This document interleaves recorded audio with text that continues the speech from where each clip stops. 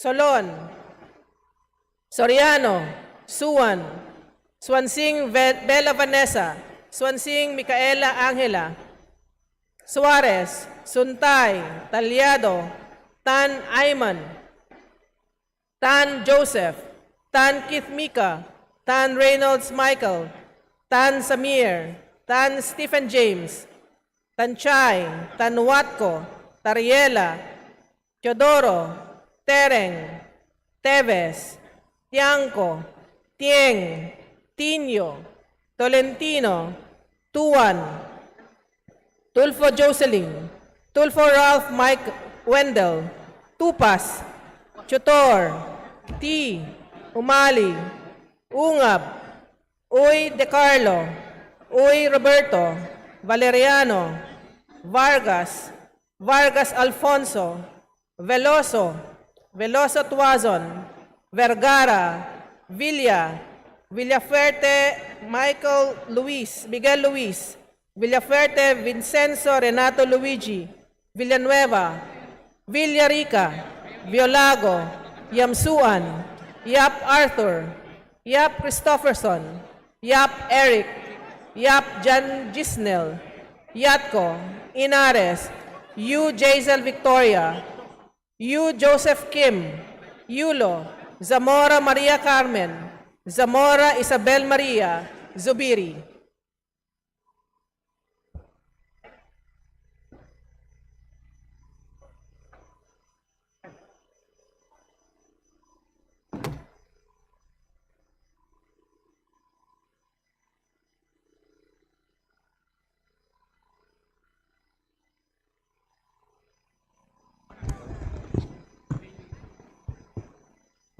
Mr. Speaker, the roll call shows that 226 members responded to the call. With 226 members responding to the call, the chair declares the presence of a quorum.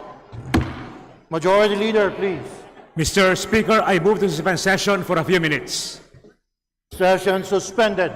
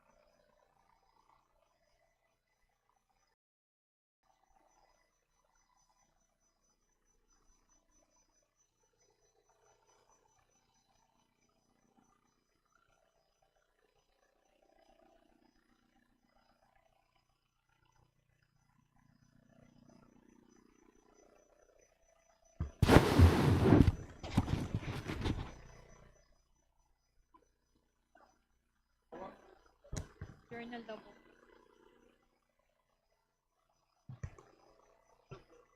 Yes, sir.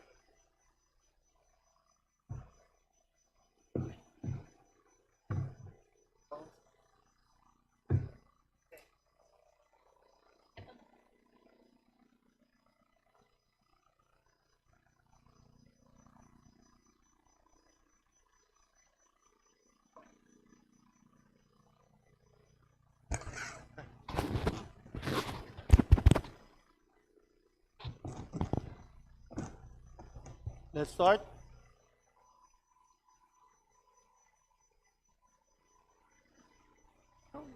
Session resume. Majority Leader, please. Mr. Speaker, considering that copies of Journal number 33 dated March 16 to 18, 2026 were already distributed to the members, I move to dispense with the reading thereof and subsequently to approve the same. Thank you. Is there no objection? The chair hears none. The motion is approved. The reading of the said journal is dispensed with, and journal number 33, dated March 16 to 18, 2026, hereby approved. Majority Leader, please. Mr. Speaker, I move to proceed with the reference of business and request that the Secretary General be directed to read the titles of bills and resolutions on first reading, as well as communications committee reports. Secretary General, please proceed. Now, Reference of business.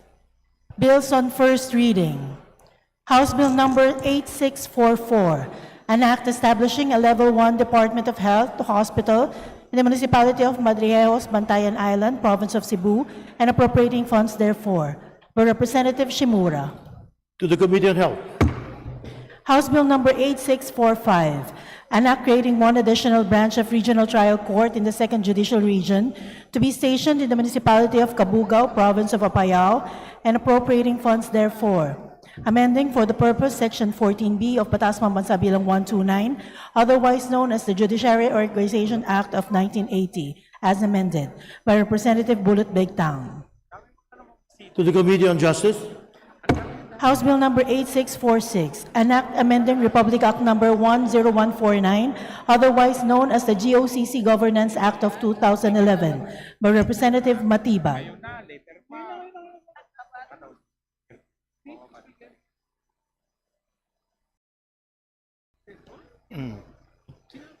To the Committee on Government Enterprises and Privatization.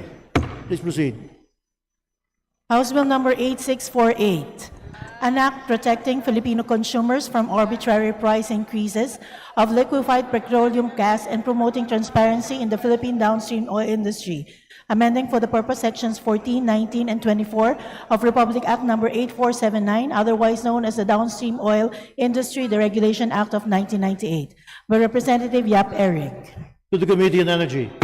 House Bill number 8649, an act mandating full disclosure of government expenditures through an open, secure, and technology-neutral digital platform with mechanisms for real-time public access, data integrity, and accountability in the use of public funds and for other purposes, by Representative Yap Eric. To the Committee on Information and Communications Technology. House Bill number 8650, an act disqualifying relatives of public officials within the fourth civil degree of consanguinity and affinity from all government contracts and providing penalties therefore, by Representative Yap Eric. To the Committee on Revision of Laws. House Bill number 8651, an act reforming the party list system, amending Republic Act number 7941, otherwise known as the Party List System Act, and for other purposes, by Representative Yap Eric. To the Committee on Suffrage and Electoral Reforms. House Bill number 8652, an act mandating the phased reduction of tollway fees on all expressways in the Philippines, providing mechanisms for implementation, funding, and review, and for other purposes, by Representative Kong Hoon. To the Committee on Transportation. House Bill number 8653, an act providing emergency relief to Filipino households and vulnerable sectors during extraordinary fuel price spikes and inflationary shocks, establishing mechanism for implementation, funding, and review, and for other purposes, by Representative Kong Hoon. To the Committee on Energy. House Bill number 8654, an act providing for a comprehensive and responsive civil registration and vital statistics system, amending for the purpose Republic Act number 3753 or the Philippine Civil Registry Act of 1930 and providing funds therefore. By Representative Digamo. To the Committee on Population and Family Relations. House Bill number 8655, an act strengthening the architecture profession, amending for the purpose certain provisions of Republic Act number 9266, otherwise known as the Architecture Act of 2004, by Representative Singson Richelle. To the Committee on Civil Service and Professional Regulation. House Bill number 8656, an act creating the Council for the Built Environment, appropriating funds therefore and for other purposes, by Representative Singson Richelle. To the Committee on Civil Service and Professional Regulation. House Bill number 8657, an act further amending Presidential Decree number 449, also known as the Cockfighting Law of 1974, as amended, and Presidential Decree number 1802-A, empowering the barangay chairperson in the local government units in the regulation of cockfighting during barangay fiestas, by Representative EY. To the Committee on Games and Amusement. House Bill number 8658, an act upgrading the classification of Lipa District Office of the Land Transportation Office in Lipa, Batangas from Class C to Class A District Office and appropriating funds therefore, by Representative Recto. To the Committee on Transportation. House Bill number 8659, an act strengthening the decentralized governance of basic education, amending for the purpose Republic Act number 9155, otherwise known as the Governance of Basic Education Act of 2001, and providing funds therefore, by Representatives Romulo and Roman. To the Committee on Basic Education and Culture. House Bill number 8660, an act prohibiting and suspending the imposition and implementation of any new national tax and any increase in any existing national tax, and imposing a temporary moratorium on any new local tax and any increase in local tax rates and for other purposes, by Representative Suarez. To the Committee of Ways and Means. House Bill number 8661, an act promoting the adoption of digital payments for financial transactions of the government and all merchants, by Representative Lagbas. To the Committee on Banks and Financial Intermediaries. House Bill number 8662, an act mandating scholarship beneficiaries to plant a tree or any plant in their backyard or community as a form of contribution in exchange for the monetary assistance they receive and for other purposes, by Representative Yolago. To the Special Committee on Reforestation. House Bill number 8663, an act to establish a grant program to provide vision care to children, by Representative Yolago. To the Committee on Welfare of Children. House Bill number 8664, an act providing for the employment of a mental health officer in every city and municipality in the Philippines, by Representative Yolago. To the Committee on Health. House Bill number 8665, an act providing for the mandatory appointments of municipal and city agriculturists and veterinarian officers, amending for the purpose certain provisions of Republic Act number 7160, otherwise known as the Local Government Code of 1991, by Representative Barbers. To the Committee on Local Government. House Bill number 8666, an act providing for the Magna Carta of Barangay Health Workers, by Representative Ang. To the Committee on Local Government. House Bill number 8667, an act increasing the asset threshold of barangay micro-business enterprises, amending for the purpose Republic Act number 9178, otherwise known as the Barangay Micro-Business Enterprises Act of 2002, by Representative Barbers. To the Committee on Micro, Small, Medium Enterprises Development. House Bill number 8668, an act mandating the construction of the Zamboanga Peninsula Expressway for the parallel railway system and appropriating funds therefore, by Representative Amatong. To the Committee on Transportation. House Bill number 8669, an act further amending Republic Act number 7277, otherwise known as the Magna Carta for Persons with Disability, as amended, and to provide for the lifetime validity of identification cards issued to persons with permanent disability, by Representative Soriano. To the Special Committee on Persons with Disabilities. House Bill number 8670, an act declaring a one-month tax holiday, exempting compensation income from income tax and for other purposes, by Representative Soriano. To the Committee on Ways and Means. House Bill number 8671, an act establishing safeguards for the use of social media by minors, promoting a safe and age-appropriate digital environment, and protecting minors from digital addiction and for other purposes. By Representative Soriano. To the Committee on Welfare of Children. House Bill number 8672, an act mandating law enforcement officers to use a body-worn camera during law enforcement operations, providing penalties for violations and appropriating funds therefore. By Representative Soriano and Tulfo Jocelyn. To the Committee on Public Order and Safety. House Bill number 8673, an act providing hazard pay for civilian government personnel assigned or deployed in the West Philippine Sea, appropriating funds therefore and for other purposes. By Representatives Sendanya, Diokno, Ismula, and Bagao. To the Special Committee on West Philippine Sea. House Bill number 8674, an act providing a comprehensive charter for barangays and barangay officials and workers, defining their rights, benefits, and financial entitlements and providing funds therefore. By Representative Emano. To the Committee on Local Government. House Bill number 8675, an act strengthening and revitalizing the Philippine banana industry and appropriating funds therefore. By Representative Emano. To the Committee on Agriculture and Food. House Bill number 8676, an act promoting enterprises and employment in the silver economy, creating incentives for age-inclusive companies and for other purposes. By Representative Gatchalian. To the Committee on Economic Affairs and Committee on Senior Citizens. House Bill number 8677, an act establishing inclusive technical, vocational education and training programs for learners with disabilities and for other purposes. By Representative Gatchalian. To the Committee on Higher and Technical Education. House Bill number 8678, an act establishing a national program for women's health access, strengthening preventive and primary healthcare services for women, and appropriating funds therefore. By Representative Gatchalian. To the Committee on Health. House Bill number 8679, an act strengthening community-based fire prevention and response mechanisms through the establishment of barangay fire brigades, fire safety training, and community fire resilience programs in all barangays and appropriating funds therefore. By Representative Gatchalian. To the Committee on Public Order and Safety. House Bill number 8680, an act strengthening consumer protection in cases of service interruptions and deficient performance by regulated consumer services. By Representative Gatchalian. To the Committee on Trade and Industry. House Bill number 8681, an act amending Republic Act number 9266, otherwise known as the Architecture Act of 2004, and for other purposes. By Representative Gatchalian. To the Committee on Civil Service and Professional Regulation.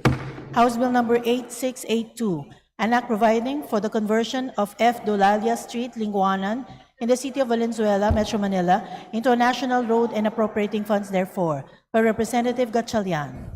To the Committee on Public Works and Highways.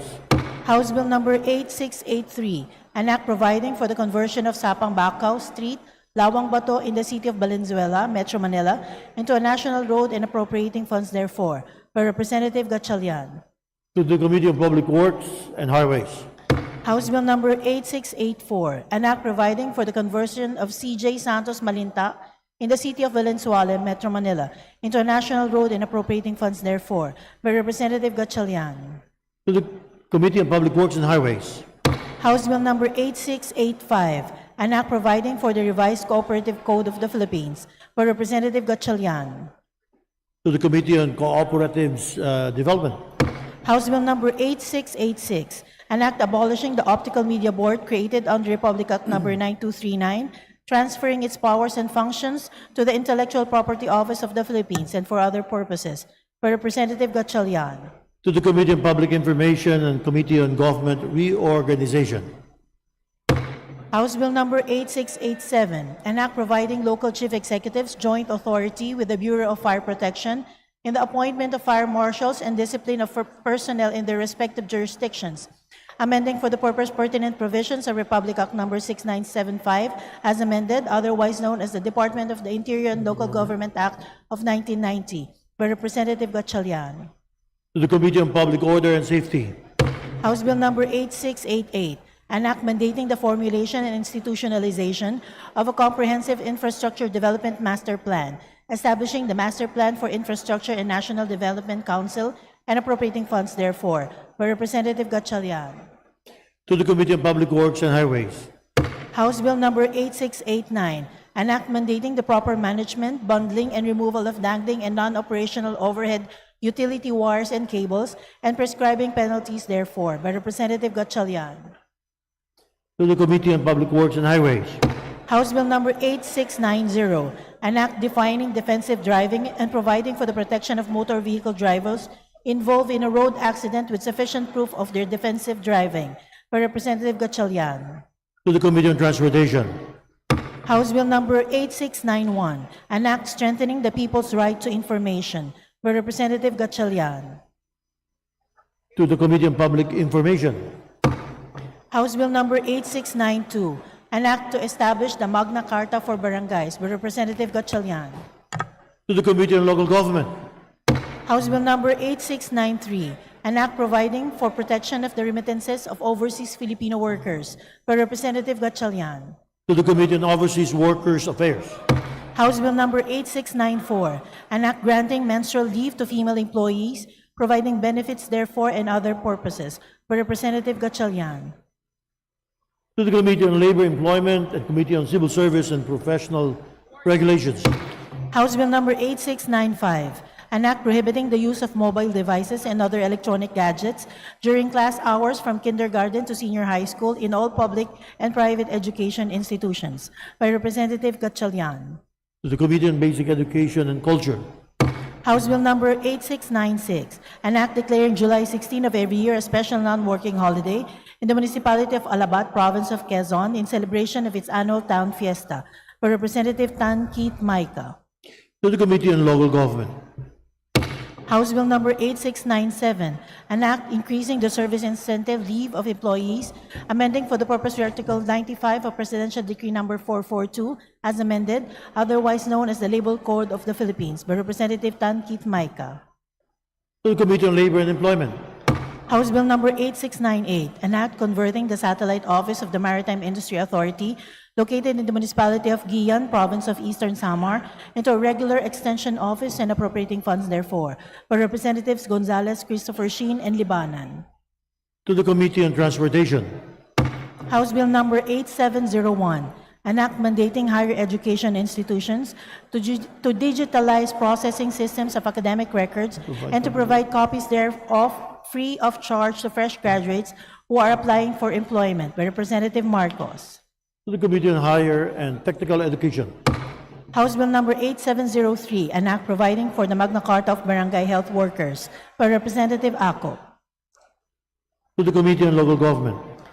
House Bill number 8704, an act regulating the access of minors to social media platforms, requiring the age verification and parental consent mechanisms, providing safeguards for children online and for other purposes, by Representative Emano. To the Committee on Welfare of Children.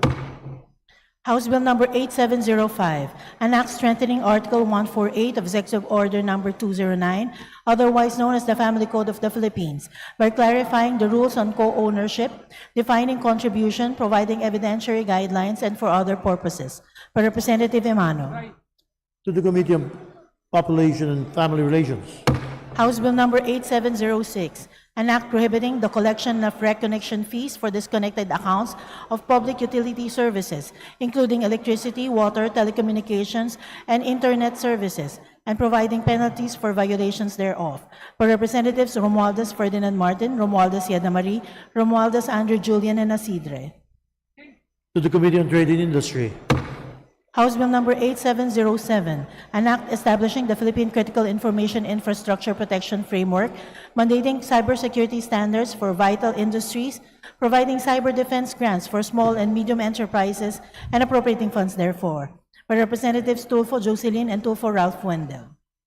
To the Committee on Information and Communications Technology.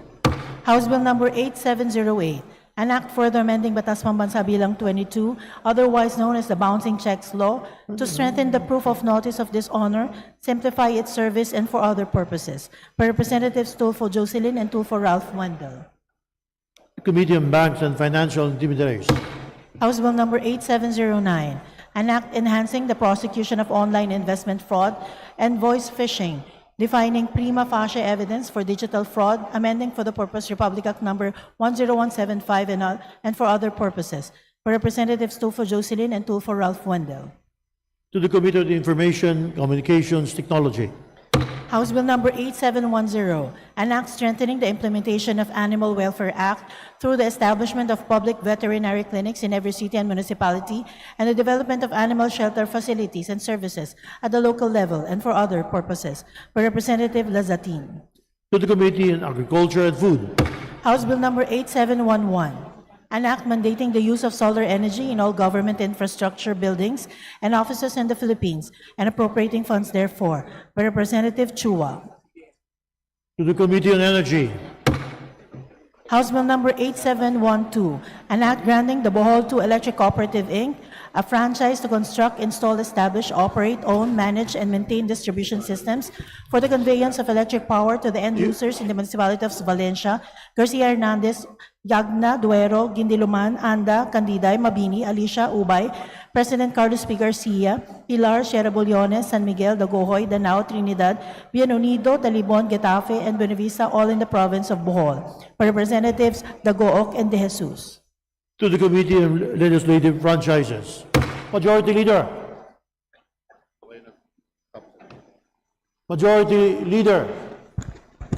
Mr. Speaker, I move that we suspend the reference of business. Session suspended.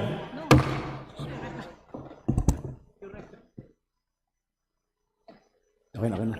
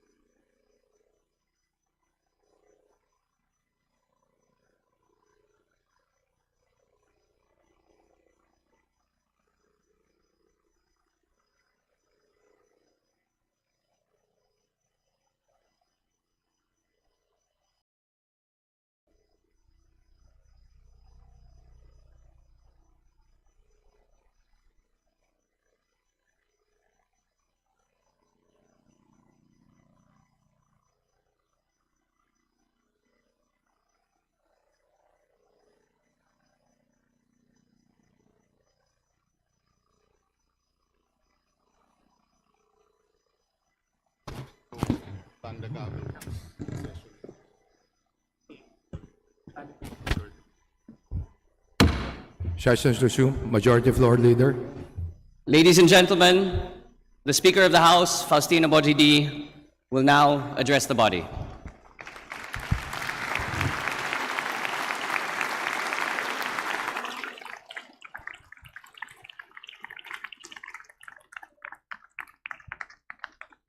Magandang araw sa inyong lahat, sa aking kapwang mambabatas at higit sa lahat, sa sambayan ng Pilipino na ating pong pinaglilingkuran. Sa araw na ito, di lamang natin muling binubuksan ang sesyon ng Kongreso. Sinasalubong natin ang panibagong yugto ng ating sama-samang paglalakbay bilang isang bansa. Hindi ito simpleng pagpapatuloy ng ating tungkulin.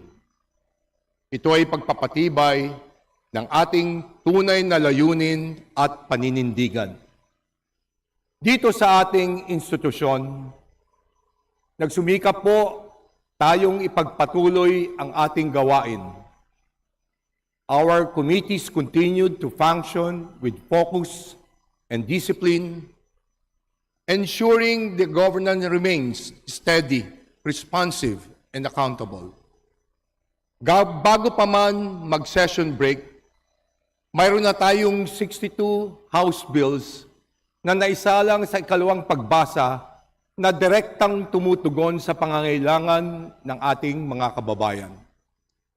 Kabila dito ang ilan sa mga mahalagang panukala na magpapabuti sa ating bayan. Ngayong linggong ito, tatalakayin natin ang National Land Use Act upang magkaroon tayo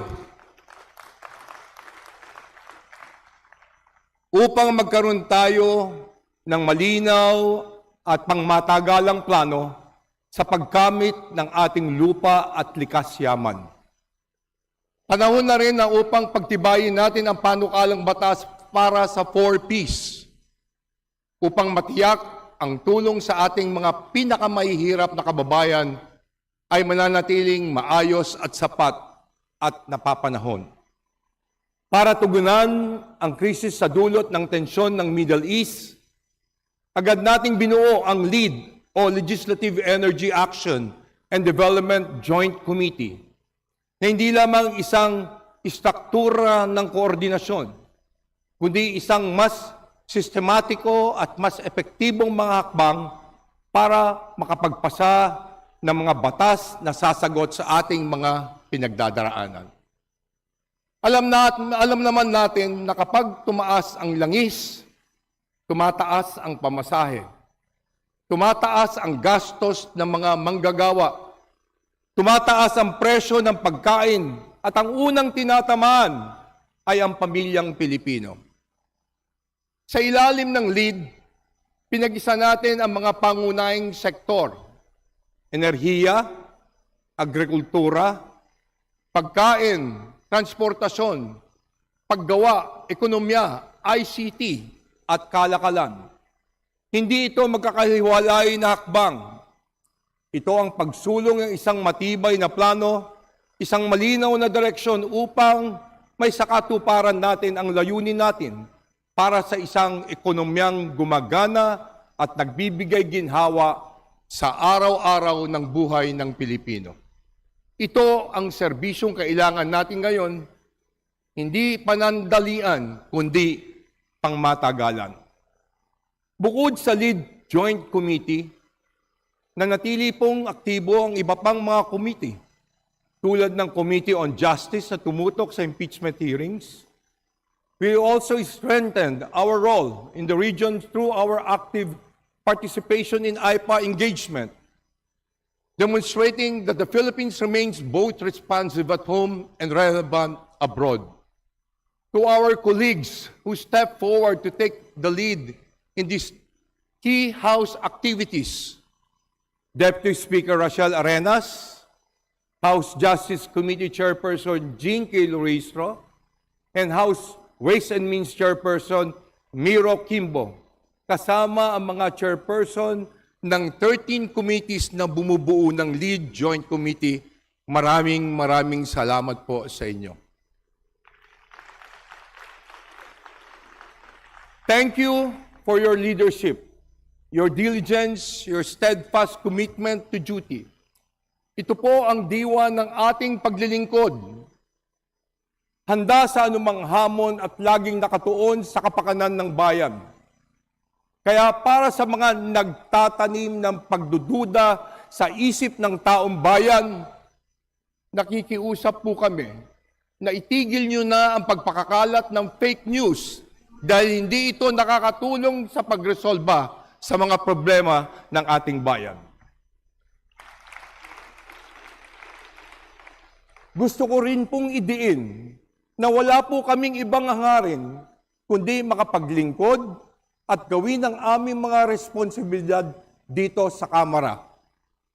Gagawin namin ang aming mandato at tungkulin ng makatarungan na tapat sapagkat naniniwala kaming walang anumang katumbas ang prinsipyo at dangal. Sa bawat desisyon, iisa lang ang aming gabay, ang aming pananagutan sa inyo at sa buong bayan. Our oath to uphold the welfare of our people and to ensure transparency and accountability in government. We resume our session as we called not only to act, but to act with purpose, discipline, and resolve. Kaya't kasama natin si Majority Floor Leader Sandro Marcos na isinusulong natin ang Kalinga Act of 2026, ang komprehensibong alalay sa livelihood, inflation, negosyo at good assistance bilang bahagi ng mas malawak na hangarin na palakasin ang kakayahan ng bawat Pilipino. Patatatagay natin ang ating ekonomiya at gawing mas maasaang support system ng gobyerno. Kasabay nito, patuloy nating patitibayin ang ating mga hakbang tungo sa energy security sapagkat ang isang bansa ay kailangan na may klarong plano at matibay na pundasyon. At mga kasama, kung tunay nating nais palakasin ang tiwala ng taong bayan sa ating institusyon, ipasa natin ang anti-political dynasty. Tututukan natin ang mga ito dahil narito tayo hindi lamang upang pangalagaan ang kasalukuyan. Narito po tayo upang maging handa para sa kinabukasan. Let us continue to work with President Ferdinand R. Marcos Jr. and move forward with a whole-of-government approach, coordinated, decisive, and anchored on long-term national interests. Sama-sama po nating itaguyod ang isang bagong Pilipinas. Tumindig tayo para sambayan ng Pilipino. Kumilos tayo ng may tapang, may bilis, at may maliwanag na hangarin. Inuulit ko po, walang katumbas ang ating prinsipyo at dangal. Lalo na pag ang usapin ay pananagutan. When it comes to fulfilling our mandate and our duty to uphold the interests of our people, we will not compromise and we will not waver. So let us move forward with conviction, unity, and purpose. Maraming salamat po. Mabuhay ang kapulungan ng kinatawan. Mabuhay ang sambayan ng Pilipino.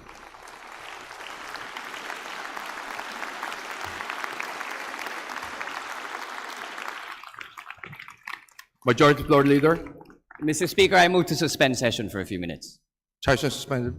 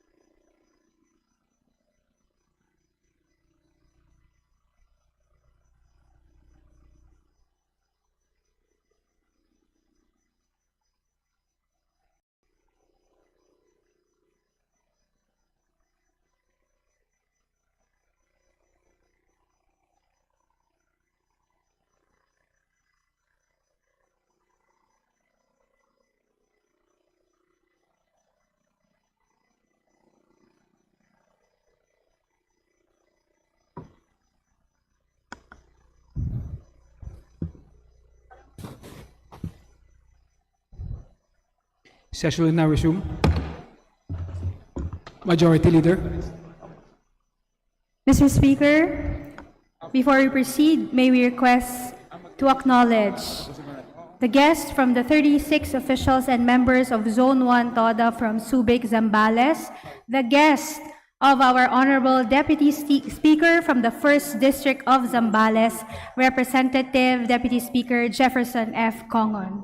They are the following: their President, Fernando Batingan, Vice President Rolando Morales, the Secretary, Cecilia Rocio, Treasurer Camila Apostol, Auditor Roberto Bagares, PRO Jimmy Paule, Board of Trustees members Eduardo Estrada, Ronaldo Daco, Miguel Beltran, Federico Lacap, Renato Faundo, Armando de Guzman, Gian Favor, Rene Cultura, Muammar Jalaluddin, Ryan Christian Farce, Juanilio Dioyan, Raymond Rovero, Jefferson Togadi, Ryan de la Cruz, Renato Baliwag, Alfredo Arcangel Jr., Renato Labio, Arnold Reyes, Rafael Pichay, Eduardo Pichay Jr., Edwin Huico, Robert Guevara, Martha Labe, Dario Mingito, Jose Jeronimo Jr., Eduardo Villanueva, Romeo Diaño, Frankie Beltran, Joel Calimbas, and Ronnie Salboza.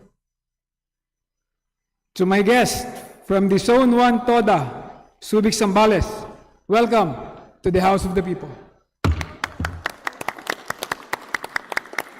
Majority Leader. Mr. Speaker, we also wish to recognize the guests of the representative from the 3rd District of Cotabato, Honorable Maria Alana Samantha T. Santos. They are from the Department of Education, Region 12, SDS Romelito G. Flores, Norman S. Valeroso, and Karen May Barato.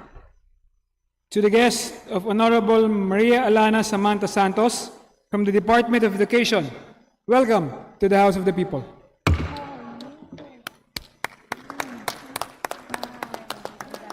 Majority Leader. Mr. Speaker, we would like to recognize the guests of Gabriela Women's Party List, Representative Sarah Jane Ilago, divorce advocates from the Divorce for the Philippines Now International, Ms. Cecil Hueco, Danilo Parino, Micael Gamboa, Analiza David, Sara Abelia, Fresca Antonio, Robelen Sonco, Emily Dilag, Teresita Sierra, Evelyn Costales, Rowena Tacorda, Winston Ibanez, Mary Rose Rosas, Gwen Montaño, Nia Gilogo, Julian Stefani Malong, Andrea Kristen Azarcon, Carl Joseph Alcones, Alfonso Tuliao, Marife Lagrosa, Juvi Giltendes, Ruth San Pedro, Franz Robert Aquino, Joanna Rulian, John Michael Layson, Rick Gabriel Calaguas, Imelda Di Macali, Angeline Vinarao, Yiha Adike, John Mark Tolentino, Ruth Nicolas, Melanie Barameda, Shaina Derecho, Jerry Chris Mayuga, Wendy May Balangay, Jasmine Elcanto, Cedric Bulfa, Amalin Gayon, Jerome Ontal, Dustin James Cristobal, Justine Dianon, Dohira Cafe, Cyrene Sausa, Emmanuel Ison, Akia Nicole Sanan, and Angeline Vinarao. To the guest of the Honorable Sarah Jane Ilago of Gabriela Women's Party List from the Advocates of Divorce for the Philippine Now International, welcome to the House of the People.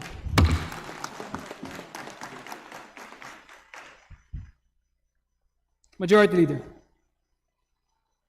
Mr. Speaker, we'd like to acknowledge the guests of Honorable Edwin L. Cruzado representative, the 1st District of Cotabato. They are the delegates and organizers of the Youth Policy Builders Lab, namely Attorney Earl Gwen Padayaw, Isley Nicole Ricato D, Patrick Emmanuel Malig, Gabriel Victor Martinez, RJ Emmanuel Hardinian, and Shane Rivera. To the guest of Honorable Edwin L. Cruzado of the representative, 1st District of Cotabato, welcome to the House of the People. Majority Leader. Mr. Speaker, I move that we resume the reference of business. Is there any objection? Hearing none, motion approved.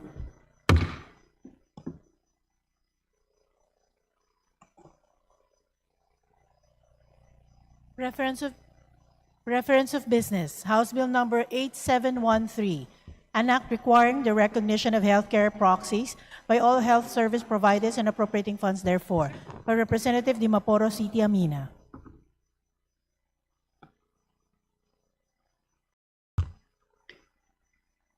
To the Committee on Health.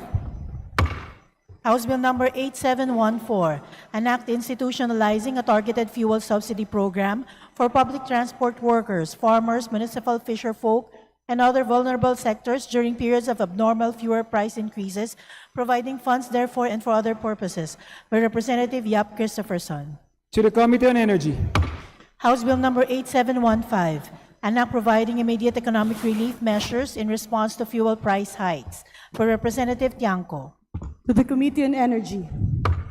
House Bill number 8716, an act strengthening legal protections against rape and other forms of sexual abuse and exploitation, amending for the purpose Republic Act number 11648, Republic Act number 8353, otherwise known as the Anti-Rape Law of 1997, and Act number 3815 as amended, otherwise known as the Revised Penal Code, by Representative De Lima.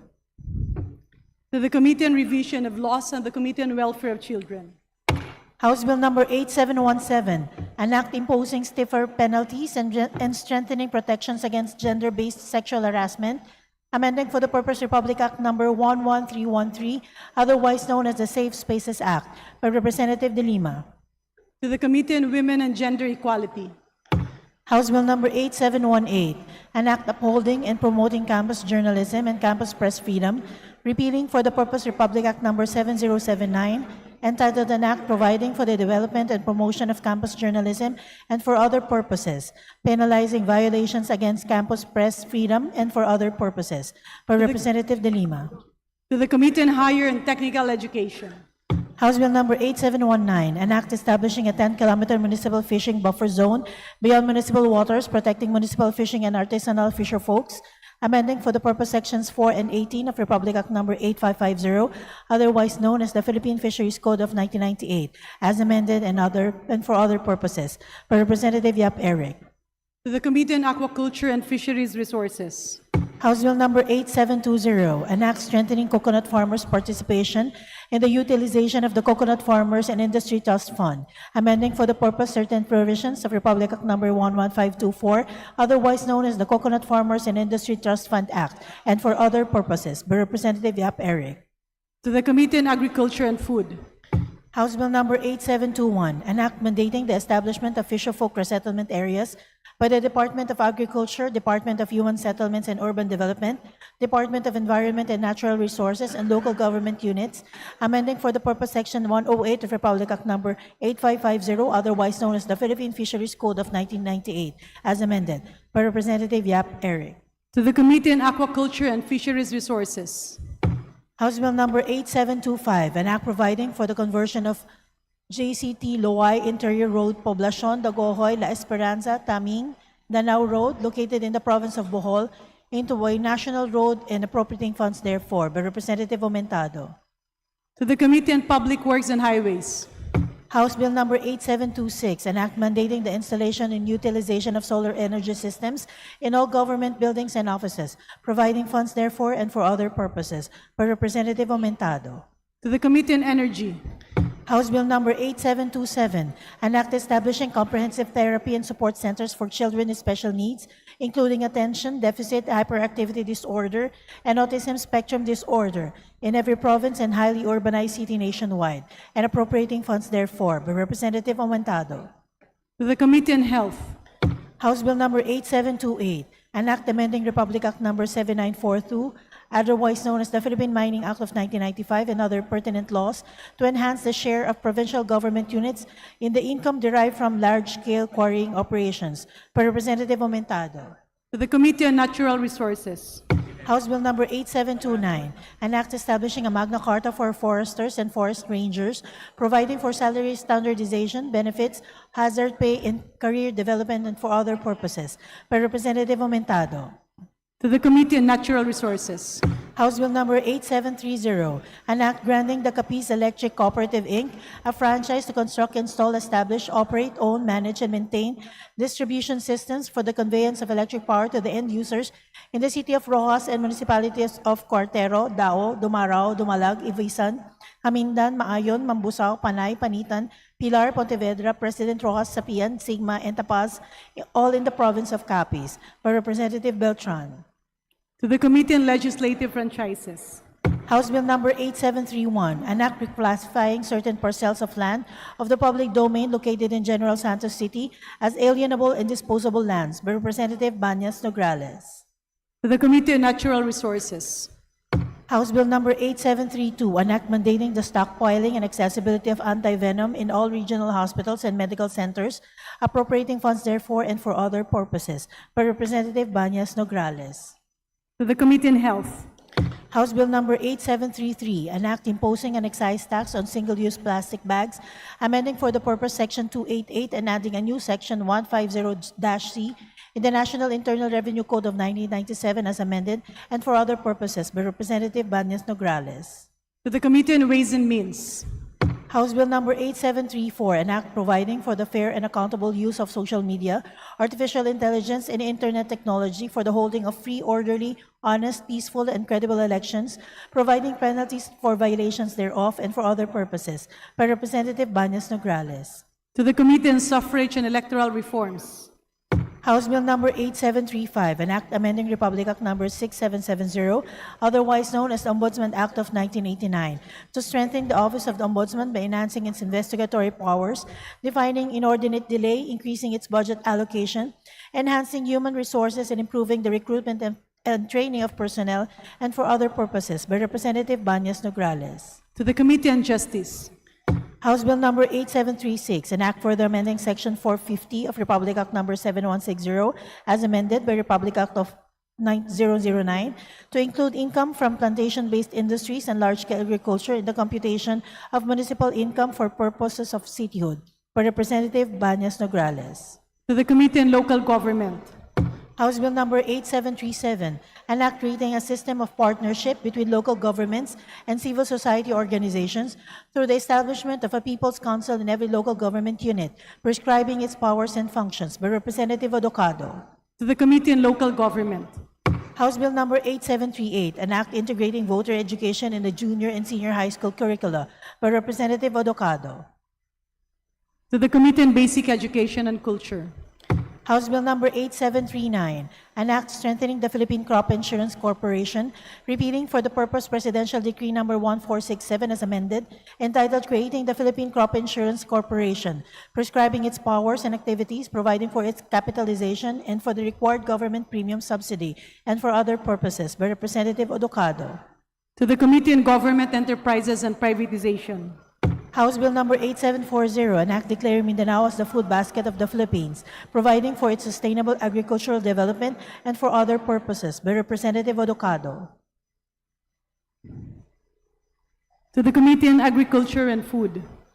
House Bill number 8741, an act increasing the service incentive leave of employees, amending for the purpose Article 95 of Presidential Decree number 442 as amended, otherwise known as the Labor Code of the Philippines. By Representative Odocado. To the Committee on Labor and Employment. House Bill number 8742, an act instituting a national dam safety program, establishing the National Dam Safety Authority, penalizing violations therefore and for other purposes, by Representative Odocado. To the Committee on Public Works and Highways. House Bill number 8743, an act establishing the Philippine National Public Park System and appropriating funds therefore, by Representative Odocado. To the Committee on Tourism and the Committee on Natural Resources. House Bill number 8744, an act implementing the people's right to information and the constitutional policies of full public disclosure and honesty in the public service and for other purposes, by Representative Odocado. To the Committee on Public Information. House Bill number 8745, an act ordaining the promotion of social enterprises to alleviate poverty, establishing for the purpose the poverty reduction through social entrepreneurship program, and providing support, benefits, and appropriations therefore, by Representative Odocado. To the Committee on Micro, Small, and Medium Enterprise Development. House Bill number 8746, an act providing for a rural employment assistance program and appropriating funds therefore, by Representative Odocado. To the Committee on Labor and Employment.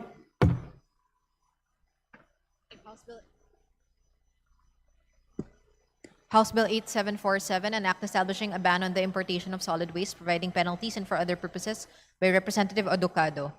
To the Committee on Ecology.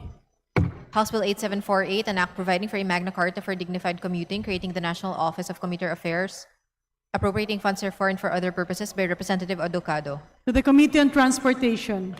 House Bill 8749, an act providing for the Magna Carta of Young Farmers, by Representative Odocado. To the Committee on Agriculture and Food. House Bill 8750, an act establishing job placement offices in public high schools to provide career services to the youth, appropriating funds therefore and for other purposes, by Representative Odocado. To the Committee on Basic Education and Culture. House Bill 8751, an act granting benefits and incentives to overseas Filipino workers investing in business in the Philippines, by Representative Odocado. To the Committee on Overseas Workers Affairs. House Bill 8752, an act defining and penalizing road rage, providing administrative sanctions and for other purposes, by Representative Olivares. To the Committee on Transportation. House Bill 8753, an act strengthening national defense against espionage, cyber espionage, and unauthorized foreign intelligence activities, protecting classified government information and critical information infrastructure, establishing a national framework for counter-espionage and cyber intelligence defense, prescribing penalties for violations and for other purposes, by Representative Olivares. To the Committee on Revision of Laws and the Committee on National Defense and Security. House Bill 8754, an act mandating the formulation and institutionalization of a comprehensive infrastructure development master plan, establishing the Master Plan for Infrastructure and National Development Council and appropriating funds therefore, by Representative Olivares. To the Committee on Public Works and Highways.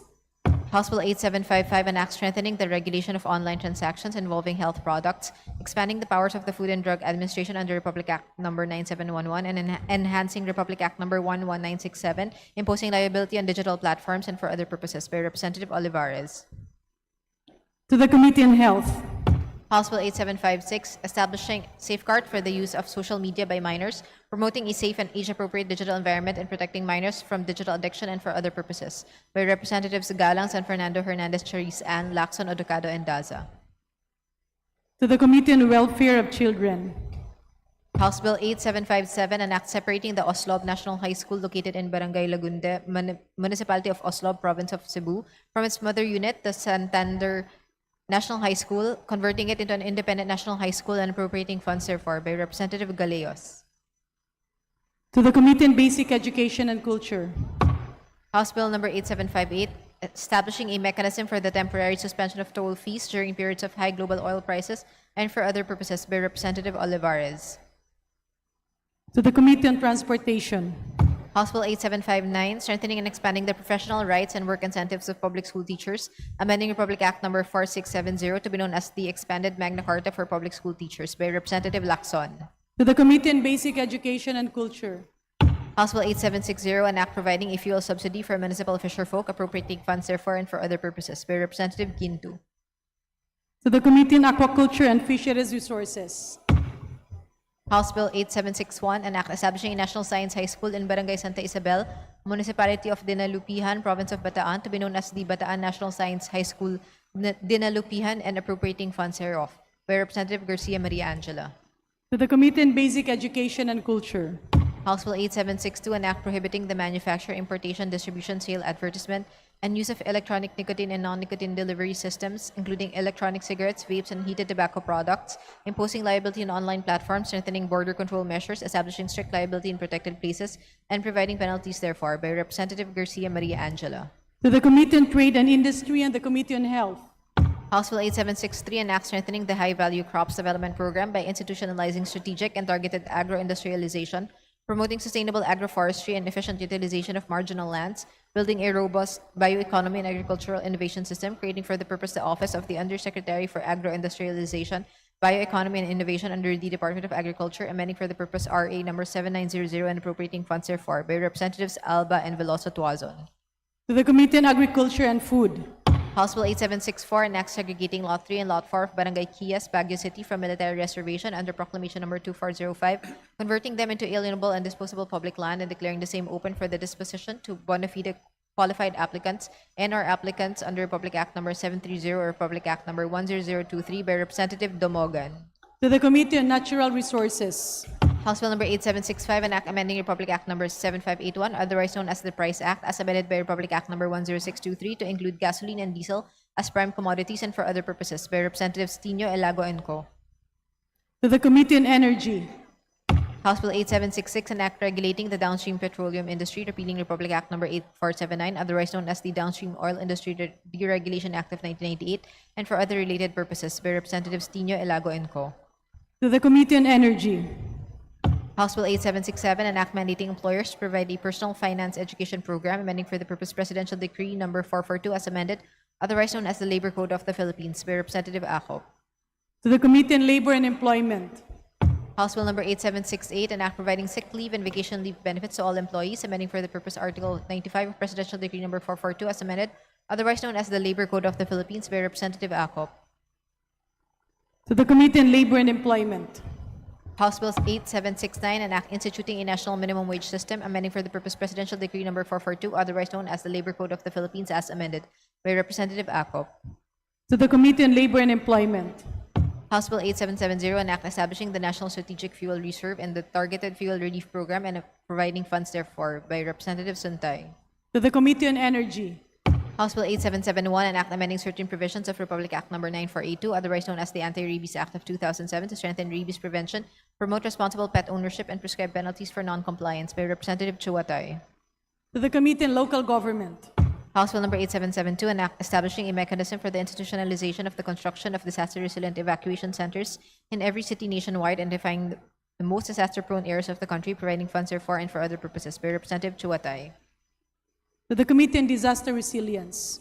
House Bill 8773, an act establishing mechanisms to combat malicious, deepfake, and manipulated digital media, empowering deputies of the Movie and Television Review and Classification Board to assist in the identification, investigation, and reporting of such content, providing content takedown mechanisms, defining prohibited acts, prescribing penalties, and for other purposes, by Representative Chuatay. To the Committee on Information and Communications Technology. House Bill 8774, an act prohibiting open vehicle windows on expressways and superhighways, prescribing penalties therefor and for other purposes, by Representative Chuatay. To the Committee on Transportation.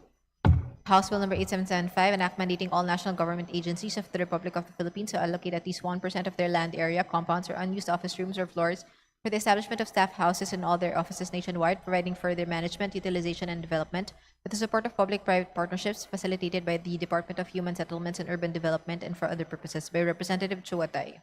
To the Committee on Housing and Urban Development.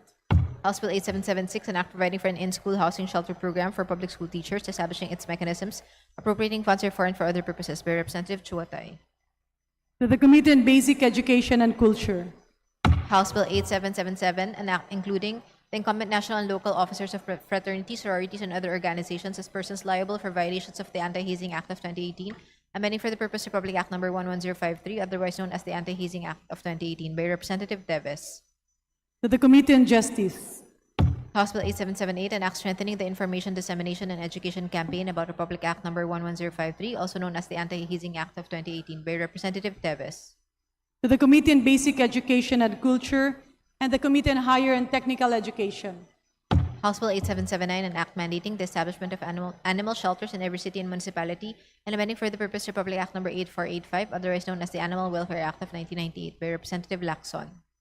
To the Committee on Agriculture and Food.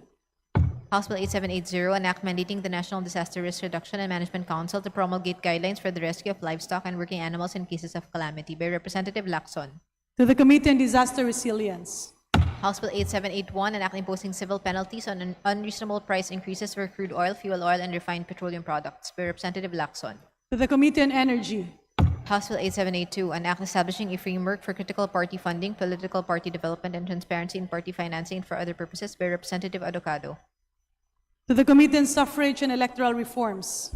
House Bill 8783, an act establishing public basic education schools in geographically isolated, disadvantaged, and conflict-affected areas, providing access roads leading to last-mile schools and appropriating funds therefore, by Representative Adocado. To the Committee on Basic Education and Culture. House Bill 8784, an act creating the Health Emergency Auxiliary Reinforcement Team under the Department of Health and appropriating funds therefore, by Representative Adocado. To the Committee on Health. House Bill 8785, an act providing protection incentives to freelance workers, by Representative Adocado. To the Committee on Labor and Employment. House Bill 8786, an act establishing green lanes for strategic investments, by Representative Adocado. To the Committee on Trade and Industry. House Bill 8787, an act strengthening the regulatory powers of the National Food Authority to support the rice industry and ensure consumer protection through adequate supply and a stable price of rice, amending for the purpose Republic Act Number 8178, otherwise known as the Agricultural Tarification Act, as amended, by Representative Adocado. To the Committee on Agriculture and Food. House Bill 8788, an act strengthening Philippine disaster risk financing, institutionalizing a Philippine disaster risk financing and insurance strategy for public infrastructure assets, and appropriating funds therefore, by Representative Adocado. To the Committee on Disaster Resilience. House Bill 8789, an act strengthening the regulation of campaign finance, updating campaign expenditure limits, enhancing disclosure requirements, and for other purposes, by Representative Adocado. To the Committee on Suffrage and Electoral Reforms. House Bill 8790, to ensure that the party list system is reserved for the marginalized and underrepresented, amending Republic Act Number 7941 or the Party List System Act, by Representative Adocado. To the Committee on Suffrage and Electoral Reforms. House Bill Number 8791, an act providing comprehensive support and benefits for children with critical illnesses and for other purposes, by Representative Adocado. To the Committee on Health. House Bill 8792, an act amending the Omnibus Election Code by inserting a new section after Article 9, Section 68 to clarify the status of natural-born Filipino citizens with dual citizenship and for other purposes, by Representative To Adocado. the Committee on Suffrage and Electoral Reforms. House Bill 8793, an act providing priority employment opportunities for barangay officials who have completed their terms of office in local government units and national government agencies subject to civil service eligibility and for other purposes, by Representative Adocado. To the Committee on Civil Service and Professional Regulation. House Bill 8794, an act mandating the adoption of a digital by default rule in the delivery of government services, providing penalties for non-compliance and for other purposes, by Representative Adocado. To the Committee on Information and Communications Technology. House Bill 8795, an act establishing a universal financial account system for all Filipinos, creating the Universal Financial Account Authority and providing funds and mechanisms for implementation, by Representative Adocado. To the Committee on Banks and Financial Intermediaries. House Bill 8796, an act establishing an efficient small claim system through digitalization and AI-assisted case management, creating the enabling framework and for other purposes, by Representative Adocado. To the Committee on Justice. House Bill 8797, an act abolishing the Optical Media Board, repeating for the purpose Republic Act Number 9239, otherwise known as the Optical Media Act of 2003, and transferring its powers and functions to the Intellectual Property Office of the Philippines and for other purposes, by Representative Plato. To the Committee on Public Information and the Committee on Government Reorganization. House Bill 8798, an act creating the Bureau of Agriculture Cooperative under the Department of Agriculture, appropriating funds therefore and for other purposes, by Representative Plato. To the Committee on Agriculture and Food. House Bill 8799, an act providing for a health maintenance organization for public school teachers and appropriating funds therefore, by Representative Yap Eric. To the Committee on Basic Education and Culture. House Bill Number 8800, an act standardizing the retirement benefits of justices, judges, and judiciary officials conferred with judicial rank, salary, and privileges, amending for the purpose Republic Act Number 910 as amended and appropriating funds therefore, by Representative Yap To the Eric. Committee on Justice. House Bill Number 8801, an act providing for additional maternity leave to women with postpartum depression, expanding for this purpose the coverage of Republic Act Number 11210, otherwise known as the 105-day expanded maternity leave law and for other purposes, by Representative Yap Eric. To the Committee on Civil Service and Professional Regulation, the Committee on Labor and Employment. House Bill 8802, an act providing free medical and dental services to indigent children and for other purposes, by Representative Yap Eric. To the Committee on Health. House Bill 8803, an act providing for the monthly subsidy of parents of children with disability and providing funds therefore, by Representative Yap Eric. To the Special Committee on Persons with Disabilities. House Bill 8804, an act mandating an accident and life insurance coverage for construction workers by Representative Yap Eric. To the Committee on Labor and Employment. House Bill 8805, an act establishing a National Cancer Center to be known as the National Cancer Center of the Philippines and appropriating funds therefore by Representative Yap Eric. To the Committee on Health. House Bill 8806, an act providing monthly maintenance medication support for senior citizens and providing penalties therefore by Representative Yap Eric. To the Committee on Senior Citizens. House Bill 8807, an act strengthening startup development and enhancing fiscal incentives for private sector participation, amending for the purpose Republic Act number 11337, otherwise known as the Innovative Startup Act by Representative Yap Eric. To the Committee on Trade and Industry. House Bill 8808, an act strengthening the national preparedness and response to the public health emergencies, establishing a medical reserve corps under the Department of Health, appropriating funds therefore and for other purposes by Representative Yap Eric. To the Committee on Health. House Bill 8809, an act increasing the penalties for the refusal of hospitals and medical clinics to administer appropriate initial medical treatment and support in emergency or serious cases, amending for the purpose Batas Pamansa Bilang 702, otherwise known as the Anti-Hospital Deposit Law, as amended and for other purposes by Representative Yap Eric. To the Committee on Health. House Bill 8810, an act mandating all correctional, custodial, and detention facilities to implement a contraband detection and control system and providing penalties for possessing, introducing, or aiding and abetting the entry of contraband inside such facilities by Representative Yap Eric. To the Committee on Justice. House Bill 8811, an act strengthening the implementation of Republic Act 7600 as amended by Republic Act number 10028 by requiring the establishment of lactation stations in rural health units and barangay health station centers and providing for DOH standard human milk banks and for other purposes by Representative Lazatin. To the Committee on Health. House Bill 8812, an act strengthening energy supply stability, ensuring system resilience, and institutionalizing a rules-based national energy emergency framework pursuant to Executive Order number 110, series of 2026 by Representative Olivares. To the Committee on Energy. House Bill 8813, an act allowing accessory dwelling units and microhomes in residential lots nationwide, simplifying permits, providing incentives to homeowners and builders, promoting modular housing technologies, and accelerating affordable housing supply and appropriating funds therefore by Representatives Villaferte Vincenzo Renato Luigi, Villaferte Miguel Luis, Horibata, and Redon. To the Committee on Housing and Urban Development. House Bill 8814, an act establishing a comprehensive framework for the development, promotion, and protection of the Philippine ube industry, declaring ube as a national priority crop, creating the Philippine Ube Industry Council, providing for quality standards and geographic indication for protection, appropriating funds therefore and for other purposes. By Representatives Villaferte Vincenzo Renato Luigi, To the Villaferte Committee Miguel on Luis, Horibata, and Agriculture Redon. and Food. House Bill 8815, an act institutionalizing a national economic resilience framework, creating the National Economic Resilience Council and the Bayanihan Economic Stabilization Fund, and providing mechanisms for national emergency response and protection for other purposes by Representative Benitez Javier To the Miguel. Committee on Economic Affairs. House Bill 8816, an act granting a temporary 30-day grace period for the payment of residential electric bills of lifeline consumers, low-income households, and micro, small, and medium enterprises during a declared national energy emergency, prohibiting disconnection during the grace period, prohibiting the imposition of interest, penalties, and other charges thereon and for other purposes by Representative Degamo. To the Committee on Energy. House Bill 8817, an act penalizing the malicious and deliberate dissemination of false information that undermines public order and national security, strengthening regulations on fake news through digital platforms and for other purposes by Representative Ataide. To the Committee on Public Information and the Committee on Information and Communications Technology. House Bill 8818, an act providing targeted subsidies for fuel, electricity, and food security to vulnerable sectors during a declared state of energy emergency or similar crisis and for other purposes by Representative Hernandez Chariz Ann. To the Committee on Social Services. House Bill 8819, an act further strengthening the government service insurance system by Representatives Tino Elago and Co. To the Committee on Government Enterprises and Privatization. House Bill 8820, an act mandating a maximum of 4 teaching loads for public school teachers by Representatives Tino Elago and Co. To the Committee on Basic Education and Culture.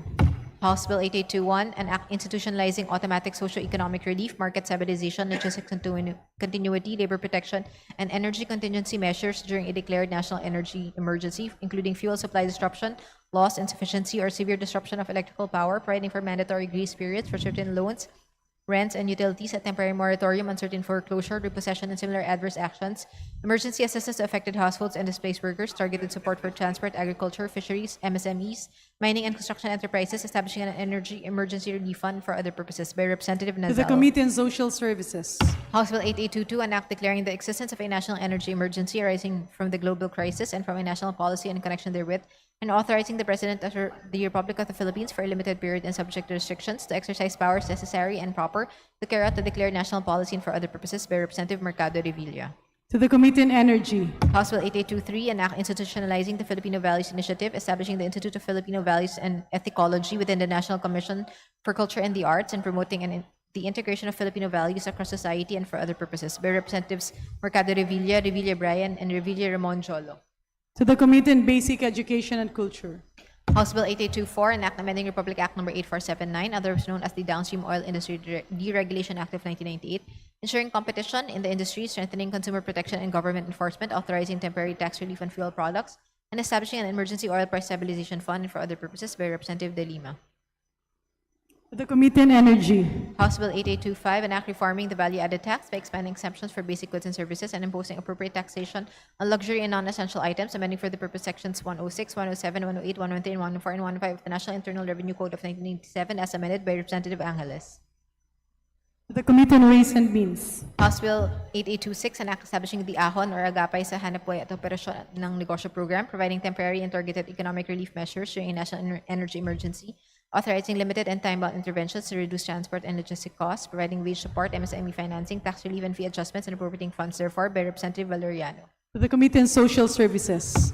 House Bill 8827, an act imposing a cap on the value-added tax competition on petroleum products by limiting the gross selling price and total value subject to VAT during a declared national energy emergency, amending for the purpose sections 106 and 107 of the National Internal Revenue Code of 1997 as amended by Representatives Marcoleta and Makasaet. To the Committee on Ways and Means. House Bill 8828, an act recognizing autism spectrum disorder, attention deficit hyperactivity disorder, and Down syndrome as distinct and separate categories of disabilities, the Department of Health's Philippine Registry for Persons with Disabilities, and appropriating funds therefore, by Representative De Lima. To the Committee on Health. House Bill 8829, an act creating the National Commission on Disability Affairs, defining its powers, functions, and responsibilities, and appropriating funds therefore, and for other purposes, by Representative De Lima. To the Special Committee on Persons with Disabilities. House Bill 8830, an act instituting the Magna Carta for daycare workers and providing funds therefore, by Representative Acop. To the Committee on Welfare of Children.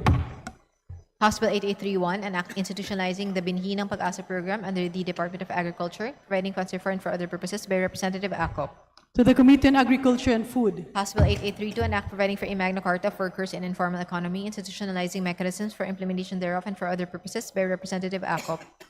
To the Committee on Labor and Employment. House Bill 8833, an act establishing a life crisis support system program for overseas Filipino workers and their left-behind families, by Representative Villanueva. To the Committee on Overseas Workers Affairs. Majority Leader.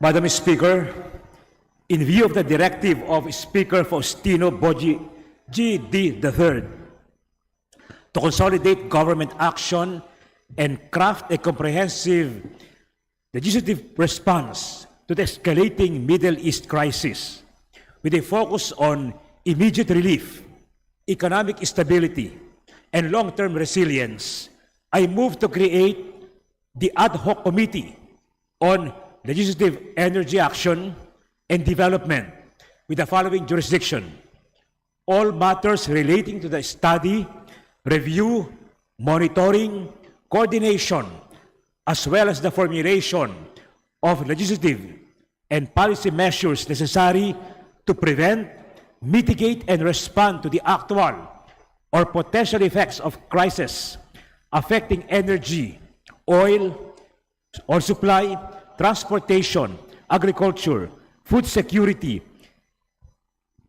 and the supply and pricing of basic commodities and essential goods, including the development of immediate response mechanisms, medium-term mitigation measures, and long-term strategies to strengthen national energy security, food security, supply resilience, price stability, economic preparedness, and effective interagency and public-private coordination during actual or emerging national emergencies and disruptions, and to be composed of the following committees: Committee on Ways and Means, Committee on Energy, Committee on Agriculture and Food, Committee on Appropriations, Committee on Aquaculture and Fisheries Resources, Committee on Economic Affairs, Committee on Foreign Affairs, Committee on Information and Communications Technology, Committee on Labor and Employment, Committee on Overseas Workers Affairs, Committee on Social Services, Committee on Trade and Industry, and Committee on Transportation. So moved, Madam Speaker.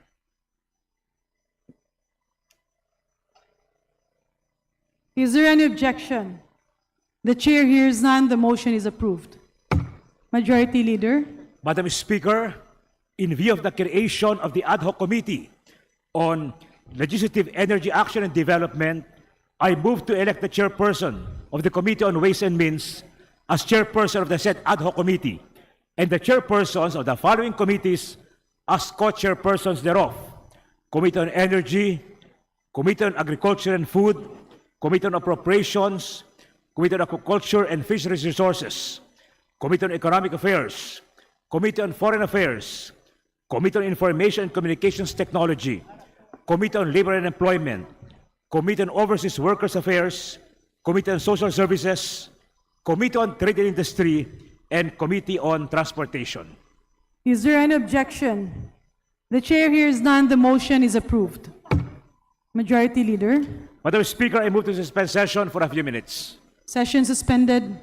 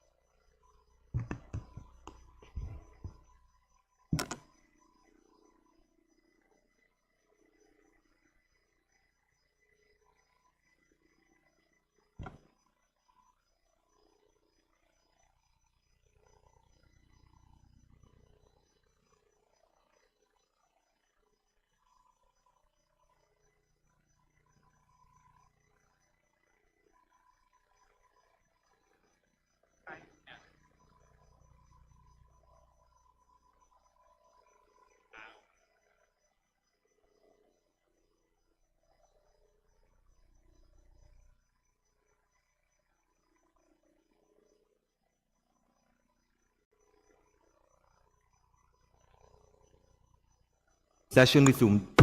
Majority Leader.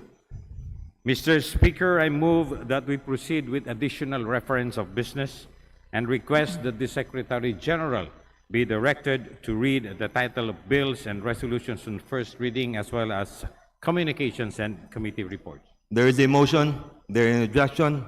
Chair hears none. The Secretary General is directed to the title of the bills. Additional reference of business.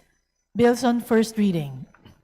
House Bill number 8834, an act establishing the Kalinga Program as a national emergency response framework to mitigate fuel-driven inflation, ensure energy and essential goods supply security, provide targeted and time-bound assistance to vulnerable sectors, grant flexible emergency powers to the President, and for other purposes, by Representatives D. Faustino and Marcos.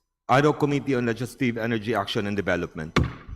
House Bill number 8835, an act increasing honorarium and Christmas incentives of barangay officials, including barangay tanods, members of the Luponan Tagapamayapa, among others, and granting other non-monetary benefits, amending for the purpose Section 393 of Republic Act number 7160 as amended, otherwise known as the Local Government Code of 1991, by Representative Nazal. To the Committee on Local Government.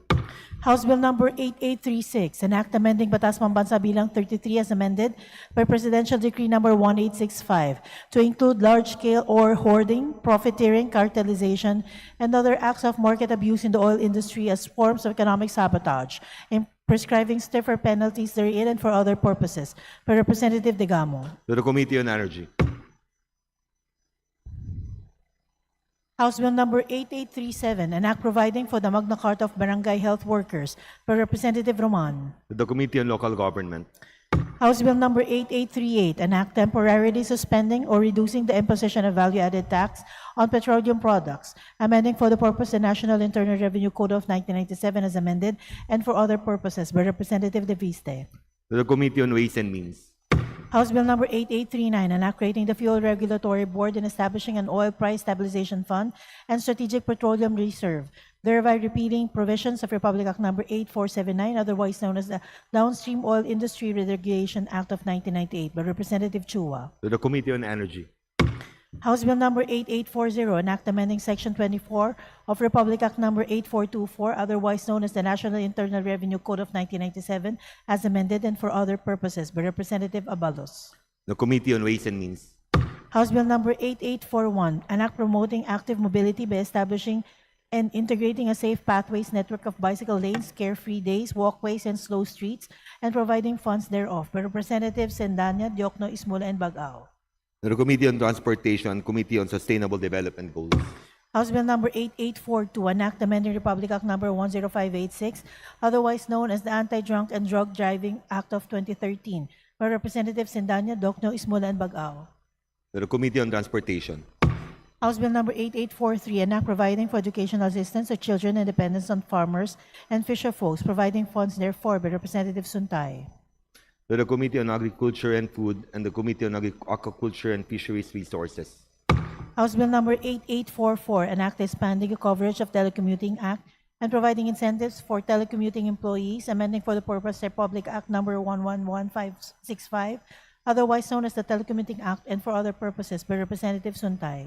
The Committee on Labor and Employment. House Bill number 8845, an act preserving the traditional and indigenous sports and games of the Philippines, by Representative Benitez Javier Miguel. To the Committee on Youth and Sports Development.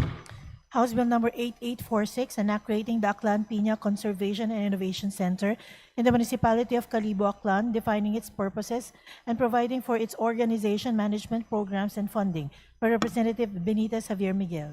To the Committee on Agriculture and Food. House Bill number 8847, an act declaring the Verde Island Passage in the provinces of Batangas, Marinduque, Occidental Mindoro, Oriental Mindoro, and Romblon, a protected area with a category of protected seascape under the National Integrated Protected Area System, to be referred as the Verde Island Passage Protected Seascape, providing for its management and appropriating funds therefore, by Representative Benitez Javier Miguel. To the Committee on Natural Resources. House Bill number 8848, an act establishing the Seal of Good Cultural Governance for local government units, providing incentives therefore and for other purposes, by Representative Benitez Javier Miguel. To the Committee on Local Government. House Bill Number 8849, an act mandating the establishment of fisher-folk resettlement areas by the Department of Agriculture, Department of Human Settlements and Urban Development, Department of Environment and Natural Resources, and local government units, amending for the purpose Section 108 of Republic Act Number 8550, otherwise known as the Philippine Fisheries Codes of 1998, as amended by Republic Act Number 10654, by Representative Benitez Javier Miguel. To the Committee on Agriculture and Fisheries Resources. House Bill Number 8850, an act establishing multidisciplinary research centers regarding women's health and disease prevention and conducting a research program on hormone disruption for other purposes, by Representative Benitez Javier Miguel. The Committee on Health. House Bill Number 8851, an act promoting the adoption of digital payments for financial transactions of the government and all merchants, by Representative Benitez Javier Miguel. To the Committee on Banks and Financial Intermediaries. House Bill Number 8852, an act creating the Negros Island Region Development Authority, defining its powers and functions, providing funds therefore and for other purposes, by Representative Benitez Javier Miguel. To the Committee on Government Enterprises and Privatization. House Bill Number 8853, an act strengthening the conservation and protection of Philippine cultural heritage, amending for the purpose Presidential Decree Number 1096, otherwise known as the National Building Code of the Philippines, by Representative Benitez Javier Miguel. To the Committee on Public Works and Highways.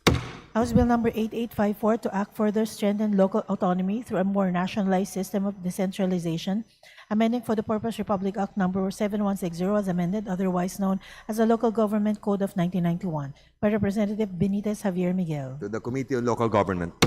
House Bill Number 8855, an act incentivizing investments in petroleum refinery and renewable and green energy projects, providing fiscal and non-fiscal incentives and for other purposes, by Representative Hernandez Chariz Ann. To the Committee on Energy. House Bill Number 8856, an act creating the Joint Congressional Commission on Justice System Reform, defining its powers and functions, providing funds therefore and for other purposes, by Representative Odocado. To the Committee on Justice. House Bill Number 8857, an act instituting a national plan of action for the care, support, and inclusion of persons with autism spectrum disorder and appropriating funds therefore, by Representatives Rodriguez Rufus and Rodriguez Maximo. To the Committee on Health. House Bill Number 8858, an act abolishing the Optical Media Board, repealing Public Act Number 9239, the Optical Media Act of 2003, and creating the Digital Media Anti-Piracy Commission, by Representatives Rodriguez Rufus and Rodriguez Maximo. To the Committee on Public Information and the Committee on Government Reorganization. House Bill Number 8859, an act amending Republic Act Number 10699, or the National Athletes and Coaches Benefits and Incentives Act, by Representatives Rodriguez Rufus and Rodriguez Maximo. To the Committee on Youth and Sports Development. House Bill Number 8860, an act establishing a more progressive and targeted tax system by increasing income tax exemptions and imposing solidarity wealth tax and windfall profits tax, amending for the purpose National Internal Revenue Code of 1997 as amended, by Representative Mendoza. To the Committee on Ways and Means. House Bill Number 8861, an act strengthening the National Agriculture and Fisheries Extension System to accelerate agriculture and fisheries development, appropriating funds therefore and for other purposes, by Representative Odocado. To the Committees on Agriculture and Food and the Committee on Aquaculture and Fisheries Resources. House Bill Number 8862, an act providing for the Magna Carta of Public Disaster Risk Reduction and Management Workers, promoting for their welfare, security of tenure, professional development, and appropriating funds therefore, by Representative Legaspi. To the Committee on Disaster Resilience. House Bill Number 8863, an act amending Article 336 of Act Number 3815, otherwise known as the Revised Penal Code, as amended, increasing the penalties for acts of lasciviousness, by Representatives Tan, Keith, Micah, and Montes. To the Committee on Revision of Laws. House Bill Number 8864, an act regulating the registration, licensing, and utilization of electric two-wheeled and three-wheeled vehicles on major thoroughfares and expressways, amending for the purpose Republic Act Number 4136, Republic Act Number 11697, and Republic Act Number 2000 and for other purposes, by Representative Poe. Committee on Transportation. House Bill Number 8865, an act providing for a national energy policy and framework for the establishment of an energy subsidy program, by Representative Ako. To the Committee on Energy. House Bill Number 8866, an act upgrading the minimum salaries of public school teachers to salary grade 15, teaching personnel in higher education to salary grade 16, and of non-teaching personnel to 16,000 pesos, by Representative Ako. To the Committee on Appropriation. House Bill number 8867, an act creating the Environmental Health Administration as attached agency of the Department of Health, defining its powers and functions, appropriating funds therefore and for other purposes, by Representative Acop. To the Committee on Health. House Bill number 8868, an act mandating calorie labeling in restaurants and food establishments to promote healthier and informed food choices and providing penalties for violation thereof, by Representative Espina. The Committee on Health. House Bill number 8870, an act imposing a temporary price ceiling of 70 pesos per liter on diesel fuel for a period of 6 months during a global oil crisis, providing funds therefore and for other purposes, by Representative Erice. To the Committee on Energy. House Bill number 8871, an act penalizing the malicious publication of false news against a person, by Representative Villanueva. To the Committee on Public Information and the Committee on Information and Communication Technology. House Bill number 8872, an act protecting the right of people to freely and safely propagate their religion, guaranteed under Section 5, Article 3 of the 1987 Constitution, by Representative Villanueva. To the Committee on Human Rights. House Bill number 8873, an act establishing a School of Medicine in the Bohol Island State University in the city of Tagbilaran, province of Bohol, and appropriating funds therefore, by Representative Yap Arthur. To the Committee on Higher and Technical Education. House Bill number 8874, an act establishing a regular campus of the Bohol Island State University in the municipality of Dawis, province of Bohol, and appropriating funds therefore, by Representative Yap Arthur. To the Committee on Higher and Technical Education. House Bill number 8875, an act creating Bohol Island State University Tourism and Sports Institute in the municipality of Balilihan, province of Bohol, and appropriating funds therefore, by Representative Yap Arthur. To the Committee on Higher and Technical Education. House Bill number 8877, an act granting Philippine citizenship to Kyung Hee Lee, also known as Grace Lee, by Representative Padienos. The Committee on Justice. House Bill number 8878, an act establishing a science high school in Mambalacat City, Pampanga, to be known as the Mambalacat City Science High School and appropriating funds therefore, by Representative Lazatin. To the Committee on Basic Education and Culture. Resolutions. House Resolution number 894, a resolution respectfully appealing to the Honorable Chairperson and the members of the Committee on Justice to expedite the resolution of the impeachment case against Vice President Sara Duterte, even during recess, to enable the House to concentrate on urgent matters arising from the Middle East crisis, including but not limited to the rising prices of fuel and other petroleum products, increased food prices and other basic commodities, higher transportation costs, retrenchment, and wage disparities, by Representative Tiangco. The Committee on Justice. House Resolution number 899, resolution directing the Committee on Indigenous Cultural Communities and Indigenous Peoples to conduct an inquiry in aid of legislation on the National Commission on Indigenous Peoples mandate to conduct effective and genuine consultation with Indigenous peoples before revising the 2012 Free, Prior, and Informed Consent Guidelines, by Representatives Ismola, Diokno, Sendanya, and Bagao. The Committee on Rules. House Resolution number 900, resolution directing the Committees on Women and Gender Equality, Information and Communications Technology, Welfare of Children, and Public Order and Safety to conduct an inquiry in aid of legislation into the continuing proliferation of online sexual abuse or exploitation of children and child sexual abuse or exploitation materials, and into digital sexual exploitation and other forms of technology-facilitated gender-based violence affecting women and girls, with the end view of strengthening legal, institutional, and technological safeguards against such acts, by Representatives Matibag, Lagman, and Zamora Isabel Maria. The Committee on Rules. House Resolution number 901, resolution urging the Government Service Insurance System, the Home Development Mutual Fund, the Land Bank of the Philippines, and the Development Bank of the Philippines to implement a 3-month moratorium on the payment of loan amortizations for all government employees to mitigate the severe economic impact of the Middle East crisis and surging domestic fuel prices, by Representatives Bagao, Diokno, Sendanya, and Ismula. To the Committee on Government Enterprises and Privatization. House Resolution number 902, resolution urging the executive through the Department of Foreign Affairs to actively engage the negotiations for a legally binding instrument under the United Nations Human Rights Council to regulate transnational corporations with respect to human rights, by Representatives Ismula, Diokno, Sendanya, and Bagao. To the Committee on Foreign Affairs.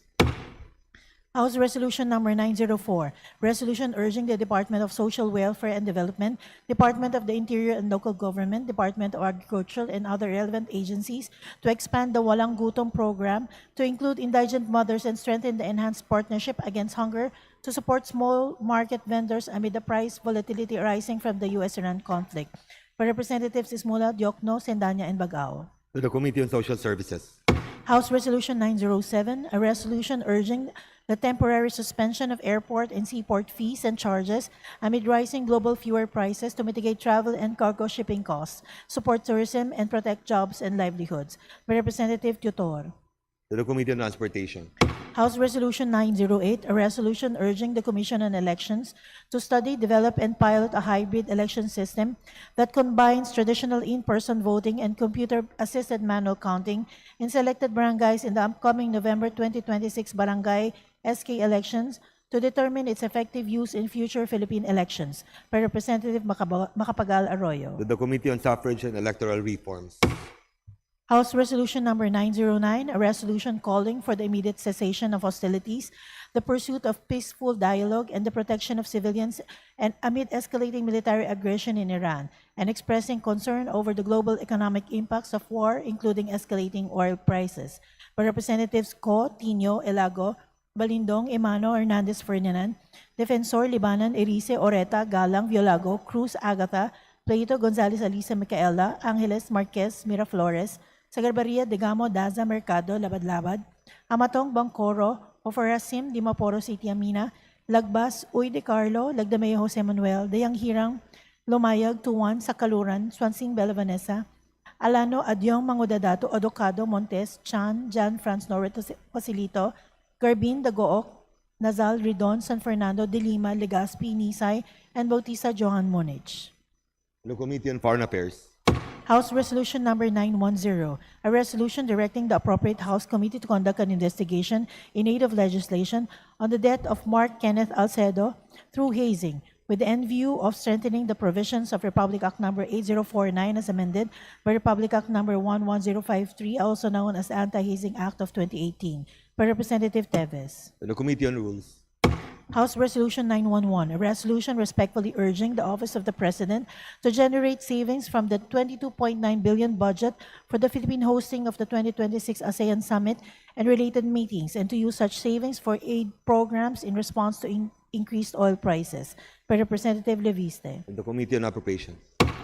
House Resolution Number 912, resolution urging the Executive Department and all other appropriate government agencies to provide full, adequate, prompt, and effective preparations to the Malaya Lolas in compliance with the Philippines' obligations under the Convention on the Elimination of All Forms of Discrimination Against Women, and the views adopted by the Committee on the Elimination of Discrimination Against Women on 8 March 2023. By Representative De Lima. To the Committee on Women and Gender Equality.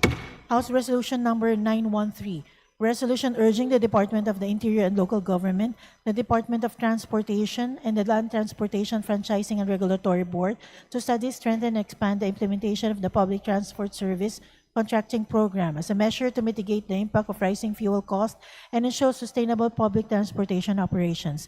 By Representative De Lima. The Committee on Transportation. House Resolution Number 914, resolution directing the House Committee on Energy and other appropriate committee to conduct an inquiry in aid of legislation into the extraordinary surge in diesel prices in the Philippines, with the end view of determining why the country has emerged as among the worst affected by the current global oil shock, examining whether existing laws and regulatory mechanisms remain adequate to protect consumers and the national economy, and recommending legislative measures to address price vulnerability, possible profiteering, and structural deficiencies in the downstream oil industry. By Representative De Lima. To the Committee on Rules. House Resolution Number 915, resolution urging President Ferdinand Bongbong R. Marcos Jr., the Department of Transportation, and the Land Transportation Franchising and Regulatory Board to assess and address the impacts of rising fuel prices on public transport drivers, operators, and workers, and subject to a balancing with the interest of the riding public to implement the necessary and reasonable fare hike. By Representative De Lima. The Committee on Transportation. House Resolution Number 916, resolution commending and congratulating Police Cadet Van Marie Editha Gondaya Cagasan of Baybay City, Leyte for graduating as ranked number 1 of the Philippine National Police Academy Silang Paglaom Class of 2026, and for exemplifying extraordinary academic excellence, personal courage, and unwavering devotion to family and country. By Representative Kari. The Committee on Public Order and Safety. House Resolution Number 917, a resolution calling for the immediate escalation and cessation of hostilities in the Middle East, including among Iran, Israel, and the United States, emphasizing the protection of Philippine national interests and expressing grave concern over the adverse impacts of the conflict on the Filipino people and the national economy, by Representative Hernandez Chariz Ann. To the Committee on Foreign Affairs. House Resolution Number 918, a resolution urging the immediate implementation of emergency relief measures, including fuel vouchers, subsidies, and targeted assistance for vulnerable sectors adversely affected by the energy emergency and rising fuel prices, and directing relevant government agencies to ensure timely and efficient delivery thereof, by Representative Hernandez Chariz Ann. To the Committee on Energy. House Resolution Number 919, a resolution urging the Department of Energy, the National Grid Corporation of the Philippines, the Energy Regulatory Commission, and other concerned agencies to intensify support for renewable energy sources, including solar and geothermal energy, as an immediate response to the current energy emergency in the Philippines and rising fuel prices globally, by Representative Hernandez Chariz Ann. To the Committee on Energy. House Resolution Number 920, resolution directing the House of Representatives through the Committee on Basic Education and Culture to conduct an inquiry in aid of legislation into the working conditions and safety of public school teachers assigned in base schools and other schools in geographically challenging areas, with end view of institutionalizing the grant of transportation allowance, hazard pay, special hardship allowance, life and accident insurance coverage, and adequate safety protection to all public school teachers and personnel assigned in such areas, by Representatives Tino, Elago, and Co. The Committee on Rules. House Resolution 921, resolution urging the House of Representatives to conduct an investigation in aid of legislation into the non-utilization of the Legal Defense Fund to protect public school teachers and education support personnel against legal cases in the performance of their official functions and duties, by Representatives Tino, Elago, and Co. The Committee on Rules. House Resolution Number 922, resolution directing the House of Representatives to call for the abrogation of the landing party agreement between the Department of Information and Communications Technology, the Basis Conversion and Development Authority, and EDGE, and to scrap the plan to build the national broadband network using the Luzon bypass infrastructure in light of the issues on national sovereignty and threats to the data privacy and security of the Filipino people, by Representatives Tino, Elago, and Co. The Committee on Information and Communication Technology. House Resolution Number 923, a resolution urging the Energy Regulatory Commission to exercise strict oversight over electricity pricing, expedite the resolution of all pending petitions for refunds and rebates, ensure the implementation of ordered refunds, and recommend urging measures to mitigate electricity costs during the summer months, by Representative Garbin. Committee on Energy. House Resolution Number 924, resolution directing the Committee on Health to conduct an inquiry in aid of legislation on the implementation of the Philippine Strategic Tuberculosis Elimination Plan Phase 2, 2025 to 2030, along with the Philippine Acceleration Action Plans for Tuberculosis 2023 to 2035, with the end view of ensuring the country's commitment to the United Nations high-level meetings on TB and the Sustainable Development Goals, by Representative Montes. The Committee on Rules. House Resolution Number 925, resolution directing the Committee on Health to conduct an investigation in aid of legislation on the perennial issue of overstock, unused, and expired drugs, medicines, and medical supplies by the Department of Health, with the objective of reviewing the existing measures in the procurement of drugs, medicines, and medical supplies in the country, instituting reforms, and protecting and promoting the right to health of the Filipinos, by Representative Montes. Committee on Rules. House Resolution Number 926, resolution commending and congratulating Giselle Mark Magnifico Araula Magsayo for his spectacular technical knockout victory over Fergal McCrory at the SUFA Boxing 05 event held on April 5, 2026 in Las Vegas, Nevada, by Representative Yap John G. Snell. The Committee on Youth and Sports Development. House Resolution Number 927, resolution directing the House Committee on Natural Resources to conduct an investigation in aid of legislation into the reported environmental, health, and socioeconomic impacts of mining operations in the municipality of Aroroy, Masbate, with the end view of strengthening regulatory oversight, ensuring corporate accountability, and safeguarding the welfare of affected families, by Representative De Lima. Committee on Rules. House Resolution Number 928, a resolution urging the Energy Regulatory Commission to expedite the resolution and implementation of pending power rebates and refunds, and urging the national government to consider temporary reductions in the value-added tax on electricity and import tariffs on bunker fuel used for power generation in order to mitigate the impact of rising energy costs in Filipino consumers. By Representative Tutor. Committee on Energy. House Resolution Number 929, resolution congratulating Police Lieutenant Trixia Ray Libiran Ahose, a constituent of the 5th Legislative District of Bulacan, for her exemplary academic performance and for graduating as top 9 of the Philippine National Police Academy Silang Paglaom Class of 2026. By Representative Cruz Agata. The Committee on Public Order and Safety. House Resolution Number 930, resolution commending and congratulating the Pinoy P-pop girl group Beanie for making history as the first Filipino pop group to perform at the Coachella Valley Music and Arts Festival 2026 and recognizing their contribution to the global promotion of Filipino talent and culture. By Representative Benitez Javier Miguel. To the Special Committee on Creative Industries. House Resolution Number 931, resolution congratulating and commending Patrick Gerard Lee for winning the bronze medal in the men's C5 scratch race at the Asian Para-Track Cycling Championships and recognizing his contribution to Philippine sports. By Representative Villanueva. To the Committee on Youth and Sports Development. House Resolution Number 932, a resolution urging the Energy Regulatory Commission to order the temporary suspension of electricity disconnections for households with unpaid bills during the national state of energy emergency and encouraging public utilities to provide flexible or installment payment arrangements for affected consumers. By Representative Hernandez Chariz Ann. Committee on Energy.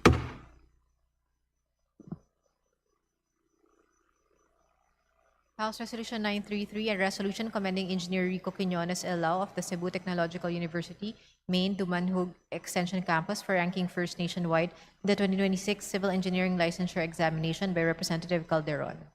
To the Committee on Civil Service and Professional Regulation. House Resolution 934, a resolution congratulating the Filipino P-pop girl group Beanie and Sofia La Forteza of the global girl group Cat's Eye for their historic performances at the Coachella Valley Music and Arts Festival 2026 and for bringing honor and distinction to the Philippines. By Representative Del Mar. The Special Committee on Creative Industries. House Resolution 935, a resolution congratulating and commending Mariel Monteliano and Bisdak J.M. de la Serna for winning a historic back-to-back championship on Your Face Sounds Familiar 2026 and in Tawag ng Tanghalan Duet Season 1. By Representative Del Mar. The Special Committee on Creative Industries. House Resolution 936, a resolution urging the Commission on Elections to postpone the conduct of the 2026 Barangay and Sangguniang Kabataan elections throughout the entire country due to the current fuel price crisis pursuant to Section 5 of Batas Pambansa Bilang 881, otherwise known as the Omnibus Election Code of the Philippines. By Representative Ferrer Jeffrey. To the Committee on Suffrage and Electoral Reforms. House Resolution 937, a resolution directing the appropriate committees of the House of Representatives to conduct an inquiry in aid of legislation into the reported expiration, non-utilization, and non-distribution of approximately 1.5 billion peso worth of medicines and vaccines under the Department of Health. By Representative Ordanes. The Committee on Rules. House Joint Resolution Number 6, joint resolution urging the Speaker of the House of Representatives to nominate the Joint Congressional Community-Based Monitoring System Oversight Committee, providing funds therefore and for other purposes. By Representatives Macapagal Arroyo, Abalos, Lebanon, Escudero, Pumaren, Yatco, Galeos, Yap Eric, Gloria, Angeles Tan Iman, Plato, Swansing, Belavanesa, Panotes, Labad-Labad, Bondoc, Espina, Aumentado, Corvera, Swansing, Micaela Angela, Guriseta, Tupas, Makasait, Odocado, Co, Marcoleta, and Elago. Committee on Rules. Messages from the Senate. Message dated March 18, 2026, informing the House of Representatives that on March 17, 2026, the Senate designated Senators Pam Aquino, Winty Gatchalian, and Joel Villanueva as members of the Conference Committee to reconcile the disagreeing provisions of Senate Bill No. 1937, titled An Act Institutionalizing Support for Public Basic Education Schools in Geographically Isolated and Disadvantaged Areas and Appropriating Funds therefore, and House Bill No. 4745, An Act Institutionalizing the Public Basic Education Schools in Geographically Isolated and Disadvantaged and Conflict-Affected Areas, providing access roads leading to last-mile schools and appropriating funds therefore. Committee on Rules. Message dated March 18, 2026, informing the House of Representatives that on March 17, 2026, the Senate designated Senators Pia Cayetano, Winty Gatchalian, and Joel Villanueva as members of the Conference Committee to reconcile the disagreeing provisions of Senate Bill 1982, titled An Act Authorizing the President to Suspend or Reduce Excise Tax on Petroleum Products, amending for the purpose Section 148 of the National Internal Revenue Code of 1997 as amended, and House Bill number 8418, an act authorizing the President of the Philippines to suspend or reduce the excise taxes on petroleum products during national or global economic emergencies, amending for the purpose the National Internal Revenue Code of 1997 as amended. Committee on Rules. Message dated March 18, 2026, informing the House of Representatives that on March 17, 2026, the Senate designated Senators Pam Aquino, Winty Gatchalian, and Joel Villanueva as members of the Conference Committee to reconcile the disagreeing provisions of Senate Bill number 1899 and House Bill number 5939, an act allowing the Department of Education the flexibility to determine the pedagogical approaches to be implemented in the basic education curriculum, amending for the purpose Section 5 of Republic Act number 10533, or the Enhanced Basic Education Act of 2013. Committee on Rules. Message dated March 18, 2026, informing the House of Representatives that on March 17, 2026, the Senate approved the Conference Committee report on the disagreeing provisions of Senate Bill number 1823 and House Bill number 8220, titled An Act Resetting the First Regular Elections in the Bangsamoro Autonomous Region and Muslim Mindanao, amending for the purpose Section 13, Article 16 of Republic Act number 11054 as amended, otherwise known as the Organic Law for the Bangsamoro Autonomous Region and Muslim Mindanao. Committee on Rules. Message dated April 16, 2026, informing the House of Representatives that on March 18, 2026, the Senate adopted House Concurrent Resolution number 12 as an amendment to Senate Concurrent Resolution number 8, titled Concurrent Resolution Adopting National Education and Workforce Development Plan 2026 to 2035 and recommendations of the Second Congressional Commission on Education as the 10-year policy framework of the national government. Committee on Rules. Communications, letters dated March 13, 16, 17, 19, 25, 30, and 31, 2026 of Joseph B. Salud, Bank Officer 6, Office of the General Counsel and Legal Services, Bangko Sentral ng Pilipinas, transmitting to the House of Representatives duly certified copies of several BSP issuances. Committee on Banks and Financial Intermediaries. Letter dated March 30, 2026 of Honorable Ralph G. Recto, Acting Executive Secretary, Office of the President, transmitting to the House of Representatives a certified true copy of the Petroleum Service Contract Number 89 between the Republic of the Philippines and Texcal Energy Mahato Inc. pursuant to Section 2, Article 12 of the Constitution. Committee on Energy. Letter dated March 30, 2026 of Honorable Ralph G. Recto, Acting Executive Secretary, Office of the President, transmitting to the House of Representatives a certified true copy of the Petroleum Service Contract Number 90 between the Republic of the Philippines and Matahio Energy Philippines Limited pursuant to Section 2, Article 12 of the Constitution. Committee on Energy. Letters dated March 25, 2026 of the Honorable Ralph G. Recto, Acting Executive Secretary, Office of the President, Malacanang, transmitting to original copies each of the following Republic Acts which were signed by President Ferdinand Romualdez Marcos Jr., RA number 12316, titled Authorizing the President to Suspend or Reduce Excise Tax on Petroleum Products, amending Section 148 of the National Internal Revenue Code of 1997 as amended, and RA number 12317, resetting the first regular elections in the Bangsamoro Autonomous Region and Muslim Mindanao. To the archives. Report dated March 24, 2026 of Honorable Attorney Chelo E. Velicari Garofil, Secretary General, House of Representatives, on copies of the following enrolled bills which were returned to the Senate on even date and to be transmitted to the Office of the President for His Excellency's consideration and signature pursuant to Section 18H, Rule 6 of the Provisional Rules of the House of Representatives. Senate Bill number 1982 and House Bill number 8418, authorizing the President to suspend or reduce excise tax on petroleum products, amending for the purpose Section 148 of the National Internal Revenue Code of 1997. And consolidated version of Senate Bill number 1823 and House Bill number 8220, resetting the first regular elections in the Bangsamoro Autonomous Region and Muslim Mindanao. Subpoena duces tecum, pursuant to Section 153, Rule 24 of the Provisional Rules of the House of Representatives, transmitting the subpoena duces tecum issued by the Office of the Ombudsman for the following: FF-C-NOV 20-25-0305, dated March 12, 2026, FF-C-JAN-26-0005, dated March 12, 2026, FF-C-JAN-26-0026, dated March 25, 2026, FF-C-JAN-26-0050, dated March 17, 2026, FF-C-JAN-26-0051, dated March 17, 2026, FF-C-JAN-26-0057, FF-C-JAN-26-0058, and FF-C-JAN-26-0063, dated March 31, 2026, FF-C-JAN-26-0072, dated March 13, 2026, and OMB-C-Feb-26-0019, and OMB-C-A-Feb-26-0021, dated March 13, 2026.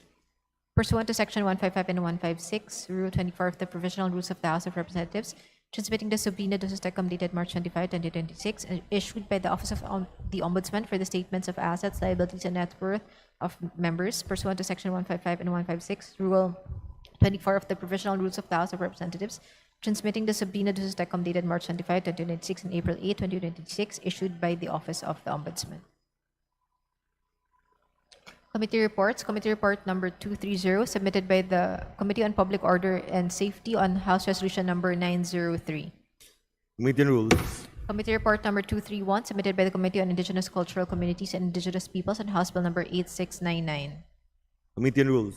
Committee report number 232, submitted by the Committee on Indigenous Cultural Communities and Indigenous Peoples on House Bill number 8700. Committee on Rules. Committee report number 233, submitted by the Committee on Public Order and Safety on House Bill number 8702. Committee on Rules. Committee report number 234, submitted by the Committee on Poverty Alleviation, House Resolutions number 370 and Privileged Speech number 33. Committee on Rules. Committee report number 235, submitted by the Special Committee on Southern Tagalog Development and House Resolution number 906. Committee on Rules. Committee report number 236, submitted by the Special Committee on Southern Tagalog Development and House Resolution number 826. Committee on Rules. Committee report number 237, submitted by the Committee on Transportation and the Committee on Appropriations and House Bill number 8722. Committee on Rules. Committee report number 238, submitted by the Committee on Transportation and the Committee on Appropriations and House Bill number 8723. Committee on Rules. Committee report number 239, submitted by the Committee on Transportation and the Committee on Appropriations and House Bill number 8724. Committee on Rules. Committee report number 240, submitted by the Committee on Civil Service and Professional Regulation on House Bill number 8869. Committee on Rules. Committee report number 241, submitted by the Committee on Civil Service and Professional Regulation on House Bill number 8876. Committee on Rules. Committee report number 242, submitted by the Committee on Youth and Sports Development and House Resolution number 952. Committee on Rules. Committee report number 243, submitted by the Committee on Youth and Sports Development and House Resolution number 956. Committee on Rules. Committee report number 244, submitted by the Committee on Youth and Sports Development and House Resolution number 957. Committee on Rules. Committee report number 245, submitted by the Committee on Youth and Sports Development and House Resolution number 958. Committee on Rules. Committee report number 246, submitted by the Committee on Youth and Sports Development and House Resolution number 959. Committee on Rules. Committee report number 247, submitted by the Committee on Youth and Sports Development and House Resolution number 960. Committee on Rules. Committee report number 248, submitted by the Committee on Youth and Sports Development and House Resolution number 963. Committee on Rules. Committee report number 249, submitted by the Committee on Youth and Sports Development and House Resolution number 964. Committee on Rules. Committee report number 250, submitted by the Committee on Government Enterprises and Privatization, House Bill number 763. Committee on Rules. Committee report number 251, submitted by the Committee on Legislative Franchises and House Bill number 9000. Committee on Rules. Committee report number 252, submitted by the Committee on Legislative Franchises and House Bill number 9001. Committee on Rules. Committee report number 253, submitted by the Committee on Legislative Franchises and House Bill number 9002. Committee on Rules. Committee report number 254, submitted by the Committee on Legislative Franchises and House Bill number 9003. Committee on Rules. Committee report number 255, submitted by the Committee on Legislative Franchises and House Bill number 9004. Committee on Rules. Committee report number 256, submitted by the Committee on Legislative Franchises and House Bill number 9005. No Committee on Rules. Committee report number 257, submitted by the Committee on Legislative Franchises and House Bill number 9010. No Committee on Rules. Committee report number 258, submitted by the Committee on Labor and Employment regarding House Resolutions number 326, 370, and 491. No Committee on Rules.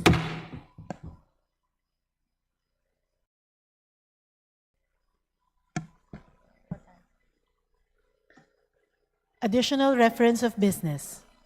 Resolutions. House Resolution number 938, resolution expressing the profound condolences of the House of Representatives on the passing of the Honorable Salvador Body Britannico, former representative, assemblyman, and distinguished statesman, to his spouse, Dr. Mayalita Linda Britannico, and their children, by Representative Baronda. Committee on Rules. House Resolution number 939, resolution urging the Department of Foreign Affairs to invite the United Nations Special Rapporteur on the promotion and protection of human rights and fundamental freedoms while countering terrorism in aid of legislation in light of reported abuse and misuse of counterterrorism and terrorism financing laws, by Representative De Lima. Committee on Foreign Affairs.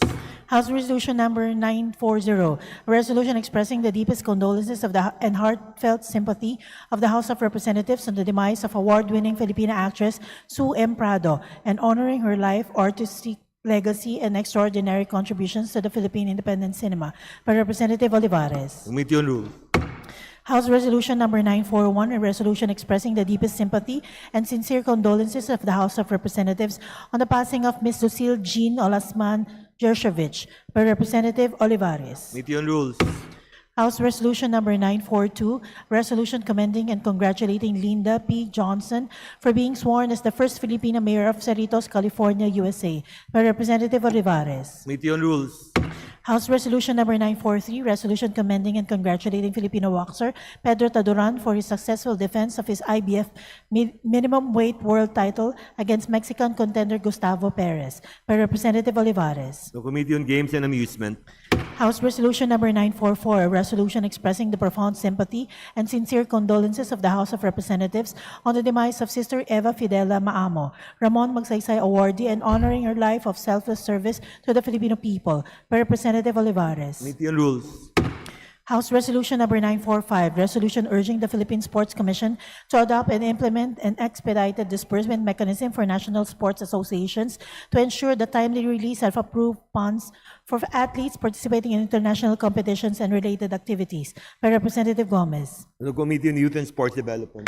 House Resolution Number 946, a resolution directing the Committee on Energy of the House of Representatives to conduct an inquiry in aid of legislation on the rules and regulations issued by the Department of Energy and the Energy Regulatory Commission governing rooftop solar power and net metering with the end in view of ensuring affordable, accessible, and sustainable energy for consumers by Representative Yap Arthur. Committee on Rules. House Resolution Number 947, resolution expressing the profound sympathy and sincere condolences of the House of Representatives on the demise of Congressman Leopoldo Encinas San Benaventura of the 2nd District Province of Camarines Sur during the 10th Congress by Representative Olivares. Committee on Rules.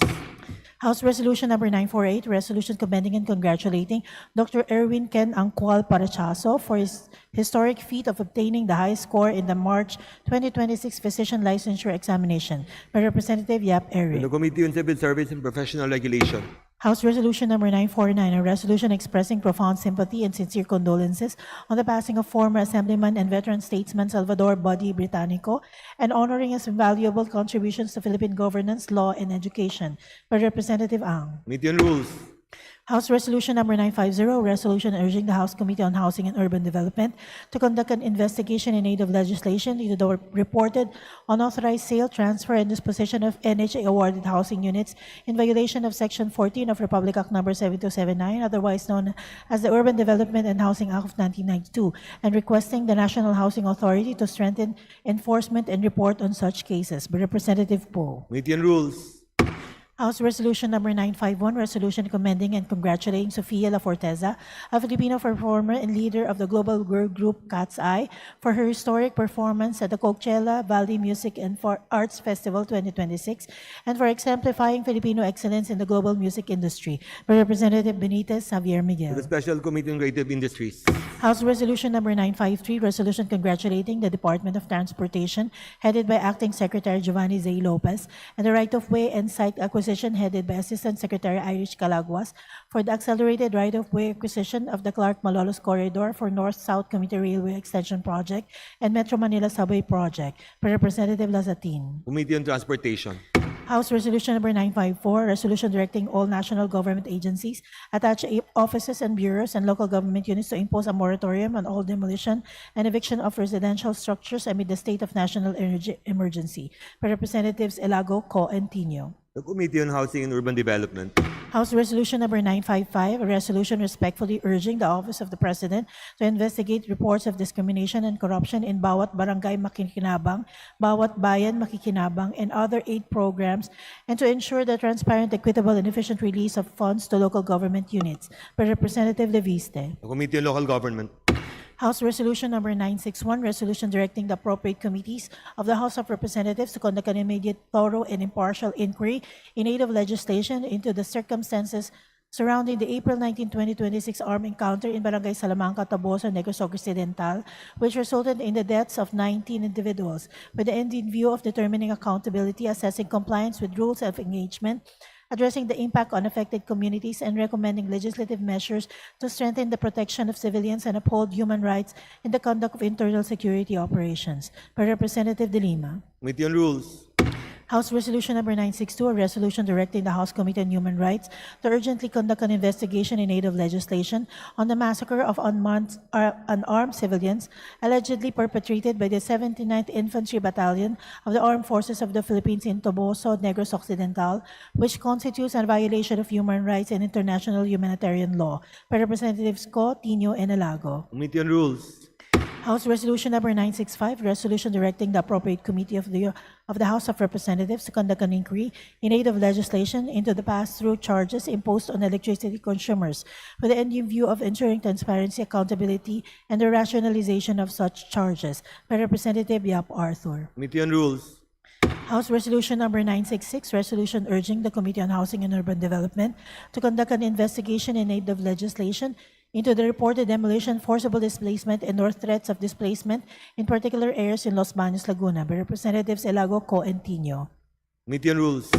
House Resolution Number 967, resolution directing the House Committee on Agriculture and Food to conduct an inquiry in aid of legislation on the imminent impact of the forecasted 2026-2027 El Nino event in the Philippine agricultural sector in pursuit of assessing the current state of preparedness of Philippine agricultural producers to absorb the effects of El Nino and other similar climate events, and in pursuit of the immediate formulation, adoption, and implementation of anticipatory, evidence-based, and mitigation and adaptation strategies, by Representatives Swansing Bella Vanessa. Committee on Rules.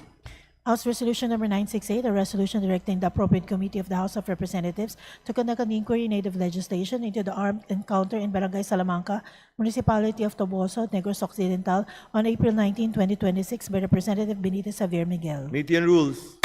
House Resolution Number 969, resolution directing the appropriate committee of the House of Representatives to conduct an investigation in aid of legislation into the widespread offloading of Filipino passengers at international ports of exit with the end in view of strengthening safeguards against abuse, ensuring accountability, and protecting the rights and welfare of the travelers, by Representative Villanueva. Committee on Rules.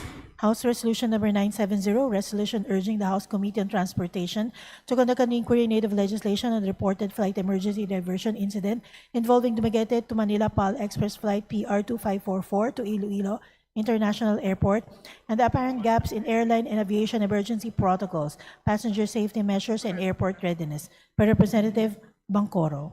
Committee on Rules.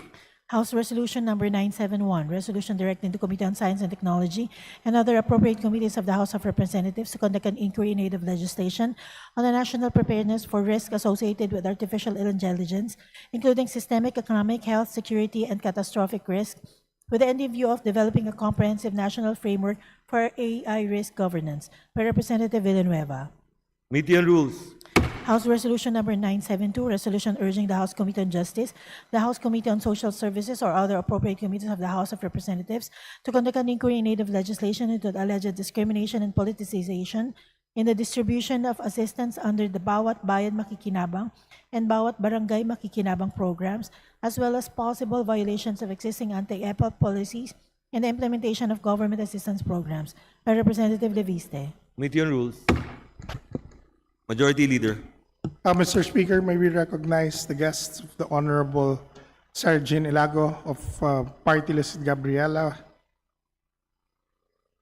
They are the workers from the Kowloon House West Chapter Glow Rain KMU in the plenary, namely Reginald San Martin, Tori John Ancheta, Jessa Montesa, Weller Rose Tejada, Sami Bacolor, Remitivo Lapore, Marlen Lazaro, Victoria Mirando, Francis Licuanan, John Michael Carlos, and Bernard Dimaunahan, Mr. To Speaker. the guest of Representative Sara El Lago, representatives and workers from Kowloon House West Chapter, welcome to the House of Representatives.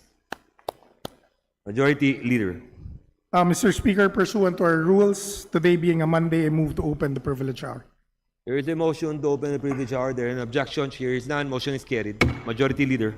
Mr. Speaker, I move to recognize the gentleman from Party List APEC, the Honorable Sergio C. Dagook, to avail of the privilege hour. There is an objection. Here is none. The Honorable Dagook is hereby recognized. You have the floor, sir. Thank you, Mr. Speaker. Thank you, Majority Leader. Mr. Speaker, distinguished colleagues, Magandang gabi po sa ating lahat. As representative in the power sector, I rise today on a matter of collective privilege. For the past few months, we have seen the same cycle of unpredictable generation cost spike, spiraling fuel pass-through cost, the charge upon charge, and the inevitable shock when Filipino families receive their monthly electric bills. Mr. Speaker, in a heavily regulated industry such as the energy sector, we have the unique ability to give technical explanations for every movement in the prices of electricity.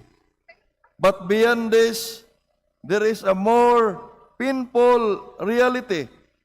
For the ordinary Filipino, the cost of power is no longer justifiable, no matter how true and sophisticated the explanation is.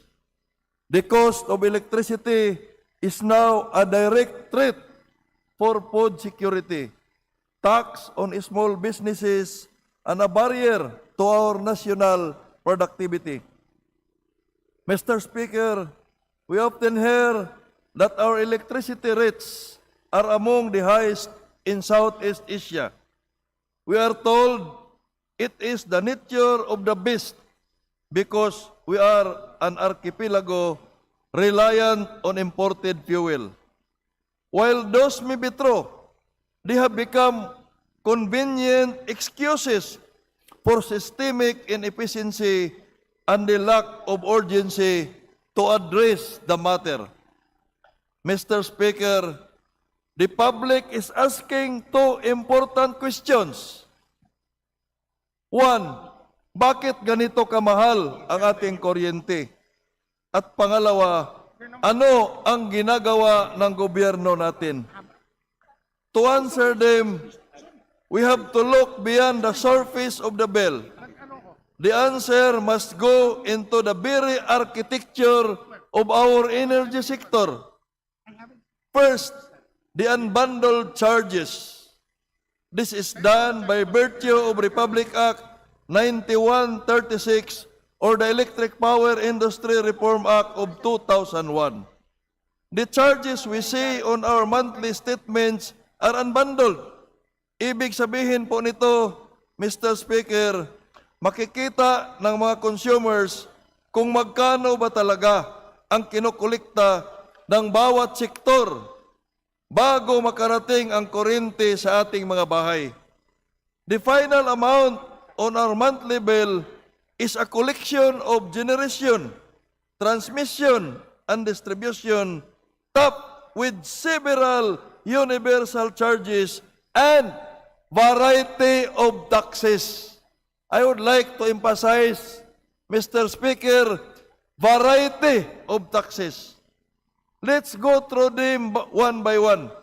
We know that the generation charge account for over half of the bill. Mahigit po sa kalahati ng ating binabayaran ay pumupunta po sa planta. Currently, the regulatory landscape allow an automatic fuel cost pass-through mechanism in our power supply agreement. This means that when the price of coal or gas spikes in the global market, the risk is shifted entirely to the consumer. Why is the Filipino household the final shock absorber for global market volatility? We must review this contract to ensure that risk is shared, not just passed on. Next is the transmission and ancillary charges. All consumers pay to the stability of the grid infrastructure and its operation. But Mr. Speaker, when there are delayed vital transmission projects, the resulting congestion cost find their way into our bills. Ito pong pangyayaring ito ay paulit-ulit na nangyayari sa Region 7, Region 6, at Region 8. The public should not be penalized for these inefficiencies. Inefficiencies should not be subsidized by Filipino people who are burdened by the same situation. Now, Mr. Speaker, let's talk about taxes. The electric power industry is among those industries with multiple charges and taxes levied on the consumers. Initially, Home EPIRA was enacted in 2001, the sale of power generation is value-added tax zero. Wala po sanang tax, Mr. Speaker, yung generation charge sa original version ng EPIRA. That's Section 6 of EPIRA. At the same time, this was a substantial relief to our consumers. Bumababa na sana ang ating generation charge kung hindi nagbago yung probisyon ng EPIRA na wala siyang buhis. Kasi sa sinasabi ko, mahigit sa kalahati ng ating binabayaran ay generation charge. However, Mr. Speaker, with the passage of the Expanded Value-Added Tax Law, Republic Act 9337 allows VAT to be imposed on entire electricity supply chain, including generation, distribution, and transmission. We are one of the few nations that imposes a 12% VAT across the entire energy chain. We tax the fuel, we tax the generation, we tax the transmission, we tax the distribution. Worse, VAT is also levied on systems loss on electricity. Hindi mo na nga nagamit dahil losses, may VAT pa. Not even consumed by the public. It is not even consumed by every Filipino who paid for it. We are essentially taxing the Filipino for electricity that was wasted or never even reached their home. With held multiple discussions with the concerned government agencies to address this. Pangatlong termino ko na po dito. Dalawang termino ko, paulit-ulit kong pinail ang resolusyon at House Bill para mapag-usapan. Pero hindi po nakakita ng sikat ng araw ang mga panukalang batas na yon, na napaka-importante naman sana.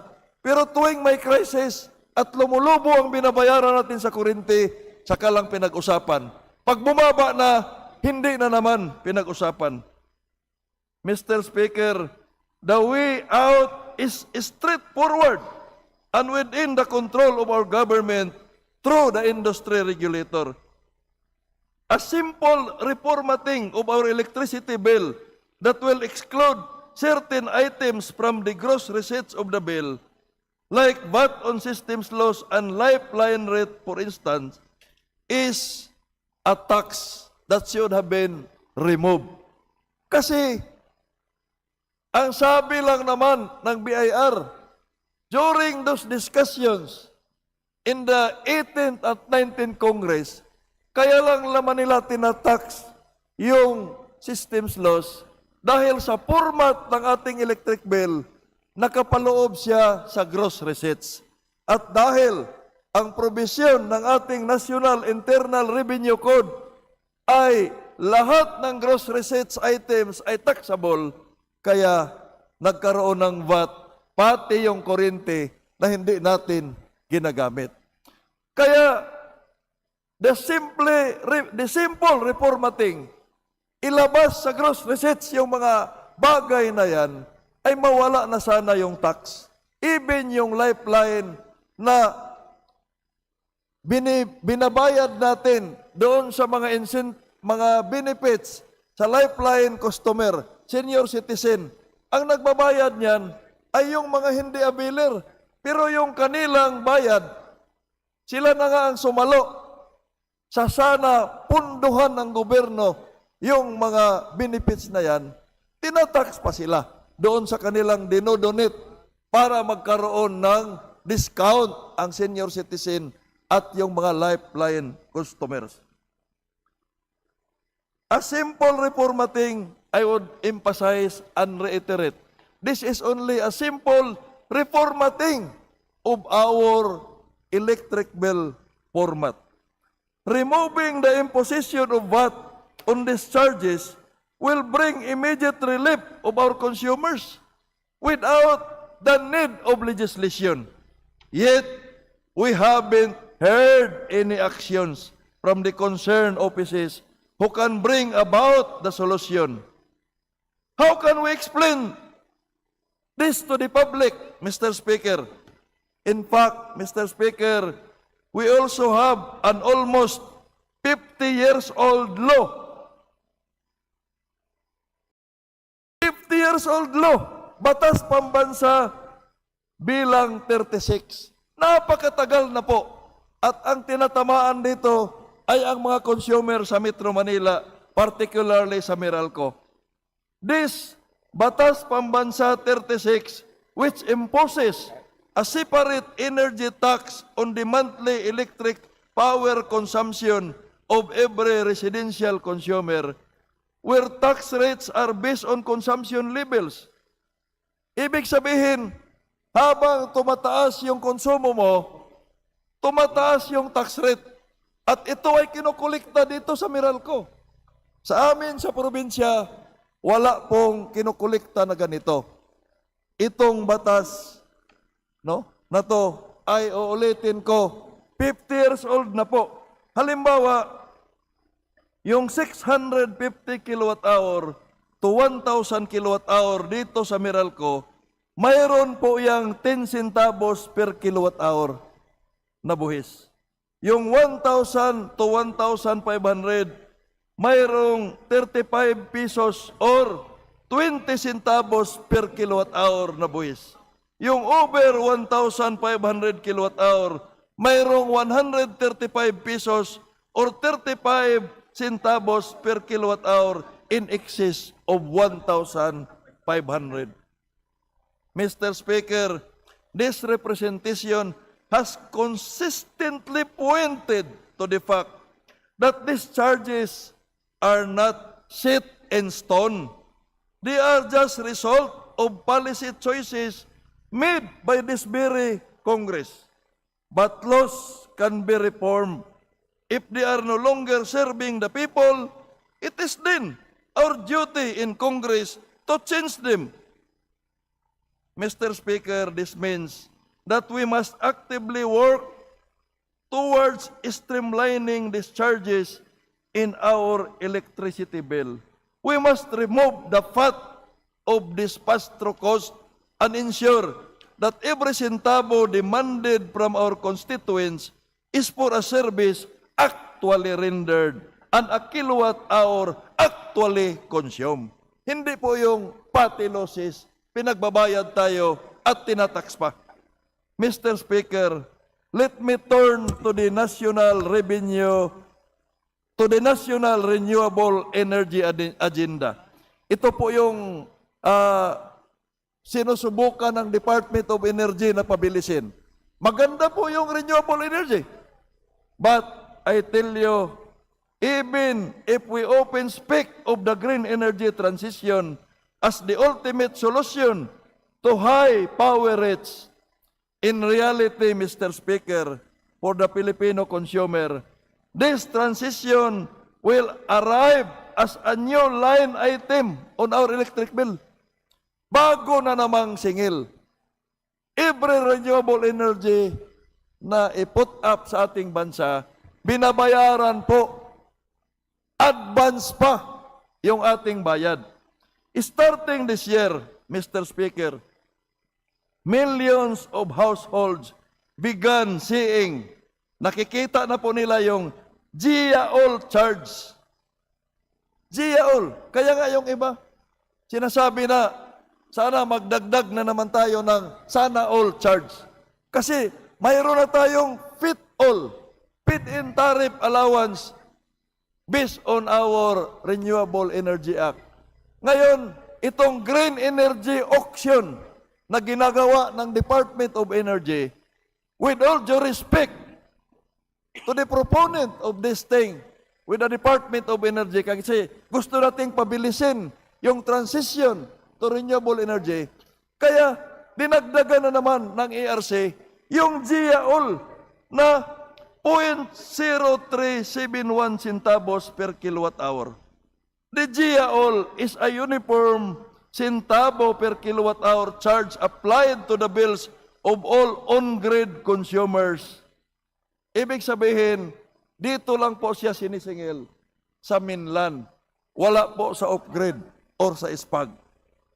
So, Mr. Speaker, for the information of the public, this is used to pay the renewable energy developers who won the auctions to supply renewable energy.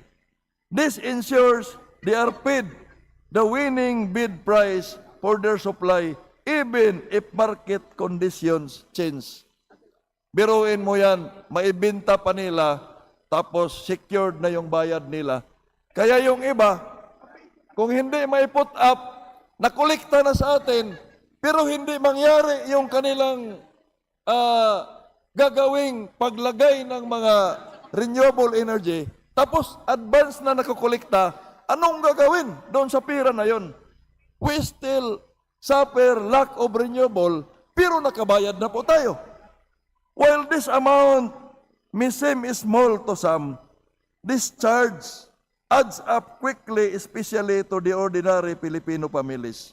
Let us not forget, this is on top of the existing pit-all. Yan yung sinasabi ko kanina. May pit-all na, may GAOL, nangangamba ako na sa makalawa, mayroon na namang sana all.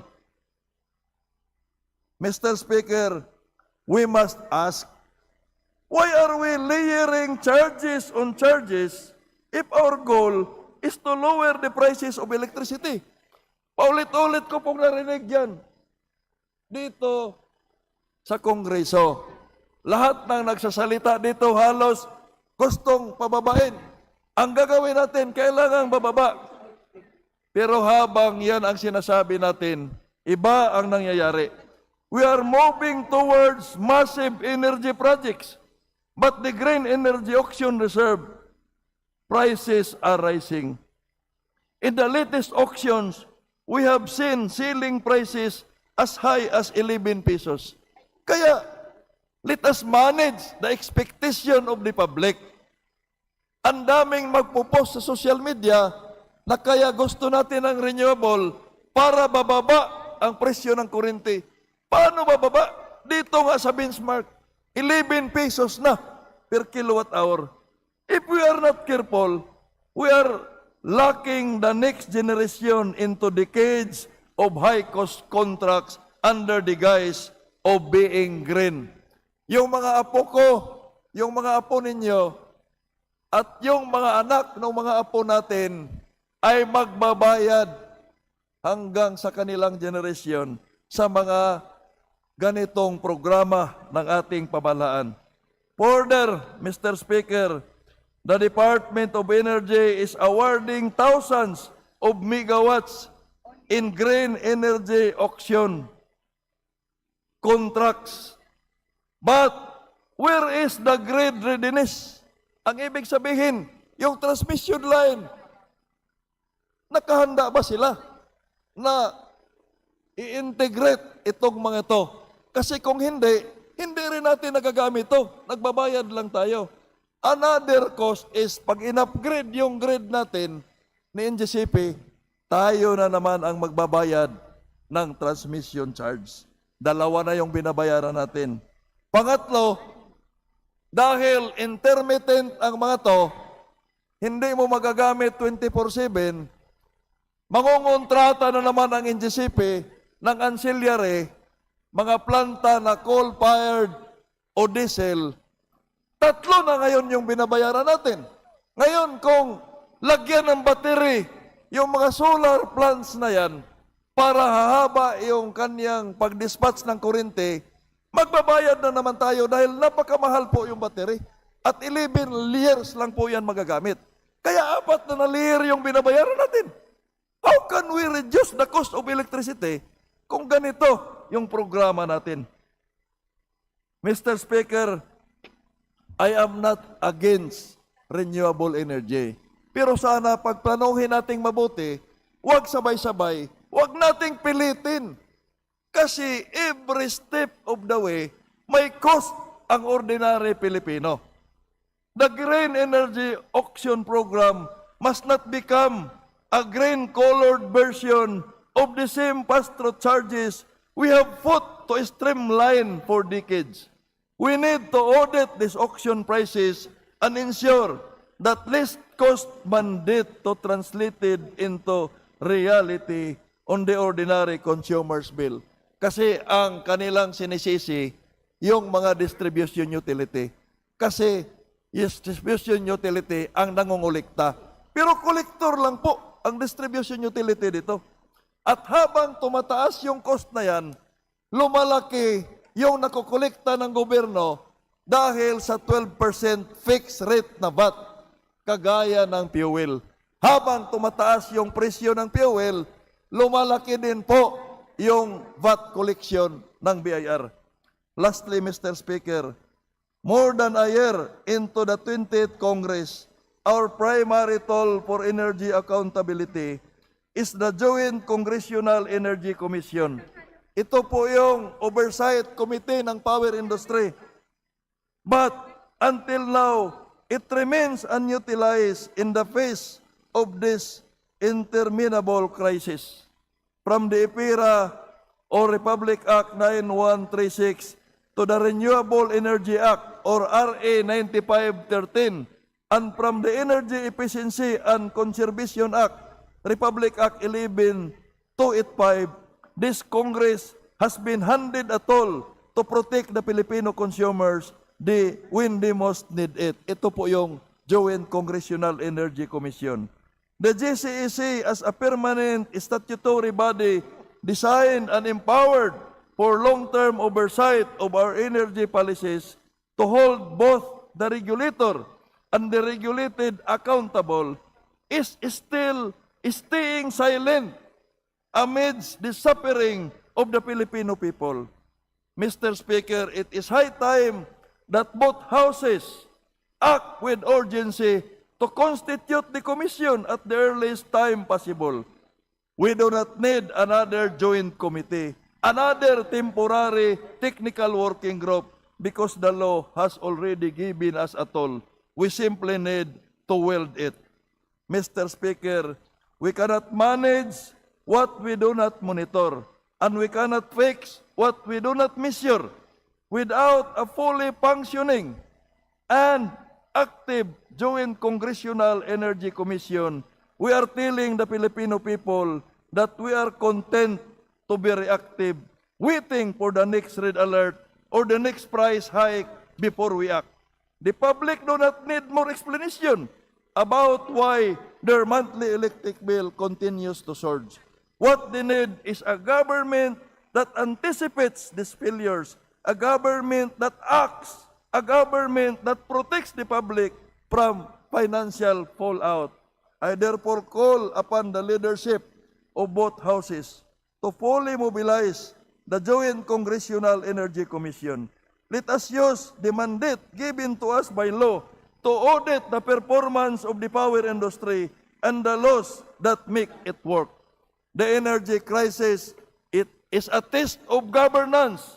And Mr. Speaker, we are currently, with all due respect, we are currently failing. But the tools are in our hands and the law is in our side. The only thing missing is the immediate and sustained action that our people deserve. Thank you, Mr. Speaker. Majority Leader.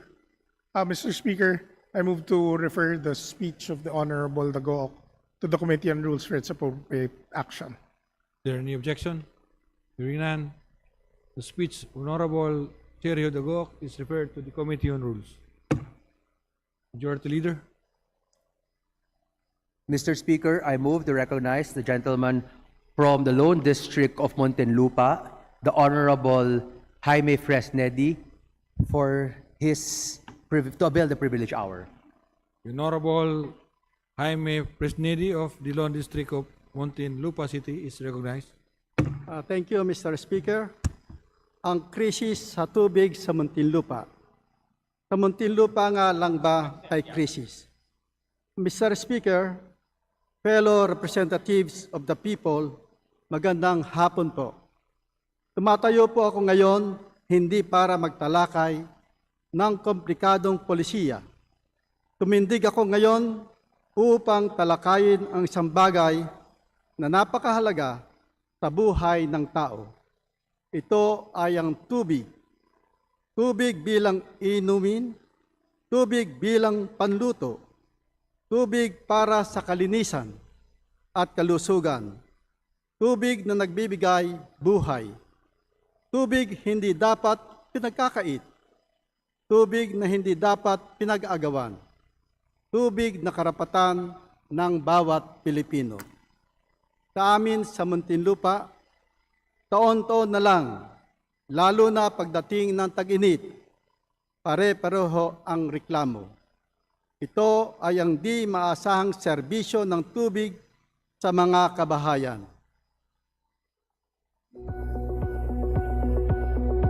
Kahit nung mga nakarang taon, lagi talagang nawawala ng tubig. Pero nung nagkaroon ng malakas na hangin, nung amihan, naging mas very frequent and almost every day na walang tubig. Kami ay nag-iimbak ng tubig, kaya nga nakaka-istorbo ng tulog. Like ako, pag sinabing madaling araw magkakaroon ng tubig, ako gigising ako maaga para talaga to see to it na 4 o'clock mag-iipon ako ng tubig doon sa aming bathroom. Pero hindi dapat kami ang pupuno nung obligasyon ng Maynilad pagka nagsa-stop ang kanilang operation. Wala po silang advisory na kahit sa website na pinadadala sa text, wala po. May panahong may abiso, pero marami ring panahon na nawawala, na walang abiso. Kaya magugulat ka bakit pagbukas ng gripo mo ay walang tubig. Mahalaga tubig. Ang sinasabi nga ng ibang mga kababayan namin, mawala na kuryente ng tubig. Kung talagang magkakaroon ng water interruption ng Maynilad, 2 days before ng interruption, magkaroon na ng advisory.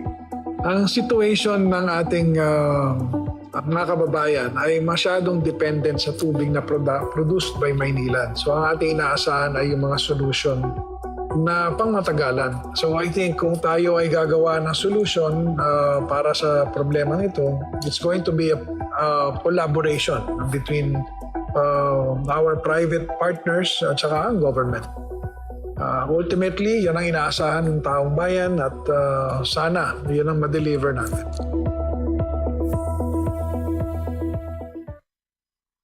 Paputol-putol, may amoy, kulay kalabang at ang pinakamasaklap, walang tubig.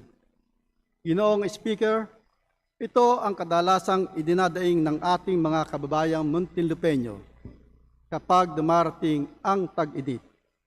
May mga nanay na nagsasabing, kailangan kong maglaba na madaling araw kasi doon lang may tubig.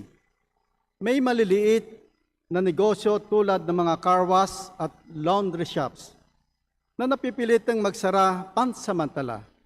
Tanong nila, paano kami makakagawa ng trabaho kung walang tubig?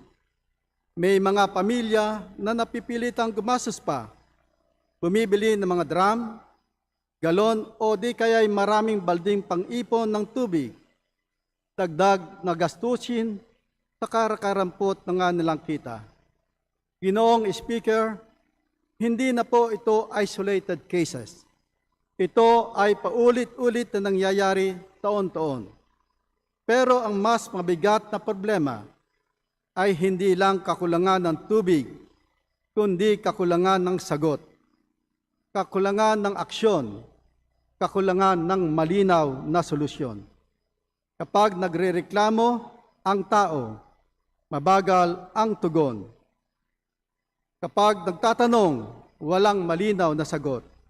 Kapag naghahanap ng solusyon, walang maibigay na timeline. walang konkretong plano. Ginoong Speaker, bilang mga kinatawan ng taong bayan, hindi tayo pwedeng manahimik lamang sa usaping ito.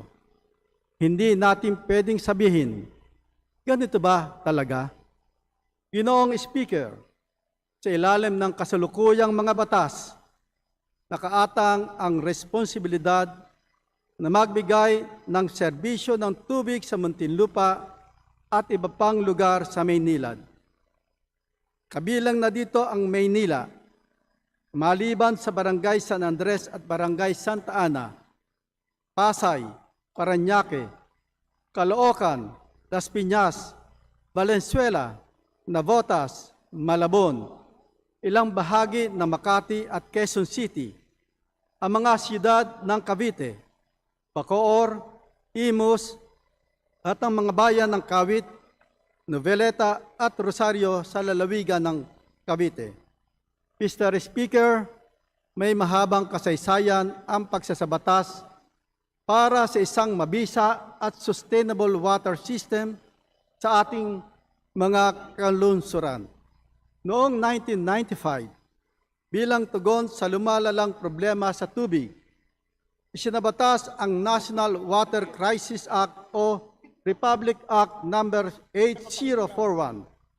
Ang batas na ito ang nagbigay daan sa privatization ng operasyon ng water facilities sa nasasakupan ng MWSS. Mr. Speaker, Section 6 of Republic Act 8041 enabled the Philippine government to enter into negotiated contract for the financing, construction, repair, rehabilitation, improvement and operation of water facilities and projects related to increasing water supply, its treatment and its distribution to industrial and household consumers.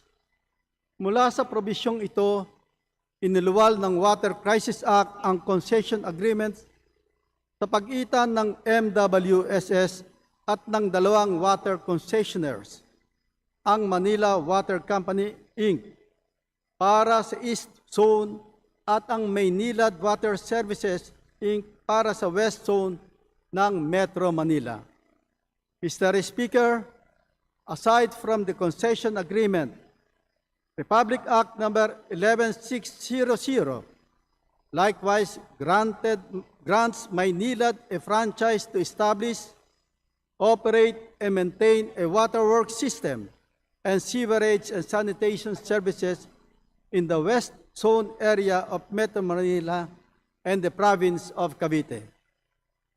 Mr. Speaker, Section 1 of said law provides that Maynilad is granted a franchise, and I quote, to establish, operate, and maintain for commercial purposes and in the public interest a waterworks system to ensure an uninterrupted and adequate supply and distribution of potable water for domestic, commercial, and other purposes, and for the establishment and maintenance of sewerage system and sanitation services in West Zone service area of Metro Manila and the province of Cavite, under a concession from the Metro Manila Waterworks and Sewerage, end of quote.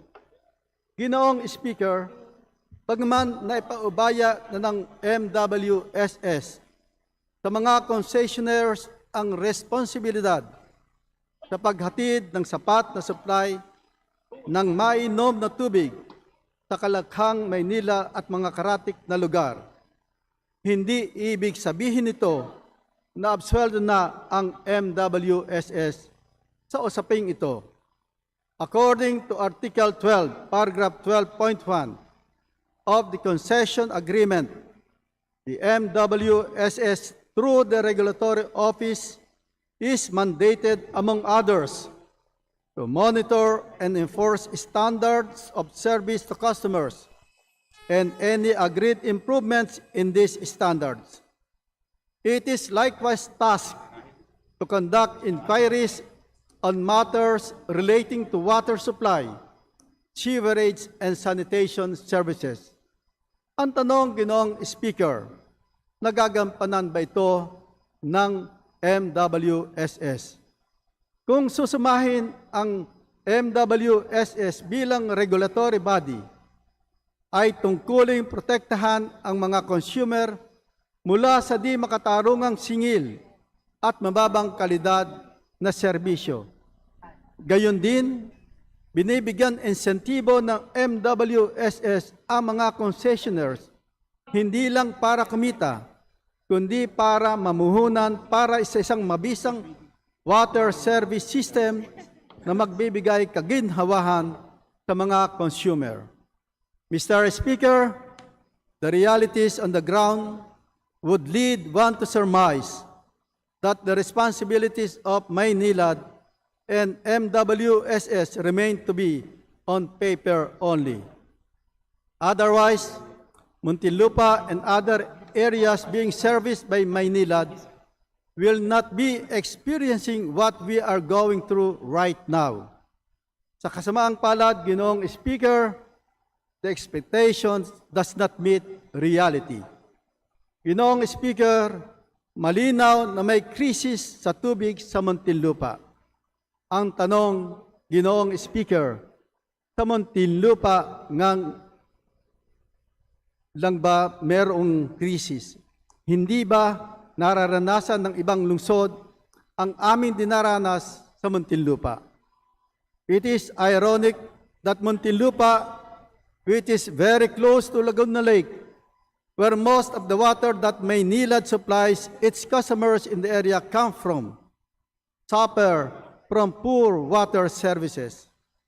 Ginoong Speaker, mga kapwa ko kinatawan, ang daming mga katanungan ang kailangan masagot tungkol sa issue na ito. I am imploring the House of Representatives through its appropriate committees to inquire in aid of legislation on the issue of Maynilad's water services, not only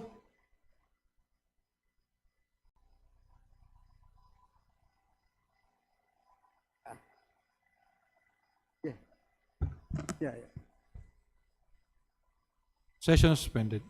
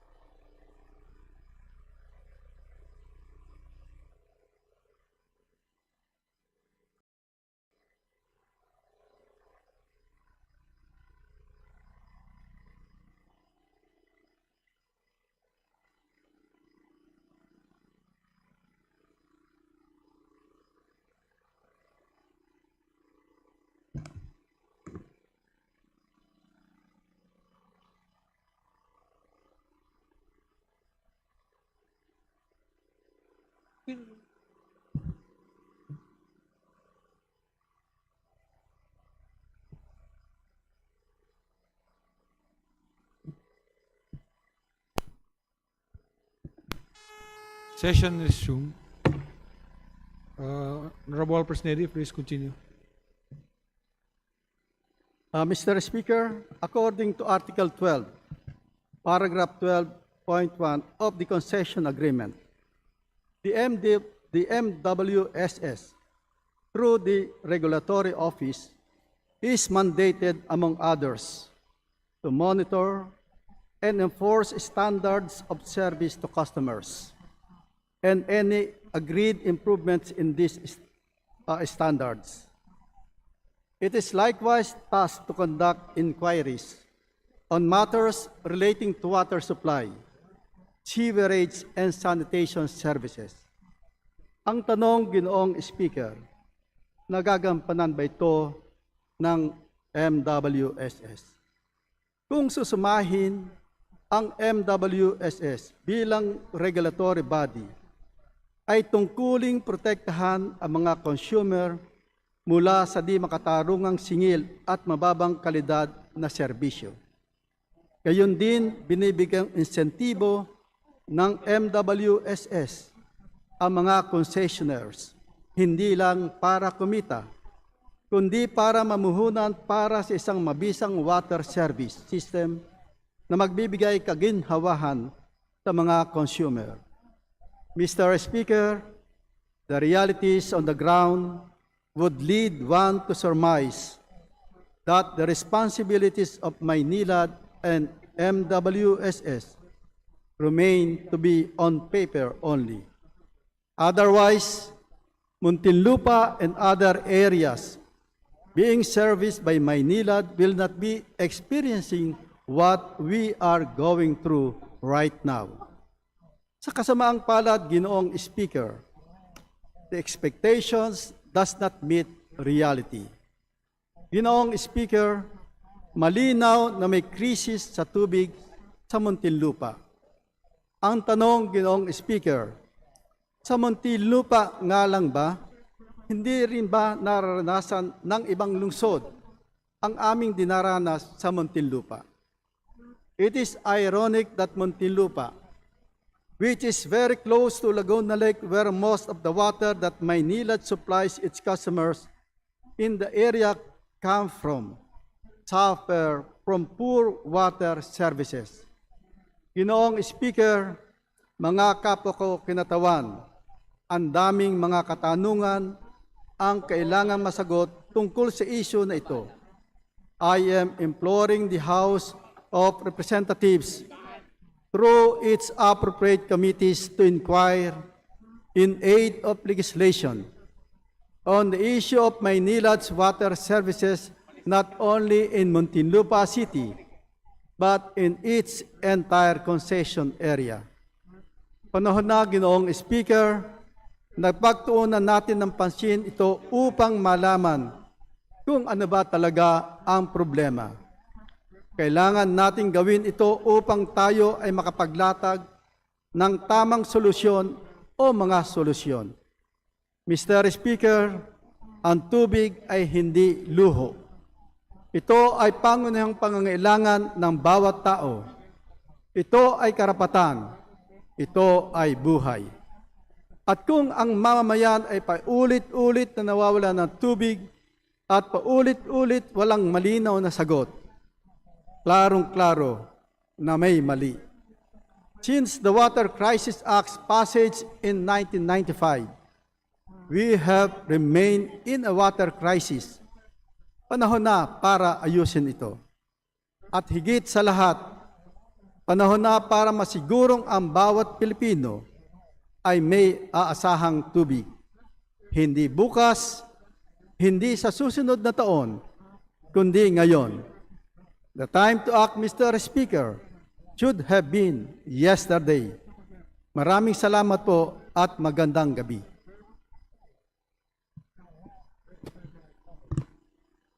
Majority Leader.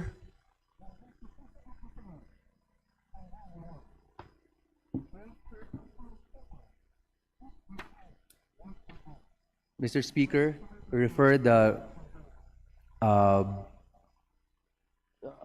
sponsorship, privilege speech of Representative Jaime Fresnedi to the Committee on Rules. Is there any objection? Hearing none, the speech of Honorable Jaime Fresnedi is referred to the Committee on Rules. Thank you, Mr. Majority Leader. Mr. Speaker, I move to recognize the gentleman from the party list Tingog, the Honorable Representative Jude A. Asidre, to avail of the privilege hour. The gentleman from the Tingog party list, Honorable Jude Asedre, is recognized. Mr. Speaker, distinguished colleagues, ladies and gentlemen, I rise tonight to speak about something very basic to democracy, yet very urgent in our time: disagreement. In a democracy, disagreement is normal. It is expected. It is even necessary. We come from different communities. We carry different experiences. We represent different sectors and regions, different hopes and beliefs. We bring to public life the voices of people who do not always see the world in the same way. That is the work of representation. That is the life of democracy. A democracy where everyone agrees all the time is a democracy that has stopped listening. A democracy where questions are treated with betrayal becomes weaker. A democracy where criticism is answered with insult loses the chance to grow. So the problem before us is not disagreement. The real question is this: can we disagree better? Can we disagree without destroying one another? Can we criticize ideas without attacking people? Can we challenge policies without humiliating persons? Can we defend our side without spreading lies about others? Can we speak firmly and still speak with decency? Can we be loyal to our principles and still be faithful to the truth? Mr. Speaker, this question has become more urgent because of what we see every day outside Congress, in our communities, and most especially on social media. Social media has become one of the largest public squares of our generation. It is where the people learn the news. It is where issues are explained, debated, and often distorted. It is where public anger gathers speed. It is where reputations can be built, broken, or buried in a matter of hours. The internet moves fast, but real people are still behind every moment. Behind every post, there is a person. Behind every comment, there is a conscience. Behind every viral issue, there is a life that can be wounded. Behind every edited clip, every screenshot, every accusation, every insult, every fabricated story, there may be a family forced to suffer the consequences. And that is why we must ask ourselves, what kind of public square are we building? Today, too much of social media rewards the worst in us. Negativity spreads faster than nuance. Anger travels faster than context. Lies move faster than corrections. Insults get more attention than explanation. A cruel post can be celebrated as courage. A malicious rumor can be disguised as truth. A personal attack can be framed as accountability. A fake story can be repeated so many times that the people begin to believe it. This is dangerous because when lies become normal, truth becomes harder to defend. When hatred becomes entertainment, dignity becomes easier to forget. When negativity becomes the language of politics, democracy becomes smaller. And when people are reduced to enemies, we lose the ability to listen. Mr. Speaker, peace agreement itself can help democracy. It can challenge bad ideas. It can improve policies. It can expose weakness in arguments. It can push leaders to do better. It can remind government that power must always be questioned. Every meaningful movement in history improved because people were willing to disagree even with their own side. Progress does not come from everyone agreeing. It comes from people pushing their own side to do better. It comes when ideas are challenged, better policies emerge, and extremes are softened. But disagreement becomes harmful when it is fueled by hatred. Disagreement becomes dangerous when it is built on lies. Disagreement becomes destructive when it forgets the person. That is where we are today. We do not simply disagree on issues. We often attack identities.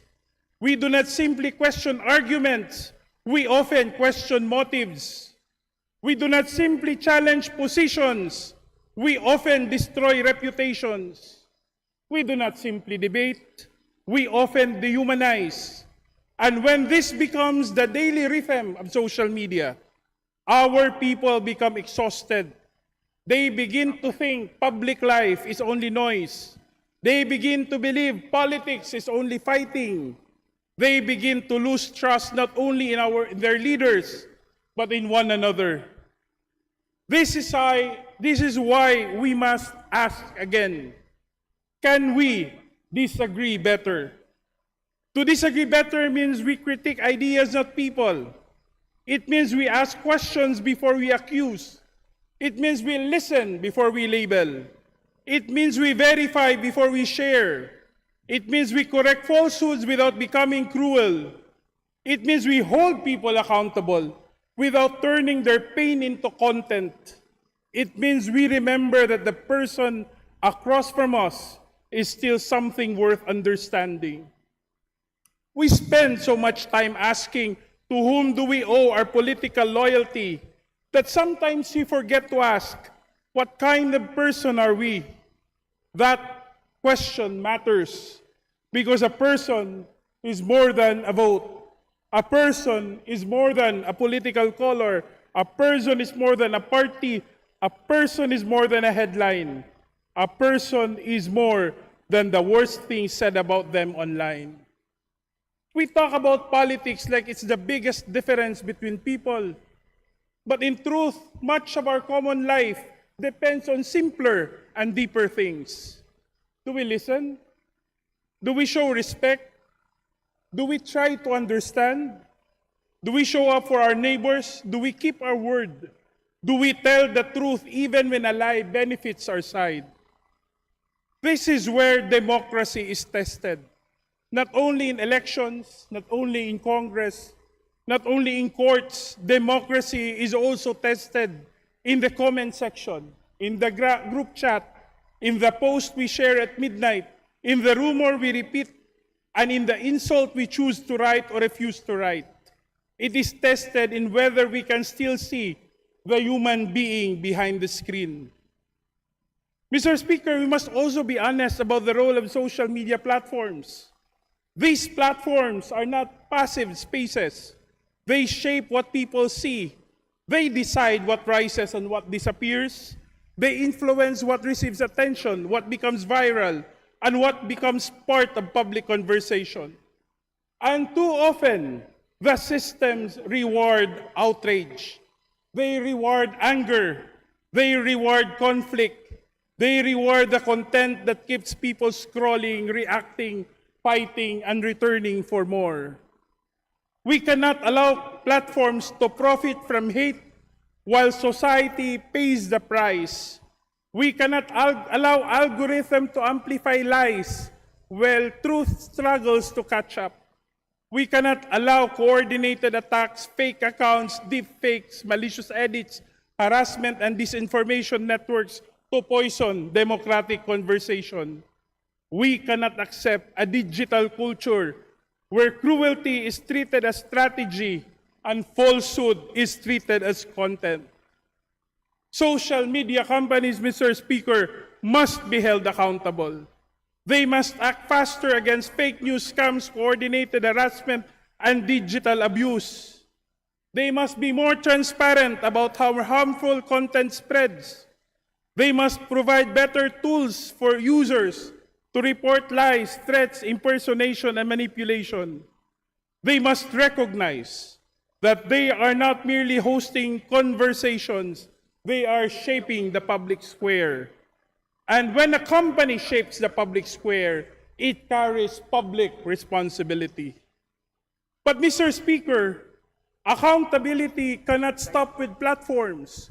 We must also hold ourselves accountable because no algorithm can force us to lie. No platform can force us to insult. No trending topic can force us to abandon decency. But we still choose. We choose what to share. We choose what to believe. We choose what to amplify. We choose whether to mock or to understand. We choose whether to correct or to attack. We choose whether to become citizens or spectators of cruelty. Every time we share without checking, we help lies travel. Every time we laugh at humiliation, we help hatred grow. Every time we attack the person instead of the idea, we weaken democracy. Every time we stay silent before a lie because it benefits our side, we damage the truth. Every time we treat fake news as harmless because it serves our political interest, we make our country more vulnerable. And that is the hardest part. It is easy to demand accountability from others. It is harder to admit our own participation in the culture we now criticize. But if we want a better public space, a better public square, we must begin with ourselves. We must ask ourselves, do my words help build a better public conversation? Do my posts help others understand the issue more clearly? Do the things I share add truth or do they add confusion? Do my reactions protect the dignity of another person? Do have I the courage to correct my own side when my own side spreads lies? Do I choose respect even when anger is easier? Do I choose truth even when truth is inconvenient? These questions go to the heart of citizenship. They remind us that democracy is shaped by daily choices, not just by elections and laws. They remind us that conscience must guide even the smallest word we post, share, and repeat. And they remind us that leadership begins wherever we have influence, even in a comment, a message, or a conversation. Mr. Speaker, we need to also recover the value of internal disagreement. When people feel they cannot question their own side, doubts go underground and conversations disappear. Silence does not create unity. It creates pressure. A party, a movement, a community, or a country becomes stronger when people can speak honestly within it. When disagreement is allowed within groups, it reduces the need to fight across them. When allies can correct allies, we grow. When friends can challenge friends, we mature. When leaders can listen to criticism without anger, institutions become stronger. Loyalty should never require blindness. Unity should never require silence. Support should never require surrendering the truth. The strongest movements are not those where everyone claps at every decision. The strongest movements are those where people can speak, listen, correct, and improve together. That is disagreeing better. Mr. Speaker, outside these walls, our partisan differences are also being watched and copied. The way we treat people who belong to another political camp shapes the way our communities talk, argue, and live together. When politics becomes a license to insult, the damage reaches beyond elections. It enters families, workplaces, schools, churches, barangays, and friendships. If we show that partisan politics is only about insult, then we teach our people to insult. If we show that political debate is only about humiliation, then we teach our people to humiliate. If we show that winning an argument matters more than telling the truth, then we teach our people to distrust everything. If we show that loyalty to our side requires hatred of the other side, then we make democracy smaller, angrier, and weaker. But if we show that strong disagreement can live with respect, then we give our people a better example. We show them that political loyalty can still be guided by conscience. We show them that conviction can still be disciplined by truth. We show them that criticism can still carry dignity. We show them that people can support different leaders, different parties, and different causes, yet still belong to one country. Because outside Congress, democracy is lived in ordinary places. It is lived at the dining table. It is lived in the group chat. It is lived in the barangay meeting. It is lived in the office pantry, the classroom, the market, the terminal, and the comment section. And in all these places, the question remains, can we disagree better? We can be firm without being cruel. We can be passionate without being personal. We can expose lies without becoming hateful. We can demand accountability without enjoying humiliation.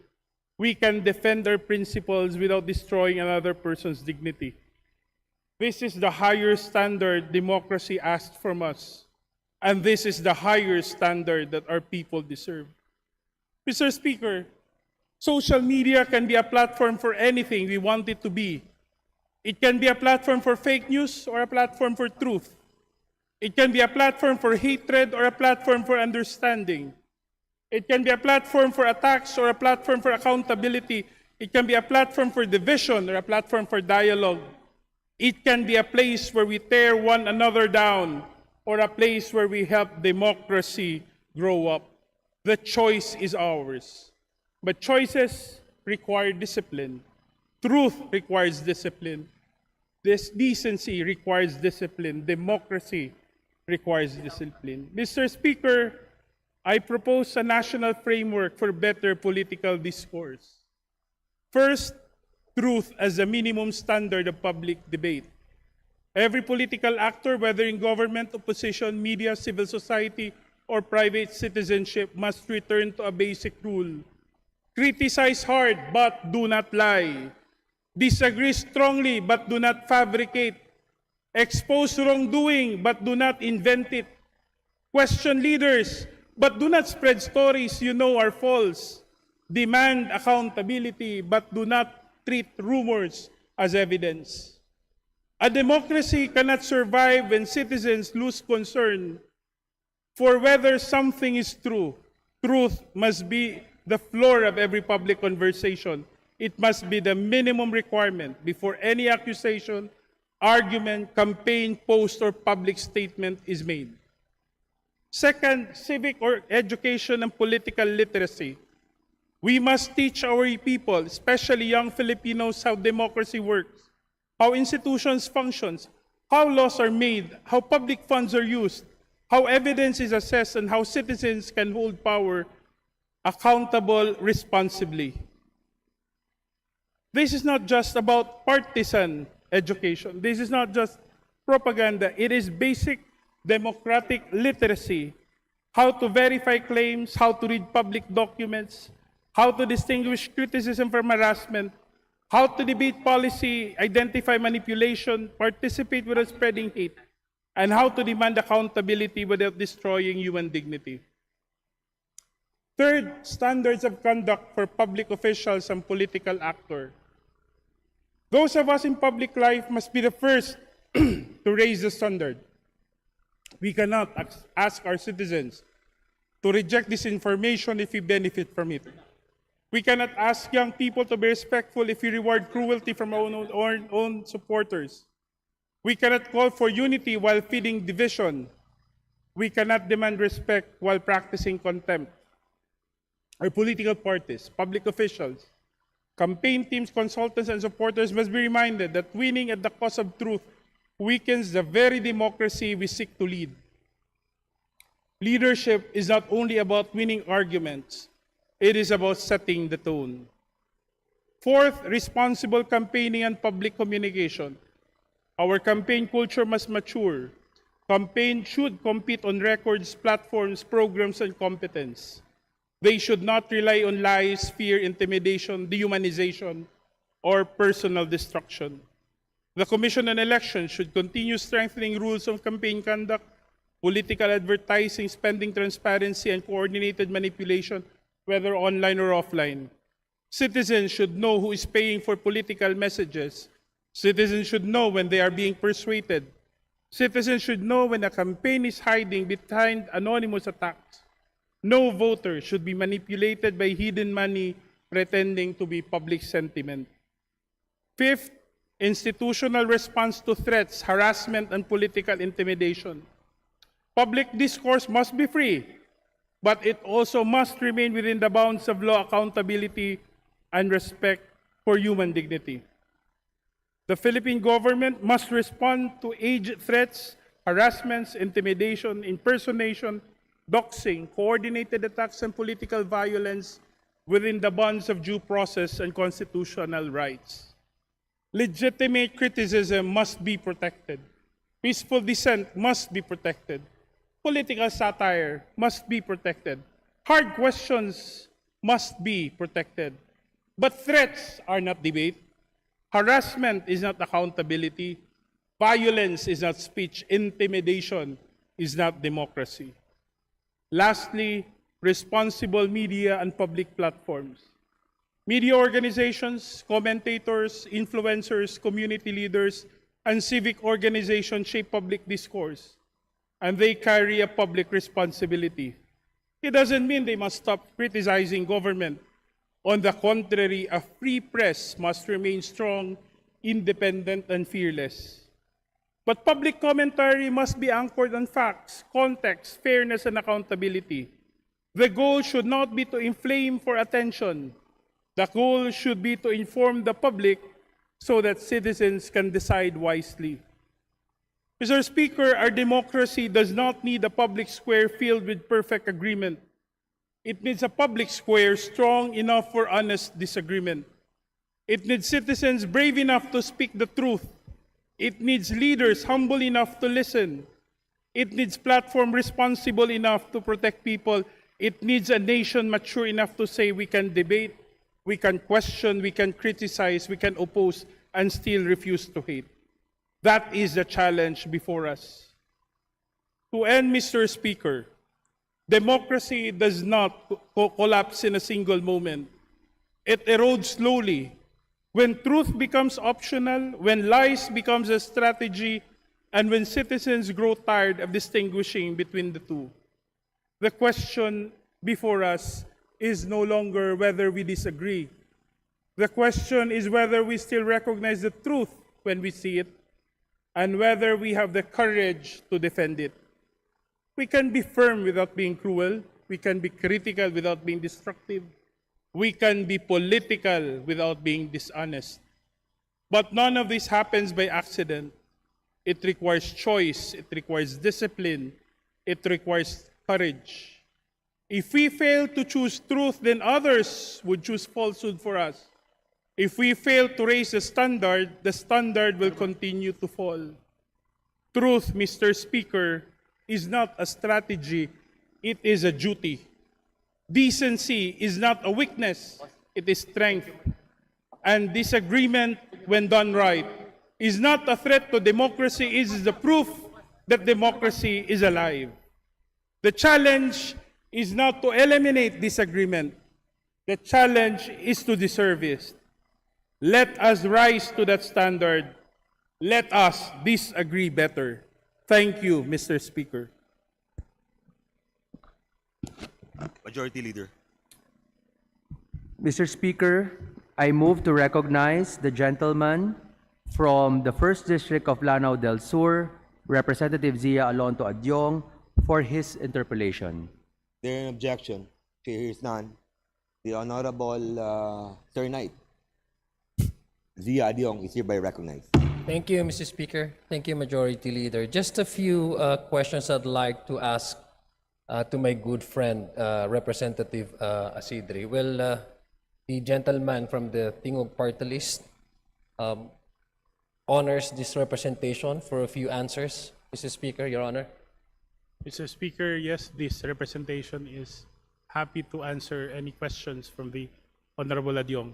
Thank you. Thank you, Mr. Speaker. Mr. Speaker, the gentleman from Tingog Party List started off with a very strong question on how we can disagree better. And I think the insinuation, or rather the explanation of the good gentleman, covers the very foundation of why this republic has even existed in the first place, which is democracy. And I agree with him completely that the truth cannot be compromised, that in order for us to build a better democracy, we should at least have a population that is accessible to well-informed information, accurate information, so that their decision when it comes to selecting their leaders will be well-guided, well-informed, and could choose a better representatives for themselves, Mr. Speaker. Number two, this has been a perennial problem. Started when the social media dominates the conversational space. A person in the Philippines can actually converse with the individual in other countries. Sabi nga nila, real time. And information spreads even faster than the speed of light. The information that we gather from social media, the sources of information that we gather from social media is so fast that the person from other continents, people from other continents, can even convey information or happenings in their country way, way faster than what we used to experience before. But this is just an information gathering. It does not necessarily mean the truth. And that's why I laud the good gentleman from Tingog Party List for coming up, standing up, and reminding us of the very important issues, the elephant in the room, I would say. That conversation should be based on truth and justice, I would presume. Now, my question, Mr. Speaker, is that since this has been a perennial problem, what prompted, Mr. Speaker, the good gentleman, from standing up this time, from reminding this House of something that we should also look into as not only as a personal concern or group concern, but as well as a national security issue? Because I remember, Mr. Speaker, postings on Facebook recently have made as a subject for an investigation of the National Bureau of Investigation, even subject for a review of our security agency. And there have been quite a number of arrests and inquiries that took place in recent days. What then was the reason behind the gentleman's delivery of this particular subject matter in his privilege speech? Mr. Speaker, distinguished colleague, this presentation was prompted by recent events which point out to the increasing toxicity and negativity in social media. We know this has been there for the longest time, but in recent weeks and months, we've seen the extent of the damage that such irresponsible criticisms on social media, even fake news and all this harmful content can do so to destabilize not only our democratic system, our democratic life, but even the very foundations upon which the Filipino society is founded upon. And I think it beckons us, especially as we resume for this session, to be reminded that the quality of our political discourse actually reflects the quality of our politics. We already see the trajectory where we are leading ourselves. So it would be most helpful to confront the issue in the eye and tell ourselves that we, not only us in this Congress, but I believe every Filipino deserves a better kind of politics, to a better kind of political discourse. One that does not shy away from disagreement, as I said, but one that doesn't takes advantage of disagreements to destroy and to inflict harm on the quality of life, of political life as we know it. Yeah, okay.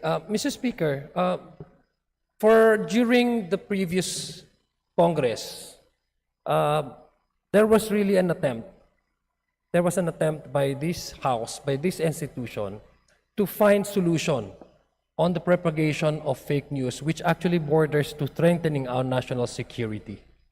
If I may remind the good gentleman, and I'm pretty sure that he recalls this quite well, that we had formed a tri-committee to essentially discuss about how we can address, formulate policies, and then come up with the legislation so that we can address the propagation of fake news that is now dominating the social media spaces.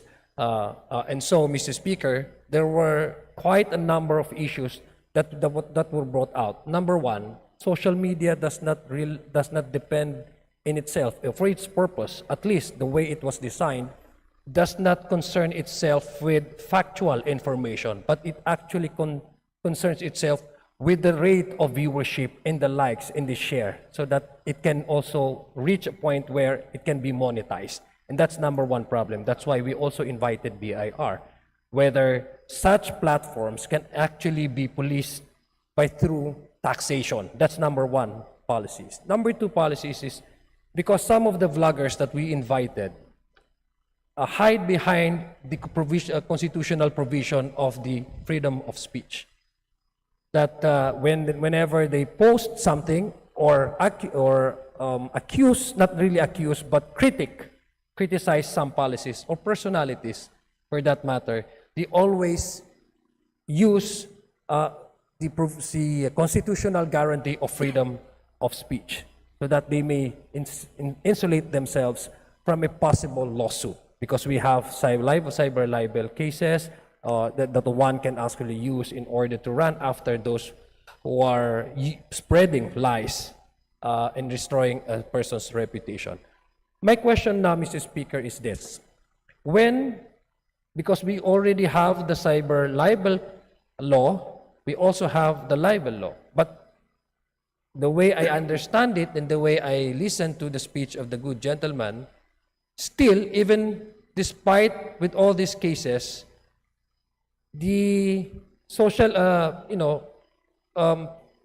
the postings of fake news have continuously rising, despite the fact that there have been cases of investigation and arrest and filing of charges. Meaning to say, these are not deterrent. How can we now, Mr. Speaker, I'd like to ask the gentleman, if he has other proposals for us to probably strengthen the deterrent measures in order to not only police our social media space, but to make our laws responsive to those whose only intention is to create chaos, not just destroy the reputation of an individual, but ultimately to create anarchy and chaos in our society, probably, Mr. Speaker, using some individual or group in order to spread lies. How, with the presence of these policies, these laws already being existing, anti-cyber bullying, the cyber law, libel, Mr. Speaker, what are other possible ways in order to strengthen policing in social media, Mr. Speaker, and how is this gentleman see the possibility of maybe amending certain laws so that we can be more responsive in trying to address these concerns and to make the law more, to give our laws a better grasp, Mr. Speaker, in holding those who have been spreading lies, destroying essentially the very essence of our democracy, which is based in truth and justice for their own selfish end, Mr. Speaker, Your Honor. Mr. Speaker, allow me to highlight 3 points. First is, for the longest time, we have started to believe that social media is just consequent of algorithms, of virality, and all these intangibles, so to speak. But what we've realized recently is that even this, what is perceived to be intangible, have real and offline consequences. And that's something that we need to confront. I know in many countries, restrictions have now are being now studied, are being considered as to the need to stop anonymity in social media accounts, so that in the end, accountability can be imputed to users instead of looking at how messages of how content can be manipulated, especially if with the use of amplifiers or trolls. It's so easy to simply dismiss this as a technical intervention. But I think it's very important to emphasize that there is real damage, there is real harm, and that as a government, we have the responsibility to prevent those harm from continuing and to ensure that social media and the internet continues to be a safe space. I would want, of course, free and open conversations on social media, but not to the extent that real damage is done to not only to individuals, but even to the institutions that form part of who we are as a society. Second point, Mr. Speaker, is that there has to be a realization that social media is not simply about the users, but about the platforms as well. And that accountability must be shared by users, by government, as well as the platforms in ensuring that social media and the internet continues to be a safe space. As I said, these algorithms, they do not happen by themselves. There are companies, there are corporations, there are enterprises who actually allow or facilitate the virality or the exposure of this content, and they too must be held accountable. And lastly, Mr. Speaker, I would like to emphasize that I started my privilege speech with the emphasis on disagreeing, because that is very much a part of our democratic life. And I would protect anyone else's right to speak what they believe in their hearts, whether it's political, social, or cultural, but not to forget as well that every right that we have has a correlated responsibility.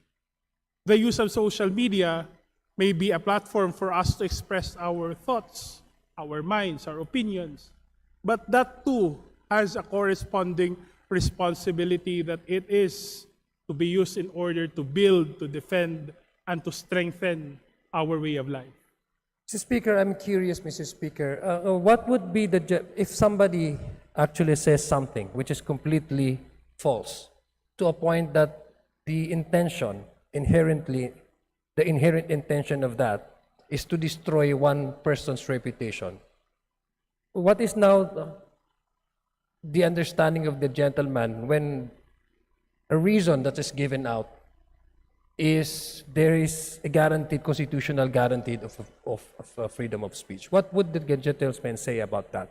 If, for example, the explanation for doing so is that one is being given and being guaranteed that anything can be shared, opinion or otherwise, it's either through social media or any other material or any other modes of communication. And the excuse is because one is being guaranteed with the constitutional guarantee of freedom of speech. What does the gentleman say about that? Mr. Speaker, the law cannot choose on whether it is the right of the one who speaks or the one who's being talked about. Both should be respected. The right of people to express their mind, to speak about people, as well as the right of the others to have their integrity intact. My point being, Mr. Speaker, is that while we allow and we protect and even preserve the right to speech, to free speech, we must not forget that the exercise of these rights should not infringe on the rights of others to the integrity of their person, or, as I mentioned in my privileged speech, in the exercise of our freedom to speak, the truth should be the minimum criteria or requirement for determining what should be defended or not. Would you gentlemen agree with me that a right is actually coupled with an obligation? That when you're given a certain right for you to exercise, that also has some colatilia, if for pardon for the lack of better term, a colatilia that one has to be more responsible also in expressing certain points or certain ideas or a certain thought. Would the gentleman agree with me on that? Definitely, Mr. Speaker. Thank you, Mr. Speaker. Now, lastly, what about the emerging industry, artificial AI? This has already been, aggressively now being dominating the social media space. Some videos that we see online can not taken as real, but somehow we are told that we need to verify because AI now, the artificial intelligence, is so advanced that you cannot actually describe which one is real and which one is being manufactured. What does the gentleman say about how do we proactively prevent this industry, this technology, from landing in the wrong hands, perhaps per se, to be used to probably confuse or to spread malicious information, fake news. That before we even reach that stage, there should be a policy that could proactively prevent the scenario wherein everybody will no longer recognize truth from falsehood. What does the gentleman say about that? Mr. Speaker, to distinguished colleague, that is why, especially with the rise of artificial intelligence, with the promises it provides in increasing the level of technology and the technological sophistication that we deal with, it's very important that in the same manner and to the same extent, we must stress the importance of strengthening ethical use of artificial intelligence.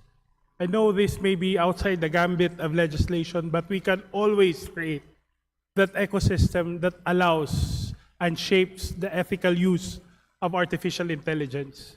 The boundaries must be clear, the goals must be clear, and when these boundaries and goals blur what is favorable or what builds society, then we should start asking ourselves whether or not to restrict the use of AI to this extent. Thank you, Mr. Speaker, for that response. For yes and no lang na po nasagot. Will the gentleman support the recommendation of the Tri-Committee in terms of addressing the issues and concerns that the gentleman enumerated earlier? Mr. Speaker, this representation will be most supportive of such an effort, Mr. Speaker. Thank you, Mr. Speaker, and thank you for the gentleman from Team Party List for the opportunity to ask him questions. Maraming salamat po. Majority Leader. Mr. Speaker, I move to refer the speech of Honorable Jude Asidre of Tingog Party List to the Committee on Rules for its appropriate action. The speech of Honorable Jude Asidre, including its interpellation, is referred to the Committee on Rules. Majority Leader.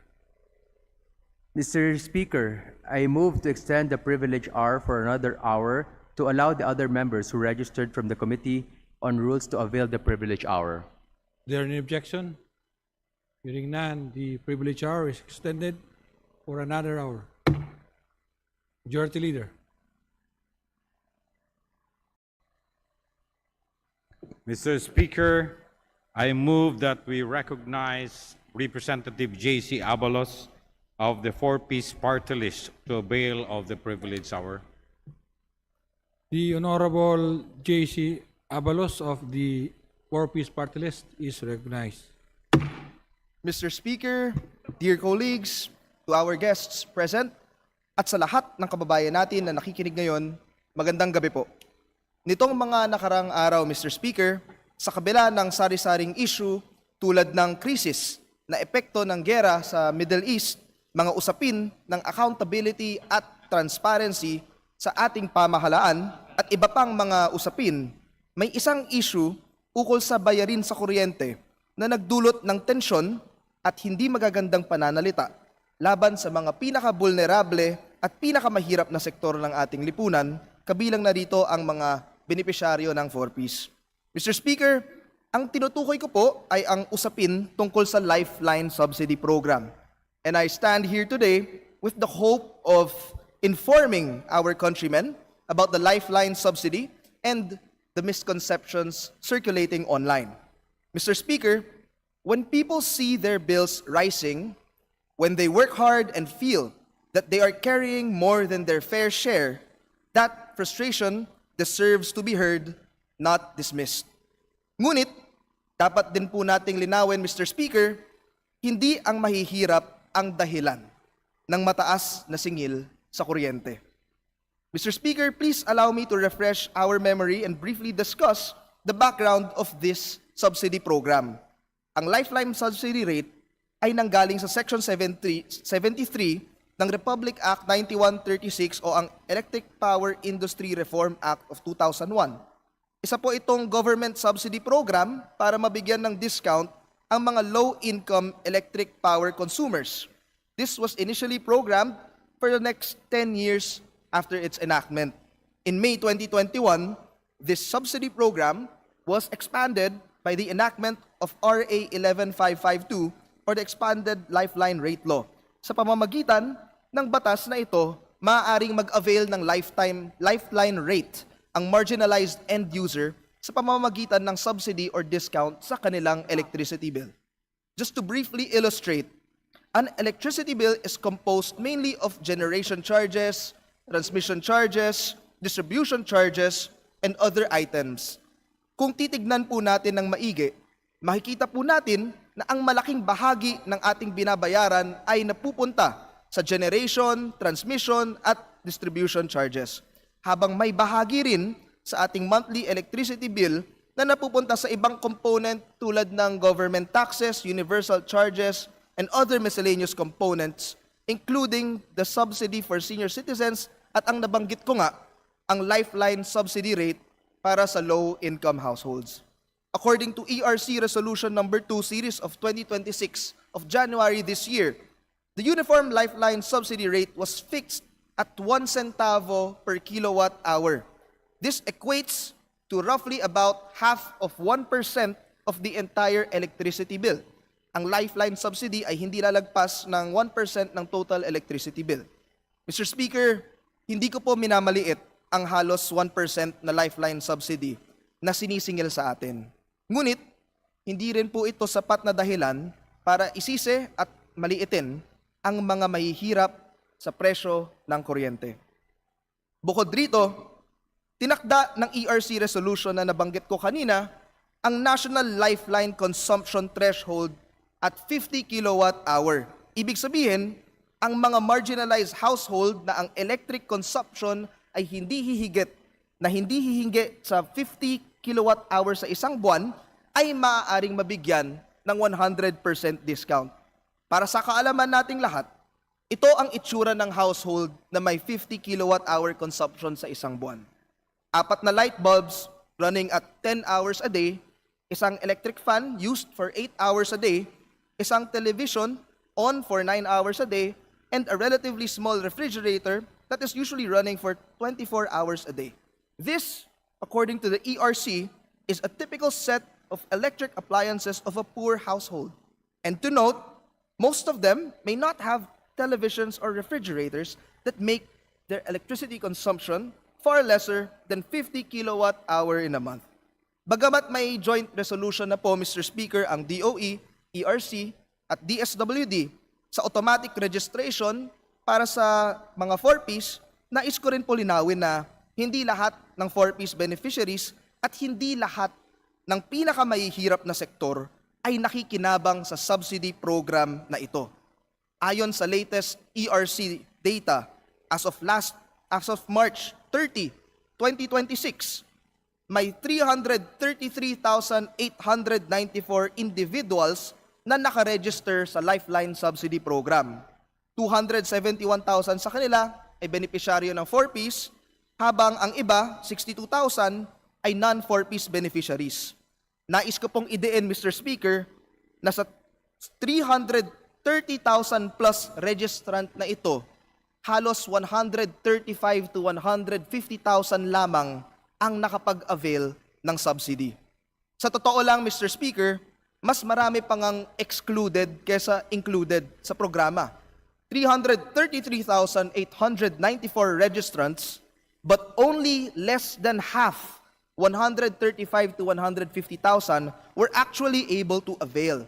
Given these numbers, Mr. Speaker, I do not think collections are efficiently utilized yet, considering that the tripartite resolution was only issued this year.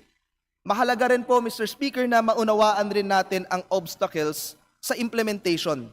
Napakahalagang maintindihan natin ang mga realidad na dinadanasan ng ating mga pinakamahihirap na kababayan kung bakit hindi simple ang pag-avail sa programa.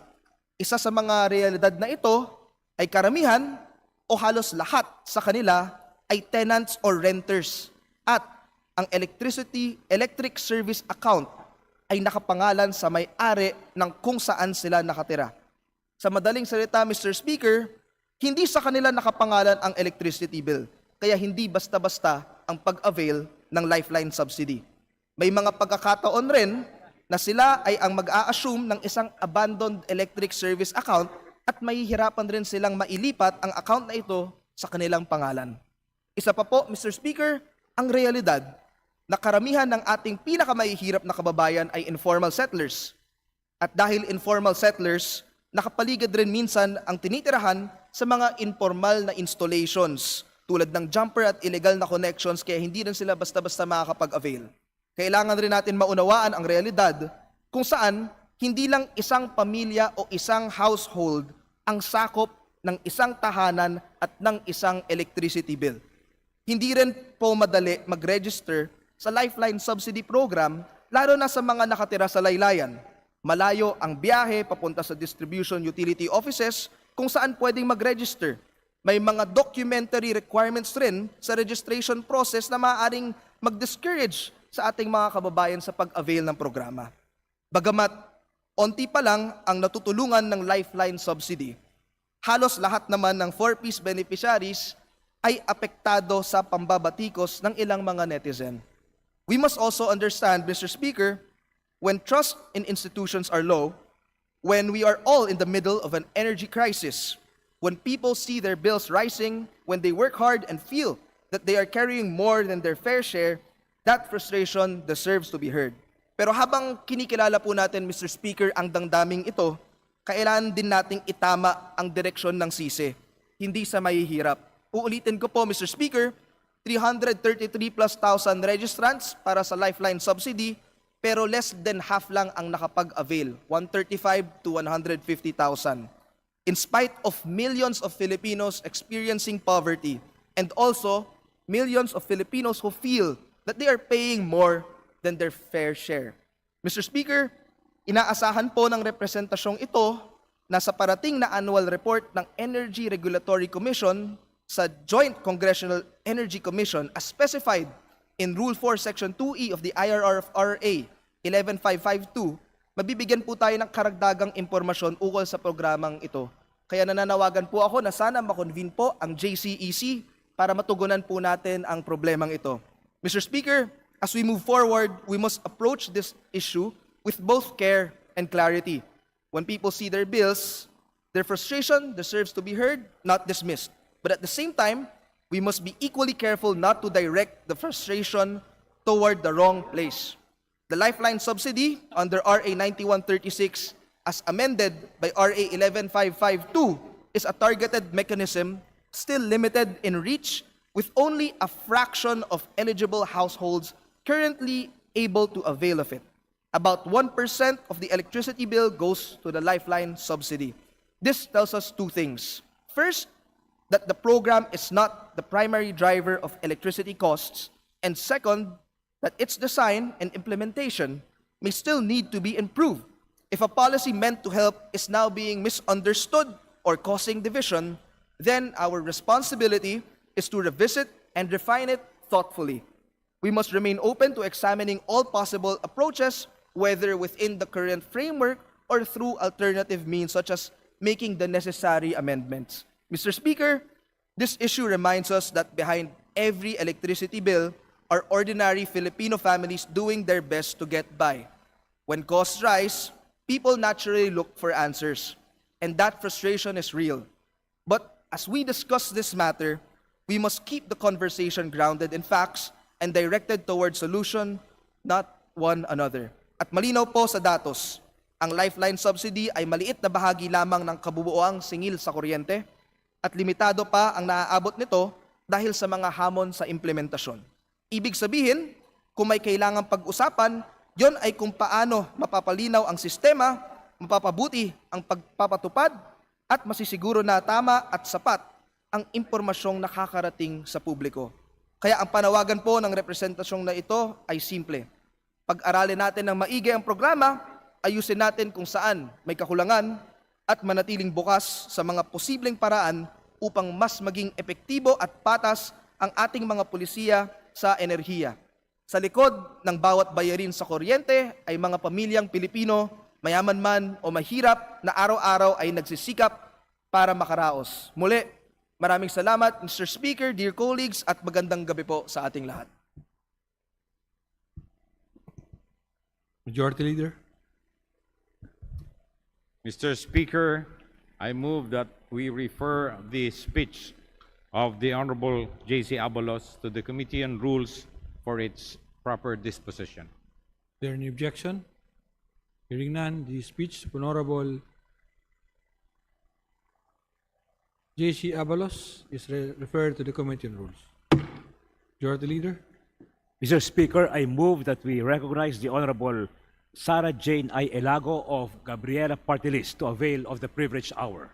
Honorable Sarah Jane Ilago of the Gabriela Party List is recognized. Mr. Speaker, mga kapwa ko mambabatas at higit sa lahat, sa mga manggagawang Pilipinong patuloy na lumalaban sa gitna ng patong-patong na krisis, magandang gabi sa lahat.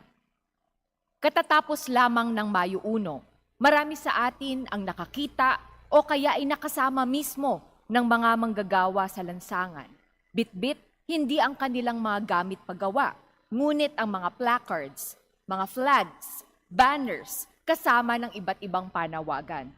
Kung sa marami, natapos lamang ang Mayo 1 bilang paggunita ng pandaigdigang araw ng paggawa, para sa mga manggagawa, hindi natatapos sa isang araw ang paglaban. Araw-araw, bitbit ng manggagawa ang panawagan para sa sapat at nakabubuhay na sahod, sa pagbuwag ng regional wages at pagkakaroon ng national minimum wage, makataong kondisyon sa paggawa, maayos na mga benepisyo at security of tenure. Mr. Speaker, we often hear that the Filipino workers are the backbone of our economy.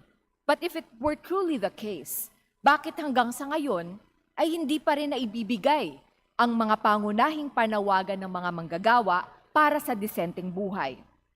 Mga construction workers na nagtatayo ng mga buildings, condominiums, hotels, ngunit hindi kayang makabili ng bahay para sa kanilang mga pamilya. Mga health workers na sa haba ng working hours ay halos nakatira na sa mga ospital, ngunit kapag nagkasakit naman sila ay hindi kayang tustusan ang sariling bills sa ospital. Mga manggagawa sa mga restaurants, ngunit hirap na hirap pagkasyahin ang sahod para makabili ng sapat at masustansyang pagkain ng kanilang mga pamilya. Sa katunayan, Mr. Speaker, nandirito ang mga manggagawa ng Kowloon House mula sa Genuine Labor Organization of Workers in Hotel, Restaurants, and Allied Industries, Kilusang Mayo 1 o Glow Rain KMU, na matagumpay sa kanilang 6 na araw na welga para sa pagpapatupad ng wage order compliance at staggered payments ng kanilang service charge na dapat maibalik sa kanila.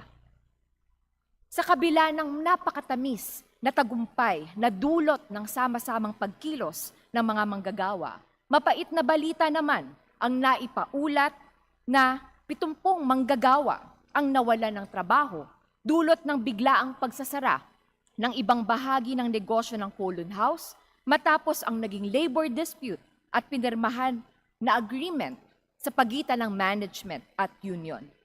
Ayon sa umiiral na batas paggawa, Ginoong Speaker, ipinagbabawal ang anumang uri ng retaliatory action laban sa mga manggagawa na nagsasagawa ng kanilang lehitimong pag-oorganisa at kolektibong pagkilos para sa kanilang mga karapatan at kapakanan. Kaya ngayong araw, naghain tayo ng House Resolution number 974 upang imbestigahan at layunin nito na mapalakas ang kasalukuyang mga batas sa pagtataguyod ng karapatan ng mga manggagawa kasama na ang security of tenure, collective bargaining at protection mula sa unjust dismissal. Tunay nga na hindi naman kulang sa sipag at tiyaga ang mga manggagawang Pilipino. Kulang sila sa pagkamit ng mga karapatan na matagal na dapat itinataguyod at naisa sa katuparan ng ating pamahalaan. Let me start with our wage system, Mr. Speaker. Hindi makatarungan ang realidad na hanggang ngayon, ang halaga ng paggawa ng isang tao ay nakadepende sa kung saan siya nagtatrabaho. Na para bang iba ang halaga ng pagod ng mga nasa Metro Manila kumpara sa ibang rehiyon. Pareho lang rin naman o kaya nga mas mataas pa ang presyo ng mga bilihin sa labas ng NCR na lalong nagpapatindi ng gutom at kahirapan sa labas ng Kamaynilaan. Kung tayo nga na mga kongresista na nagmula sa iba't ibang rehiyon at distrito ay may pantay na mga sahod, bakit hindi natin ito maibigay sa mga manggagawa? Kaya ang panawagan ng Gabriela Women's Party, buwagin ang regional wages at isulong ang national minimum wage. Wala sa rehiyon ang pagod at halaga ng paggawa. Dagdag pa sa usapin ng sahod ang pagkabahala ng mga manggagawa na mawalan ng trabaho dahil sa matinding digitalization ng iba't ibang industriya.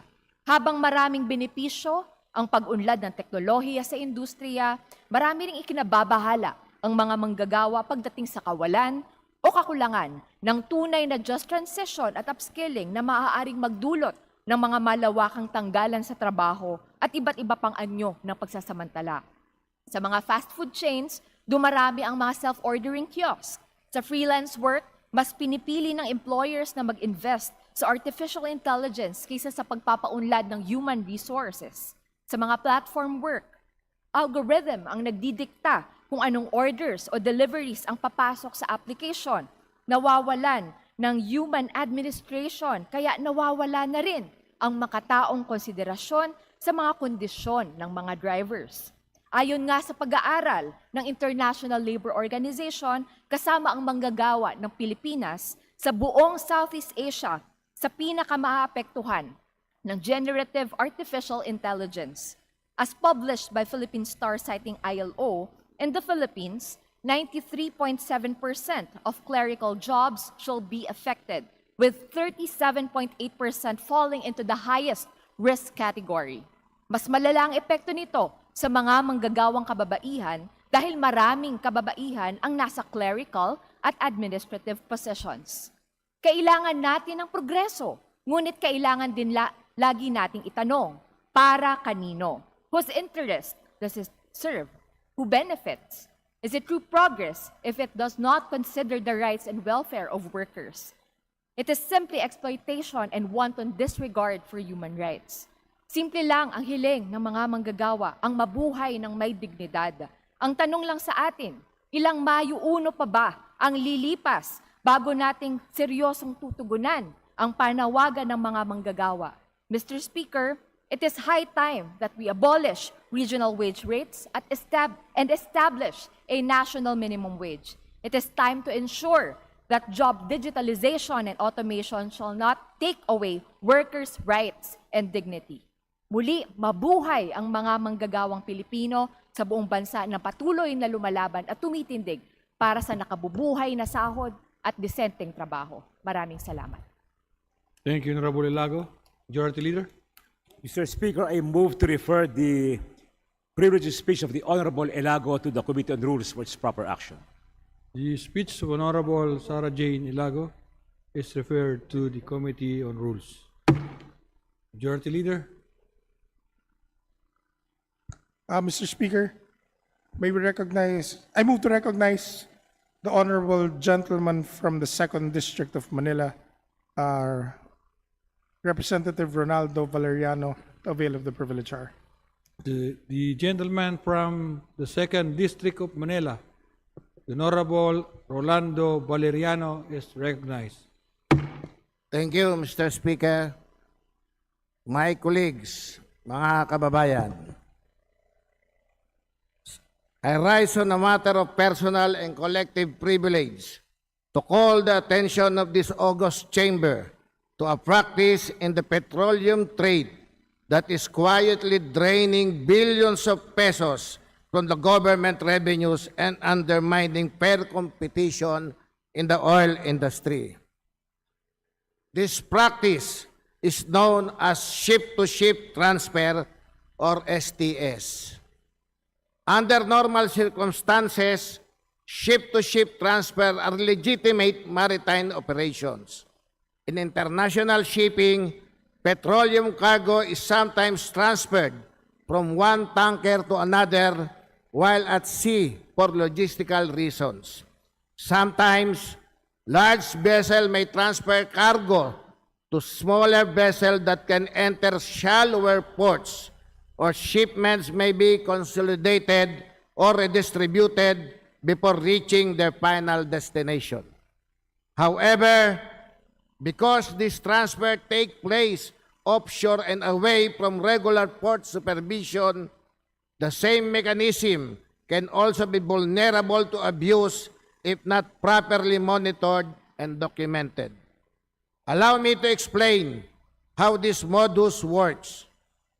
A petroleum importer loads a large volume of fuel from a foreign port bound for the Philippines. On paper, the shipment is declared as a specific quantity intended to arrive at a designated Philippine port. But before the tanker reaches that port, another vessel meets in the middle of the sea. Through a ship-to-ship transfer operation, a portion of the petroleum cargo is transferred to the smaller vessel. When the original tanker finally docks at the Philippine port, the cargo it carries is now smaller than the quantity originally loaded abroad. Taxes and duties are then paid only on the reduced quantity that actually arrives at port. Meanwhile, the portion of the petroleum cargo that was transferred offshore may enter the domestic market through other channels, through our very porous coastal areas, potentially bypassing proper customs declaration and taxation. Nagets po ninyo ang modus, mga kababayan. Para makaiwas sa pagbabayad ng tamang buwis, may mga buitreng oil importers na palihim na sinusundo sa gitna ng dagat ang kanilang inangkat na langis. Doon nila binabawasan ang laman ng oil cargo upang pagdating sa pantalan ng Pilipinas, mas maliit na volume na lamang ang idedeklara at mas mababa na rin ang buwis na babayaran. Smuggling na, tax evasion pa. Ayon sa aking industry source, talamak po iyan sa Port of Davao, Port of Batangas, Port of Cagayan de Oro, at Port of Bataan. Over the years, the Philippine Coast Guard, National Bureau of Investigation, and Bureau of Customs have seized billions worth of smuggled oil and fuels and filed cases with the Department of Justice and prosecuted in courts. Here are some documented incidents and cases. In June 2025, 219.5 million worth of alleged smuggled oil was seized in La Union by the Bureau of Customs. In February 2025, the PNP-CIDG seized over 13 million worth of oil products and arrested 26 individuals at the Port of Batangas. In September 2024, a ship was intercepted in Manila by the Philippine Coast Guard. The ship was suspected of carrying smuggled fuel while en route to Bataan. In July 2024, to be circling waters of Bataan where it is suspected of paiye or oil smuggling. Mr. Speaker, this kind of operation cannot easily happen in isolation. Ship movements in our waters are monitored, but sometimes some ships turn off their transponders so their movements cannot be detected. Vessel entries into ports are documented. Petroleum cargo is regulated. For such a scheme to operate repeatedly and successfully, it raises a disturbing question. It is possible that certain actors within regulatory or enforcement institution are turning a blind eye, or worse, are being used to facilitate these operations. Hindi natin maaaring isang tabi ang posibilidad na may mga taong gobyerno na nakikipagsabwatan sa oil importers upang maisagawa ang ganitong krimen. Under the Customs Modernization and Tariff Act or Republic Act number 10863, misdeclaration of imported goods are unlawful importation and punishable offenses. Under the Tax Reform for Acceleration and Inclusion Law or Republic Act number 10963, petroleum products are subject to excise tax that form part of the government revenue base. If petroleum shipments are being partially diverted before reaching Philippine ports, then the government may be deprived of taxes that should rightfully be collected. Industry estimates suggest that oil smuggling may be costing the Philippine government between 40 billion and 60 billion pesos every year in lost taxes and duties. Ship-to-ship transfer are being used as part of this scheme. Then, we are looking at a serious leak in our national revenues. Hindi pwedeng sa gitna ng dagat nawawala ang langis, tapos sa kaban ng bayan nawawala ang buwis. Kung may nawawalang langis sa dagat, siguradong may nawawalang bilyong buwis sa bayan. The Filipino people deserve transparency if mechanisms such as ship-to-ship transfers are being used to circumvent customs regulation and avoid the payment of lawful taxes. The Philippine Coast Guard and the Philippine Navy, which monitor vessel movements in our maritime domain, must determine whether ship-to-ship transfers involving petroleum cargo are taking place within or near Philippine waters without proper oversight. The Department of Energy, as the regulator of the downstream oil industry under Republic Act number 8479 or the Oil Deregulation Law, must also ensure full transparency and compliance among petroleum importers and distributors. Mr. Speaker, my esteemed colleagues, in light of this concern, Congress may also consider strengthening the regulatory framework governing offshore petroleum transfer. One possible legislative response is to require mandatory reporting and prior authorization for all ship-to-ship petroleum transfer involving cargo destined for Philippine ports. Vessel intending to perform such transfer should be required to declare the operation in advance, identify the receiving vessel, disclose the volume transfer, and submit the necessary documentation to the Bureau of Customs, the Philippine Coast Guard, and the Department of Energy. Failure to declare such transfer could then constitute prima facie evidence of misdeclaration or smuggling under the Customs Modernization Act. Mr. Speaker, in an industry as vital as petroleum, transparency is essential. If ship-to-ship transfer are being conducted legitimately, then proper documentation and monitoring should easily prove it. But when this mechanism is being abused to divert petroleum cargo and evade taxes, and if certain actors within the system are enabling it, then Congress has a duty to expose it and stop it. At a time when Filipino people motorists are struggling with volatile fuel prices and rising transport costs, the Filipino people deserve to know that every liter of fuel sold in this country has paid the taxes required by law. Wala dapat nakikinabang sa sistemang dinadaya ang taong bayan. I therefore call upon the appropriate committees of the House of Representatives to conduct an inquiry in aid of legislation into ship-to-ship petroleum transfer practices in the Philippine petroleum trade, including the possible involvement of or negligence of responsible regulatory and enforcement agency. Let us ensure that the petroleum industry operates under a system that is fair, transparent, and accountable to the Filipino people. Salamat po, Mr. Speaker.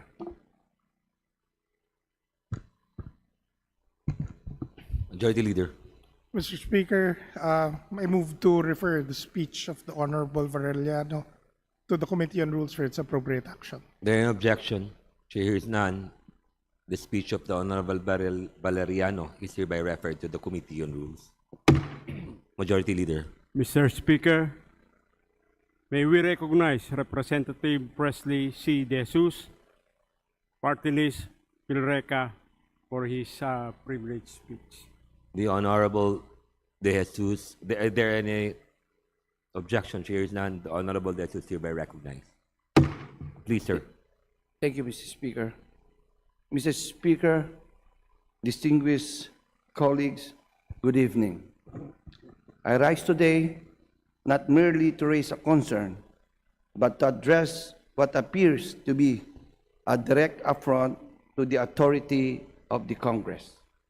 In 2020, this chamber denied the renewal of the franchise of ABS-CBN after exhaustive hearings and careful deliberation. That decision was clear. It was final. It was an exercise of our constitutional duty to regulate the use of public airwaves. Resources that belong not to any corporation, but to the Filipino people. And yet today, Mr. Speaker, we are faced with the troubling reality despite having no franchise. ABS-CBN has found its way back into the homes of millions of Filipinos, occupying vast amounts of airtime on frequencies it was not granted, through arrangements that stretch the limit of what the law was ever meant to allow. Let us call this what it is. This is not a mere content provision. This is not ordinary black timing. When a single entity supplies nearly all the programming, defines the identity of a channel, and effectively dictates what the public sees and hears. It is no longer just buying airtime.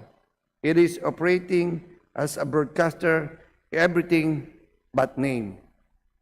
And that, Mr. Speaker, strikes at the very heart of our constitutional duty to grant and regulate franchises.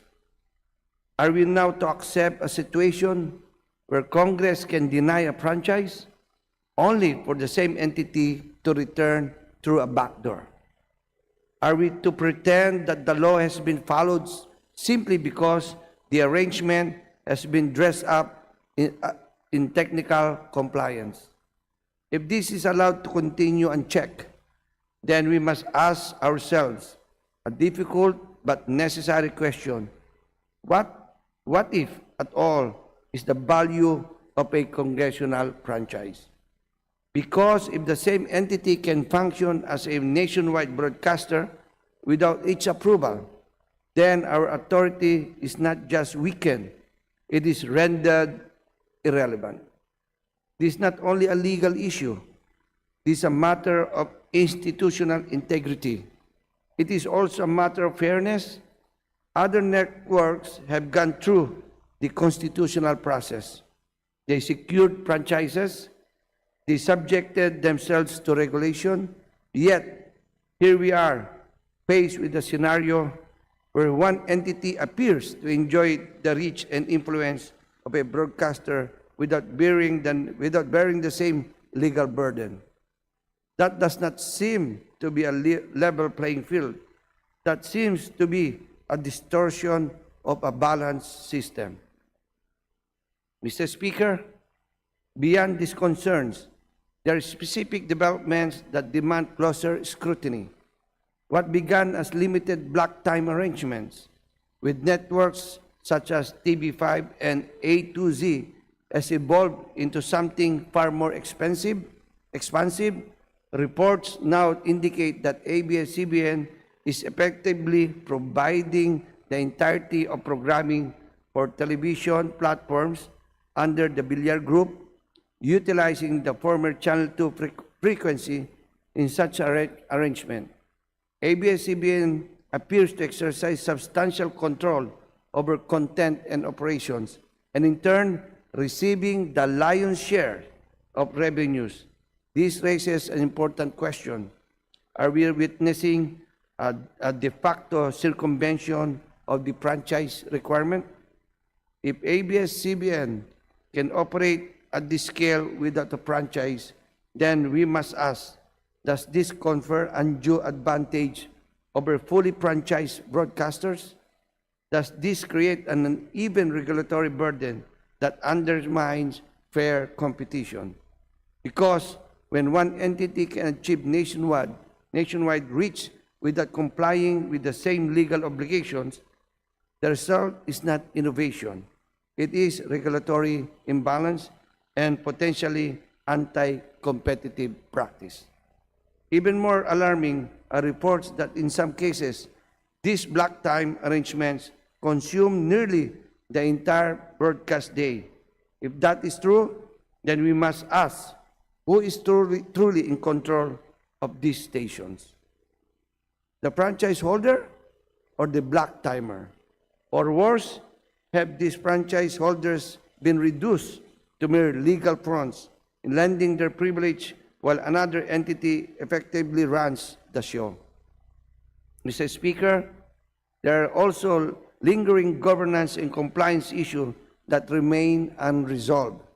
Recent reports indicate that the board of ABS-CBN continues to be controlled by Lopez Incorporated, with 3 out of 7 Lopez's appointed directors identified as American citizens. This matter was raised during previous franchise hearings, but was never conclusively settled. It directly touches on constitutional limitations regarding foreign ownership and control of mass media, and whether current arrangements remain within the bounds of the law.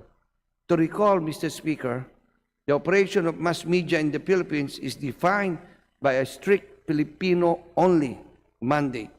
Under Article 16, Section 11 of the 1987 Constitution, both the ownership and the management of mass media must be 100% Filipino. This absolute ban on foreign equity, reaffirmed in the 2026 Foreign Investment Negative List, ensures that the curation of information and the shaping of public opinion remain entirely in the hands of Filipinos. We must also confront the company's financial and labor situation allegations of insolvency and dissipation of assets, raise serious concerns, particularly for the approximately 4,000 remaining employees whose security and benefits may be at risk. At the same time, separation and retirement benefits for previously displaced workers remain unresolved. These are not abstract issues. They affect real Filipino workers and their families, and they have even been raised in the privileged speeches in this chamber. Furthermore, tax issues cited during the 2020 hearings remain outstanding.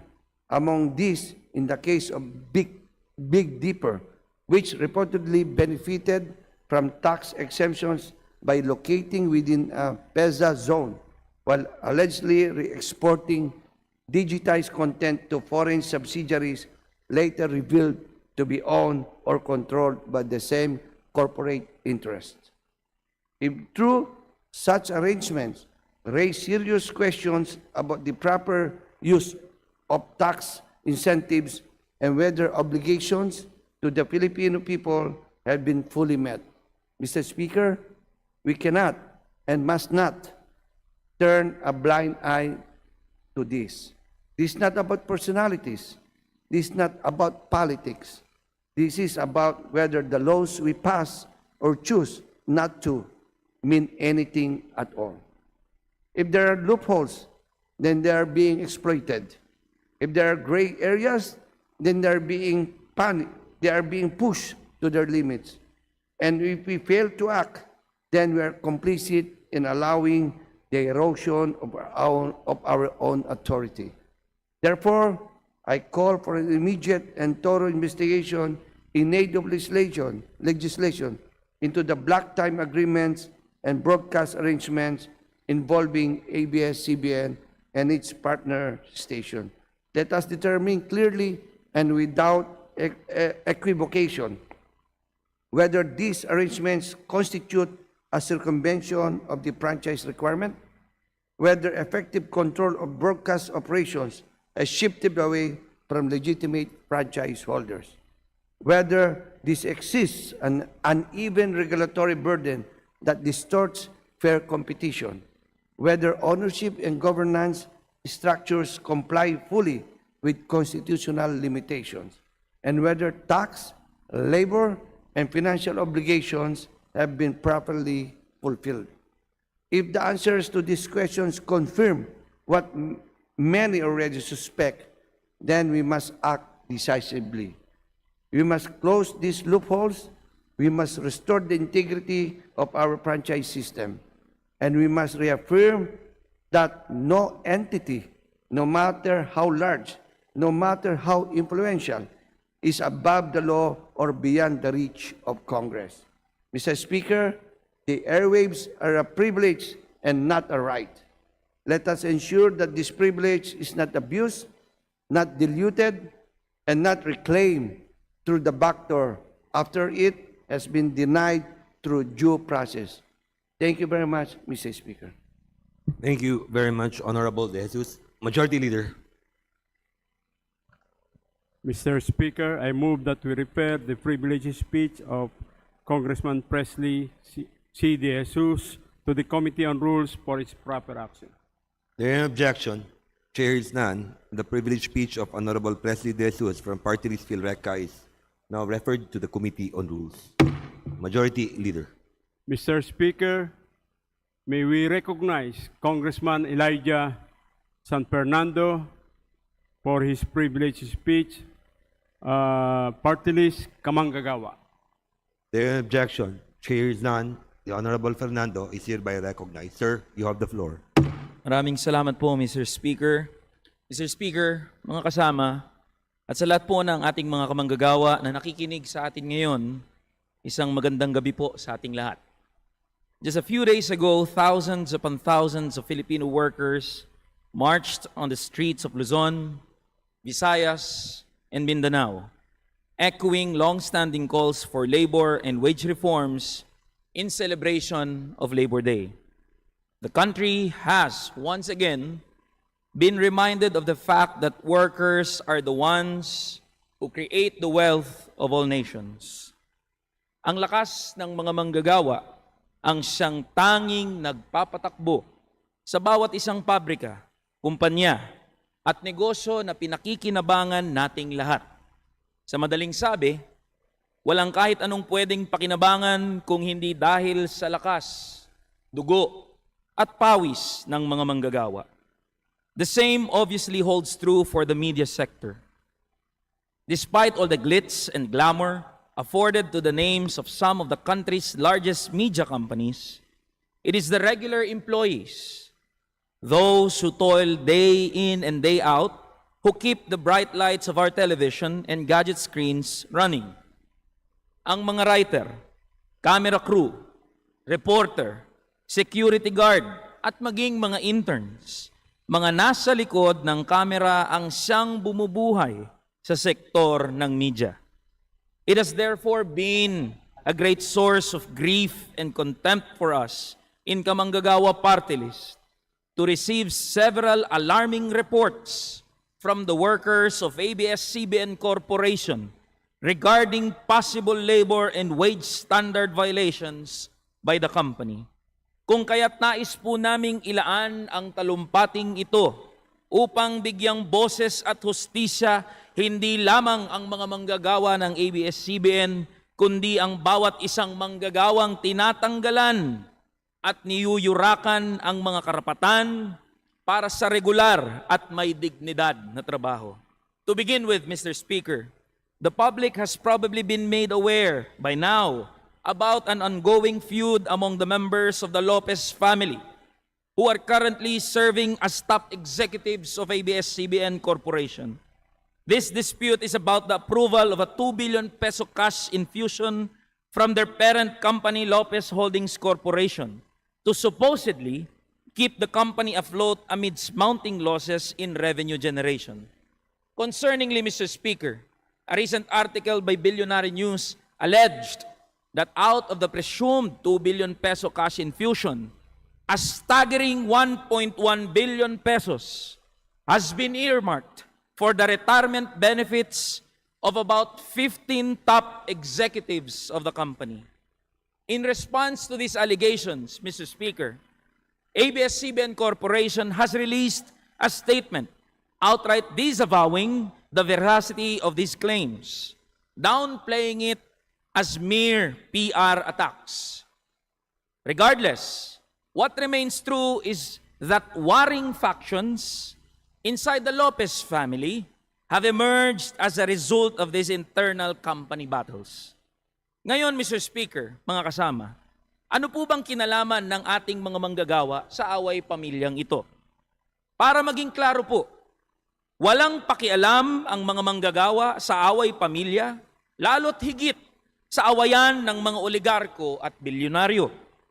Ang punto, habang nangyayari ang ihidwaang ito sa kumpanya, may mga manggagawa ng ABS-CBN na naglakas loob na tumindig at magsalita tungkol sa mga posibleng paglabag sa kanilang mga karapatan, partikular sa usapin ng kontraktualisasyon, hindi pagbabayad ng sapat na sahod, at hindi ligtas na mga kondisyon sa trabaho. They have reached out to and sought the assistance of this representation in echoing their struggle for justice, and that is precisely what we aim to do. To share in brief, Mr. Speaker, mga kasama, the gist of this issue is that several workers who were hired solely as company drivers have been consistently and unduly burdened with tasks beyond the mandates of their job description, serving, for instance, as assistant cameramen during deployment. Kinuha ka bilang driver, tapos biglang naging assistant cameraman ka rin. At ano ang kapalit na bayad nito? Tumataginting na dagdag 100 piso lamang. Driver ka na. Ginawa ka pang assistant cameraman kahit hindi naman ito kasama sa pinapasweldo sa'yo. Tapos ang ibabayad o isusukli lang sa'yo ay hindi pa sapat para sa isang disenteng pananghalian. Anong klaseng pambabastos ito, Mr. Speaker? Nandyan po ang isang sumbong ng isa nating kamanggagawa. Aniya, 10 oras siyang nagmaneho papunta sa isang assignment. Walang tulog, walang pahinga. Kape lang ang panlaban sa antok at pagod. Tapos, paglapag sa area kung saan siya inassign, diretso sabak na agad sa pagbubuhat ng mabibigat na camera equipment at pag-alalay sa shooting bilang assistant cameraman. This practice remains the same even when they are deployed in high-risk areas, such as during typhoons and in active conflict zones. Sa atin pong pakikipag-usap, Mr. Speaker, nalaman natin na may mga manggagawang na-deploy at naging assistant cameraman sa Marawi, sa Scarborough Shoal, at balikatan exercises kahit hindi naman ito bahagi ng kanilang trabaho. Ang husay naman po pala ng management ng ABS-CBN, Mr. Speaker. Biruin niyo ho, ginawang 3-in-1 ang ating mga manggagawa. Pinag-drive mo na, pinag-assistant cameraman mo na, dineploy mo pa sa mga mapanganib na lugar, pero ang bayad, pang isang trabahador lang. Ngayon, Mr. Speaker, bilang pagtatanggol sa kumpanya, meron pong mga social media posts na ang ilan ay galing pa mismo sa ilang mga journalist na nagsasabing hindi naman daw empleyado ng ABS-CBN ang mga manggagawang nagrereklamo. Giit nila, ang mga manggagawang ito raw ay mga kontraktual lang at nasa agency na pinatatakbo ng Third Generation Service Incorporated. Uulitin ko po, Mr. Speaker, manggagawang kontraktual lang naman daw sila, kung kaya't absuelto na ang ABS-CBN mula sa responsibilidad. To this, we say, shame on you. Kapwa nyo manggagawa ang mga driver. Pero sa halip na pakinggan ang kanilang mga karaingan, mas pinili nyong ipagtanggol ang kumpanya na hindi naman kayo kailanman pamamanahan. Let us again make our position known, Mr. Speaker. Salot at kanser ang kontraktualisasyon sa buhay ng mga manggagawa at ng bansang ito sa kabuuan.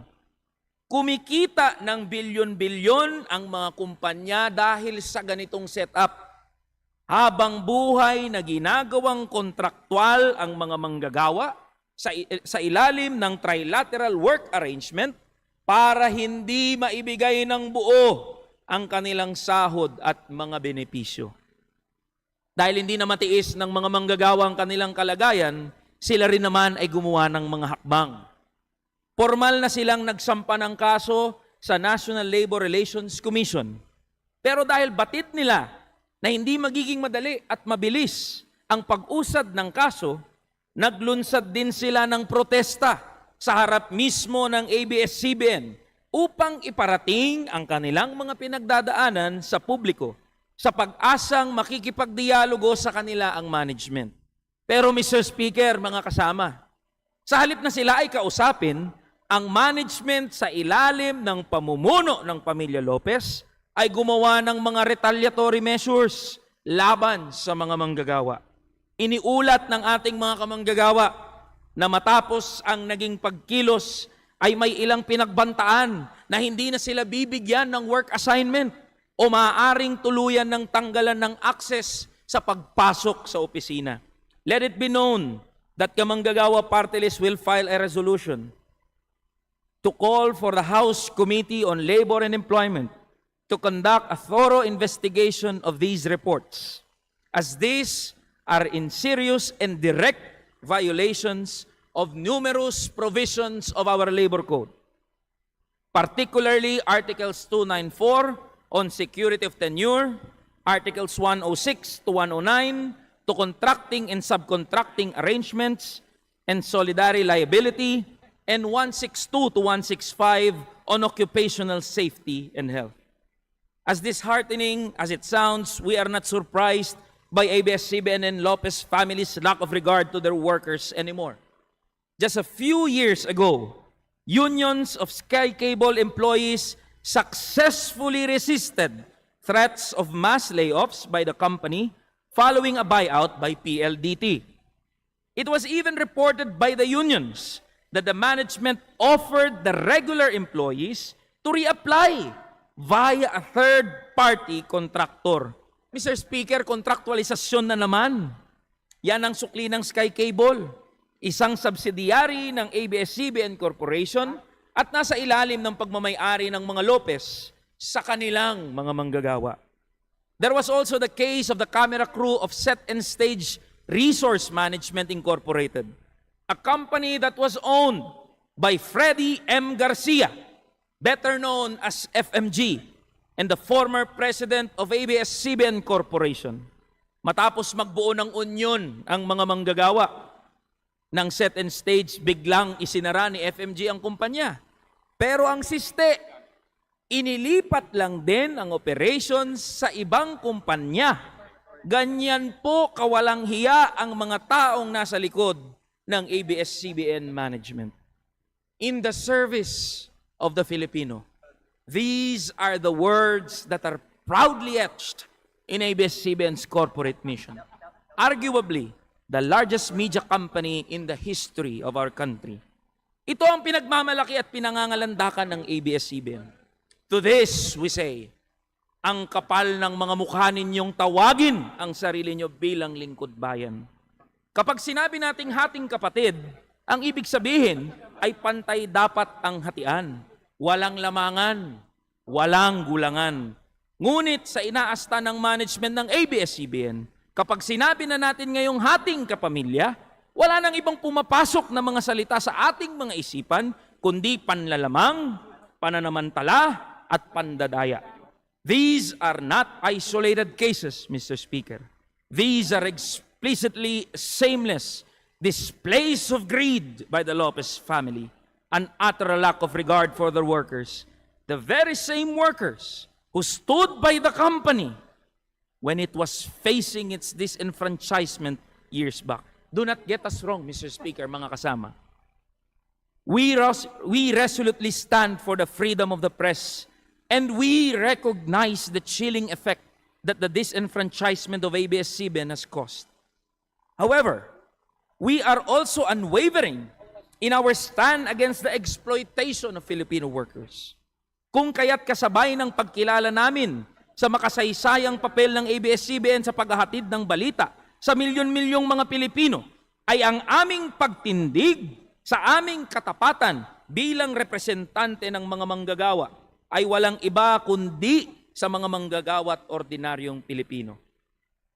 Hindi naman na po bago sa atin, Mr. Speaker, ang mga ganitong klaseng pagsasawalang bahala at pananamantala sa mga manggagawa. In accordance with our mandate, as Kamanggagawa Party List, we have filed several House resolutions regarding rampant labor violations committed by numerous corporations.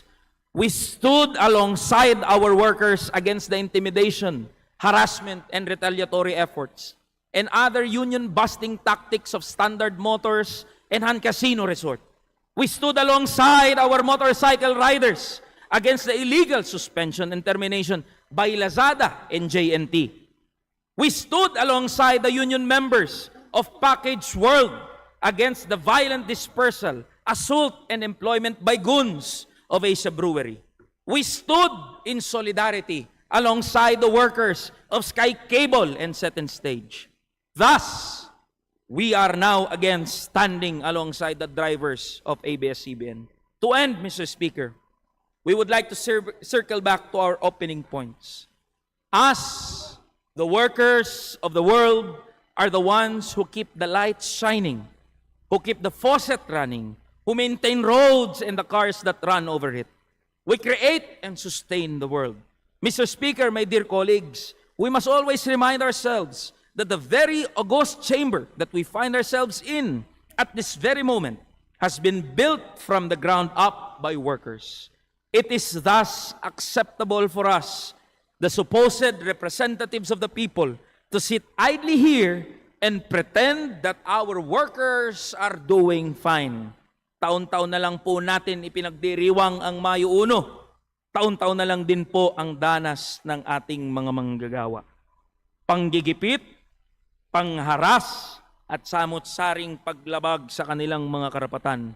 Sawa na po ang ating mga manggagawa sa kalakarang kapag nakakaranas sila ng pang-api ay kailangan pa nilang manikluhod sa kung kani-kaninong mga makapangyarihan upang mapansin ang kanilang mga hinaing. Kailangan na po natin itong tuldukan. We, the Filipino workers, demand nothing less than the complete transformation of our broken system. A system where warring factions of billionaires do not exist. A system where workers enjoy the fruits of their labor to the fullest extent. A system where the bright lights of the stage are pointed not towards greed and exploitation, but towards care, justice, and cooperation. Mabuhay po ang bawat isang manggagawa at ordinaryong Pilipino. Maraming salamat po at magandang gabi sa ating lahat.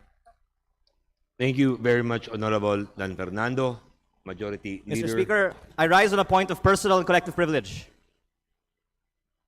The Mr. Executive Speaker, Secretary made motion statements about me suspended. multiple times today, and I would like to respond.